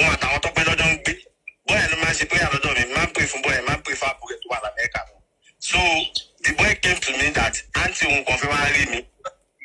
Only challenges come on here. Oh, you can come anytime. The boy has been coming to my side. 70s Muslim. So and it was fine. So then I put him over. But what I could only be more. Be on my film. Talk question. Are you sure? That's the only way I'm a fan of Coco. And it was like after a week or so, or 2 weeks, when I saw her, it was on a Wednesday because we wanted to pass the service to I was not playing drums. So the boss I hugged her and we talked. She explained things to me. I prayed for her. And she said in fact she had no money up to the work. Oh, she said the next day she called me that I want low down my hotel. I was surprised me like okay, they send the 5,000 or send the 5K. It was after then because she said it was meant to be like 3 days. So there so I don't talk to Paris here. Move around January. You want to talk to her that man on the lot of lady come because I don't have a wife. So then never mind only so only that be anyhow. What is some boy to boy any LNT. Me really more funny me. Boy consumer fish P Ramon. What is something like that? But I put on my family so and we laughed over it. And after that we started chatting and she was, we were talking and I don't have a wife. It's somebody that I like. I never knew anything. And this period, she had not gone for a surgery at all. So she came to my house. And we were together. We had sex. Then the next day, she went for a job. She went for the job. And when she came back in the night, she told me that the next day she's going to the hospital, that the doctor, that they have called her, that they were. Yes, because this is the thing. This is the thing. This thing that Tope is doing, if you see it, I'm sure that if she lives with you, you can never be okay with it. You can never. Wait. The last time, hello? Nisuru. Ó sọ wípé not Tope o, but ó kàn máa ń wà ní kitchen for no reason. Oh, there's a fún. The question number 2, ó sẹ́ pé ó ní proof lọ́wọ́. Immediately, come at the 1 second slow. Proof tó wà lọ́wọ́ ẹ pé bó ṣe mú kíní kan forward and take it instantly. Yeah, she's the first Okay, question ẹ ní pé ó sẹ́ pé ó not Tope, ó ṣe nǹkan fún. Kí ló lè dìde bí pé ó fi lọ sùn inú mọ́tò? Number 2, ó sẹ́ pé inú kitchen ló máa ń wà 247. Okay, let's agree that one. O say pé inú kitchen ló máa ń sùn 247. Ó dẹ̀ accommodate ẹ̀ nìyẹn. Kí ló lead tó fi ń sùn inú kitchen? Ìwọ ló fẹ́ nu ara ẹ̀ sọ o. Èèyàn kan kò sọ o. Mo sọ pé ó ń sùn inú kitchen. Mo ní she is always in the kitchen from morning till night. Tọ́pẹ́ máa náà fẹ́ dáná. Tó bá ti jókòó sí kitchen. Most times ẹ máa lọ́ mú kó ní kitchen. She is not doing anything other than smoking that stuff. So inú sitting room wa Baba, I went to Igobi College, I went to Baptist Boys High School, I went to Lagos State University. Everybody don't past.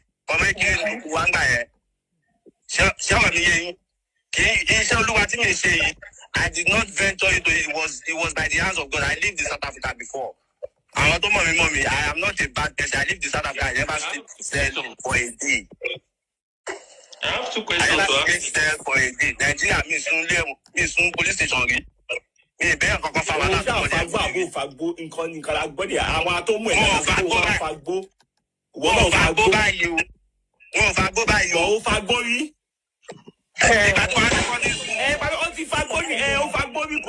Simple question. I have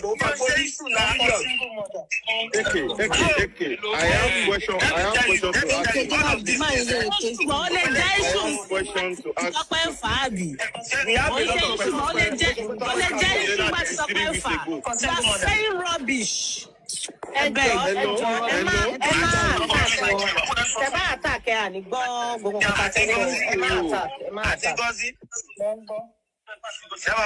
It's because of you I take this call.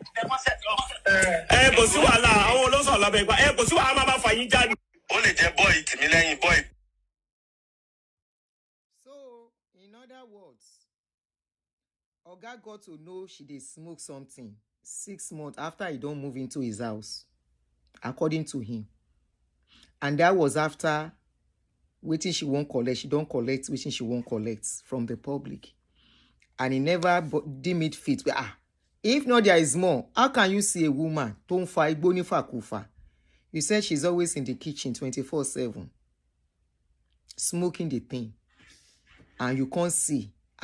Men, you know they tell before man go say, oh yeah, what malo? Ita. Make you no come break my head for house. They go. I can't stand this. We were able to endure her for so long, and you were recording her.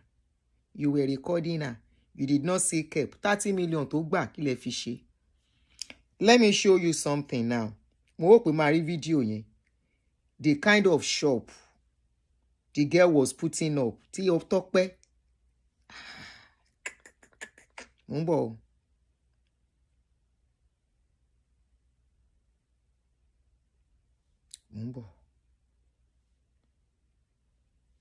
Mo rí shop tó ní Tope ń put up. Mo ní Tope of all people. Okay. Shop tí Tope ń put up rèé o, tó ti fẹ́ máa ta mineral nǹkan. Ẹ wo size ẹ. Ẹni tó ń fún ní 30 million. And after the 30 million, she still collected another check from this man, Mike Adenuga. And that was after her surgery. Remember when the aunties were talking about her sickness? They have done surgery. Surgery has been completed and done. When this lady reached out to her, or she reached out to the lady, the money was for her to start her life back. And I think the video, I played it earlier too. Let me get into a video and you can play it for you.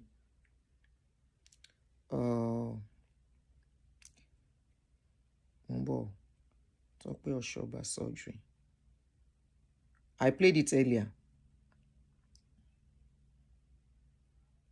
Be 30 million. Sha mo bi won sha mo ko to ṣẹlẹ̀ sí 30 million ba àbí.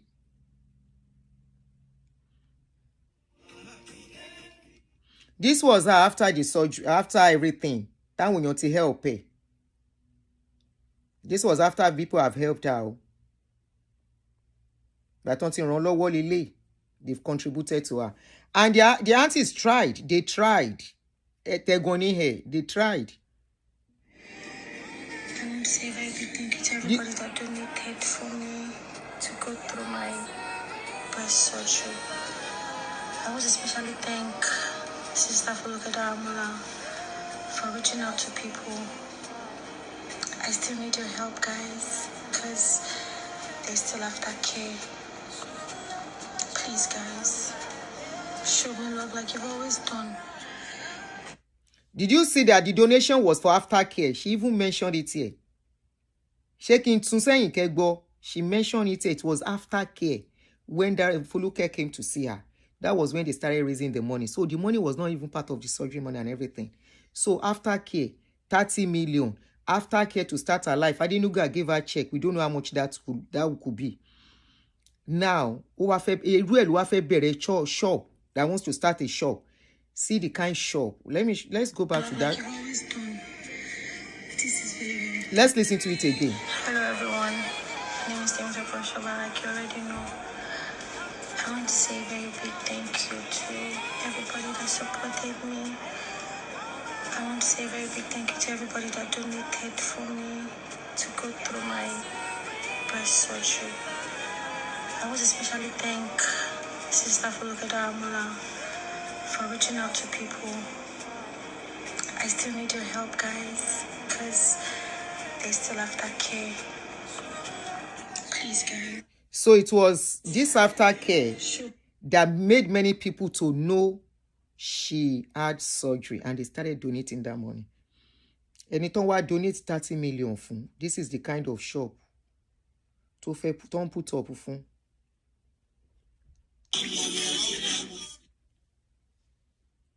Shetiri shop don't put up fun. And I think it was at this point nígbà tó wó ti kún wàzó tí yà ń jẹ ọ̀tẹ̀ ibi tó wà tí ọ̀rẹ́ ni gbà tó wá pariwo síta pé kán gba òun kán wá rescue òun ibi tóun wà ìkóhun kúrò ńbẹ̀. She was suffering and she stayed there. Video yẹn tún dà níbi tó ti ń sọ wípé ọkọ mi ṣé video yẹn kọ́ rèé ṣé òun kọ́ rèé lè.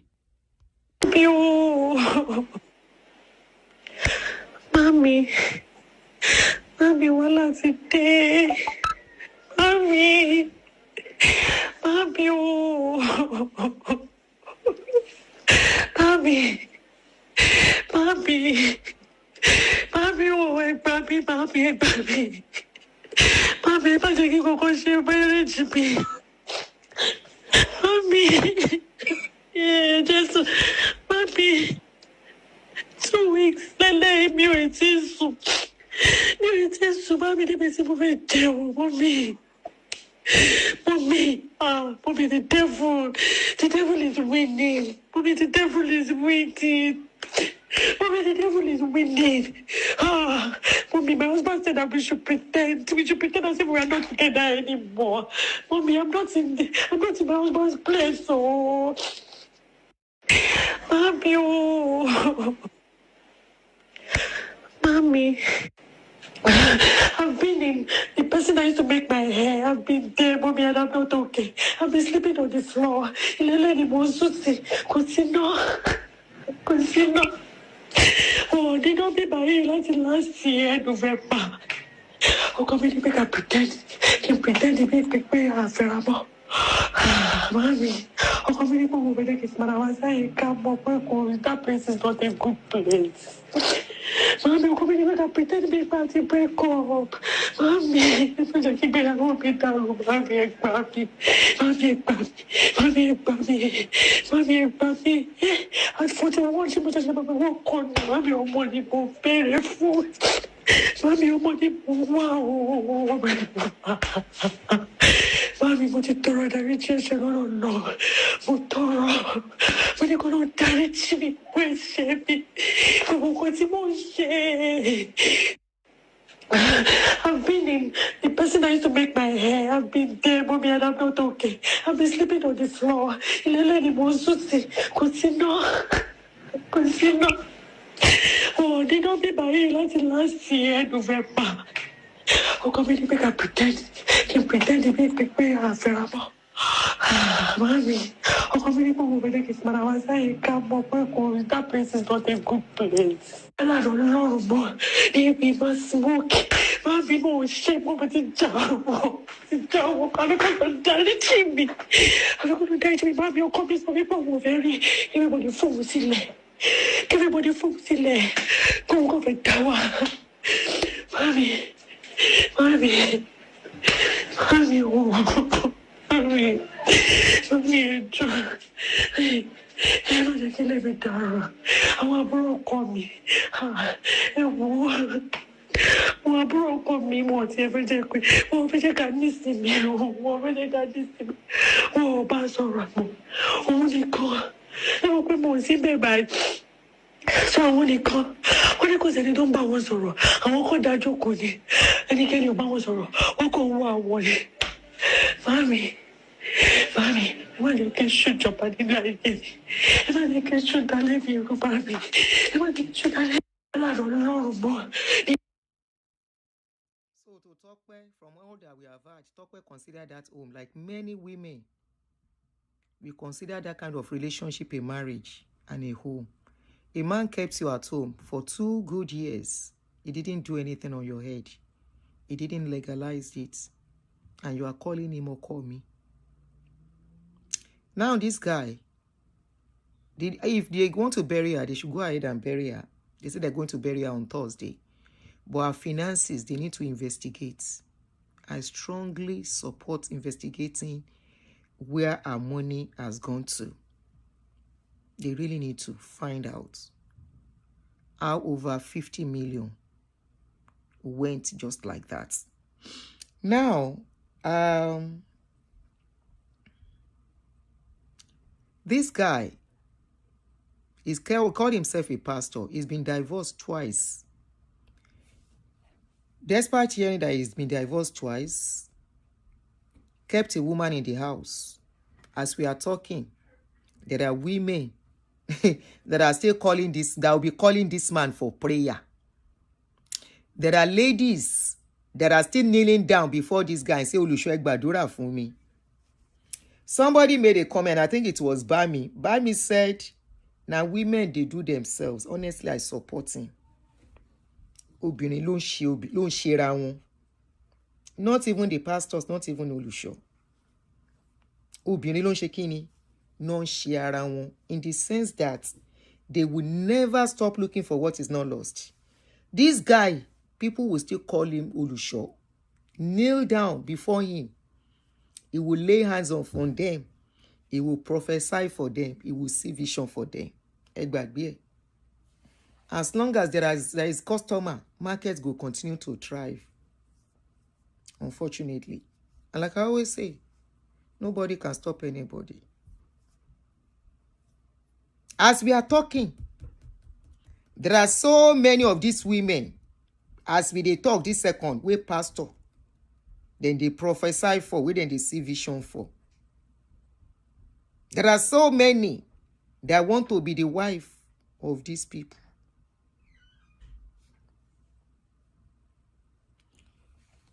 All in the name of, I want to marry, I must have children. Or looking for what is not lost. Some now husband then go pray for where they for. They don't marry you. Many way don't marry, they no get rest itself. So it's not about whether people are married or not married. The one we don't marry, we don't born picking. They are running helter-skelter under these pastors. I was hearing a story of one Olusho. They say one Olusho, Ikerewa mother, Ikerewa daughter. Now people say, Auntie Adunia gave us so many kids talking. Waiting and make I talk. Waiting consign me. Now me carry them go there. They say, I say, what awareness do you want me to create? Is it going to stop it? No, please answer me. Olusho kerewa you still carry your daughter go the Olusho. Onpe Olusho ye meji laba alade ni. He shop double portion. Waiting consign that kind of rubbish. Marry. Come and see this Olusho of Kiniko Church, of Kiniko Ministry, of Kiniko Aladura. Ikerewa mama, Ikerewa pikini. Bo lo se kerewa mama àti pikini together. Te bá rìnrìn òfò kiri. Jẹ́ kó kerewa yín nìkan ẹ tún gbọ́ ọmọ yín fún. A ló ń gbàdúrà fún wọn kí n tèmi. Ó ń pẹ́ kan tó fún ìyá àtọmọ lóyún. Which one concern me? Awareness ko awareness ni. Wetin dey, and you know this kind people, as they come out for Aladura place, Olusho place, they are going to Alpha, those Muslim own. Na them then sabi waka, and people where they waka, then they see their mouth no dey fit talk am. Epa. How many of you know one lady where they call Dolapo? Dolapo, I can't remember her surname now. We go marry Prophet Kasali Abikinokwe. Kilo wa do do. How she take waka? Person we don't marry the likes of John Fashanu before in her life. He waka go meet Kasali. Kilo wa do Kasali. Si o ban sherin kuri. Iwakuwa. Somebody living in abroad though, living in London. He carry herself waka that kind waka. Make we the waka go. Amy. Then carry wa pikin, then carry wa mama. Congratulations to both of them. Pastor Jasini. And you know they make Karanya available. Because if you don't make yourself available, 5 pastor cannot do you. Benny. Prophecy. How many of their prophecies they come into your life? And sometimes, you don't want to know one thing. There are sometimes they arrange. Now people will know you. Go carry your story, go meet them. Before you reach there, they don't tell them, say, instantly go they tell you about your life history. You go think say, Isabi. You go think say, you know you well. They see vision. It truly they see. Now God they speak. God you don't speak. Oje méjì nìyẹn sir. Abita ló ń sọ̀rọ̀. Bachelor one. Oje méjì laba alade ni. Papa, mama and pikin together by one pastor. Get out here. Get out here.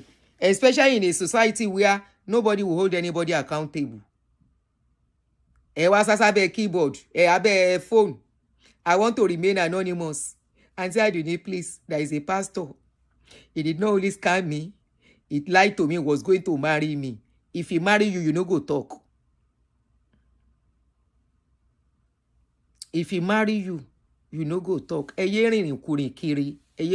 Stop looking for what is not lost. Stop looking for what is not lost. If you never marry, you are not the only one in the world. Then plenty for here, for America here. Now, pikin, you never get, no be only you.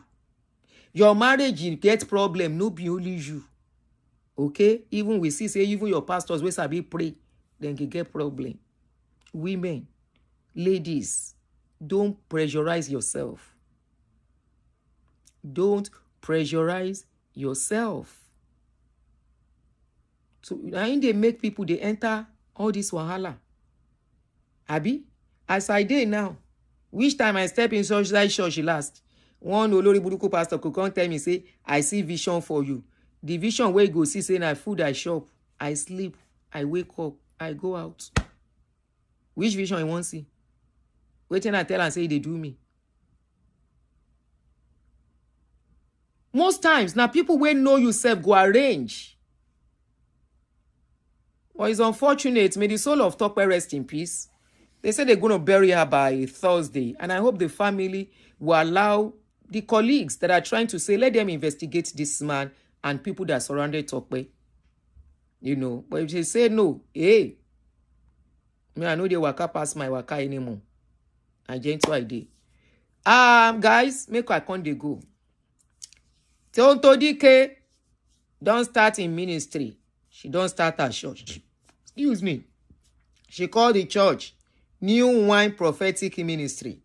Tomorrow we go analyze. Or maybe later. What's the time? Today is Sunday. What's the time? I don't stay. If you analyze that, or make we take that one play later. All right? Natasha and do face. Abitisa go do today. Before I can't see this story. We go do Natasha and Two-Face. That Natasha and Two-Face. Now the kind of story where I dey like. Pass me not to gentle Savior. Now that kind of story. I laugh here where we were yesterday. When they say that Two-Face say no one do again. Wine day inside though. New Wine Prophetic Ministry. Mohbad spirit they worry tonto. Mohbad spirit in you wanty. I don't believe in all of that. Which Mohbad spirit? Mohbad spirit, he don't go, he don't sleep. Mohbad spirit, he don't sleep. If now so, people spirits they worry people. As then they buy them for here. Why the spirits, they worry them? Now lock maybe the spirit, we're supposed to do their work. We no do am. Charity Mohbad yen, eripoti reba be no. In papa self don't tire. So guys, make I waka go. Omoli Poppy, of course it was obvious. We say make we dey watch where she dey go. She know wetin to do theater no easy again. She know where the door dey. Before we know it, person wey don dey go do deliverance for school children, school children, they pin them on the floor. You know say I won't go past Jerry Eze. Anyway, I go analyze later, if not today, tomorrow. So thank you. May the soul of Tope rest in peace. We commiserate with the family. We empathize and sympathize with your family. No be old person die while she was alive. So we commiserate with them. Thank you guys. See you maybe much later or tomorrow. Thank you so much. If you never click like, help me to click like before you go. It is well. It is well with the family. Now it is where we go take finish now. It can never come out from mouth. Ladies, please, self-love is key. Bye.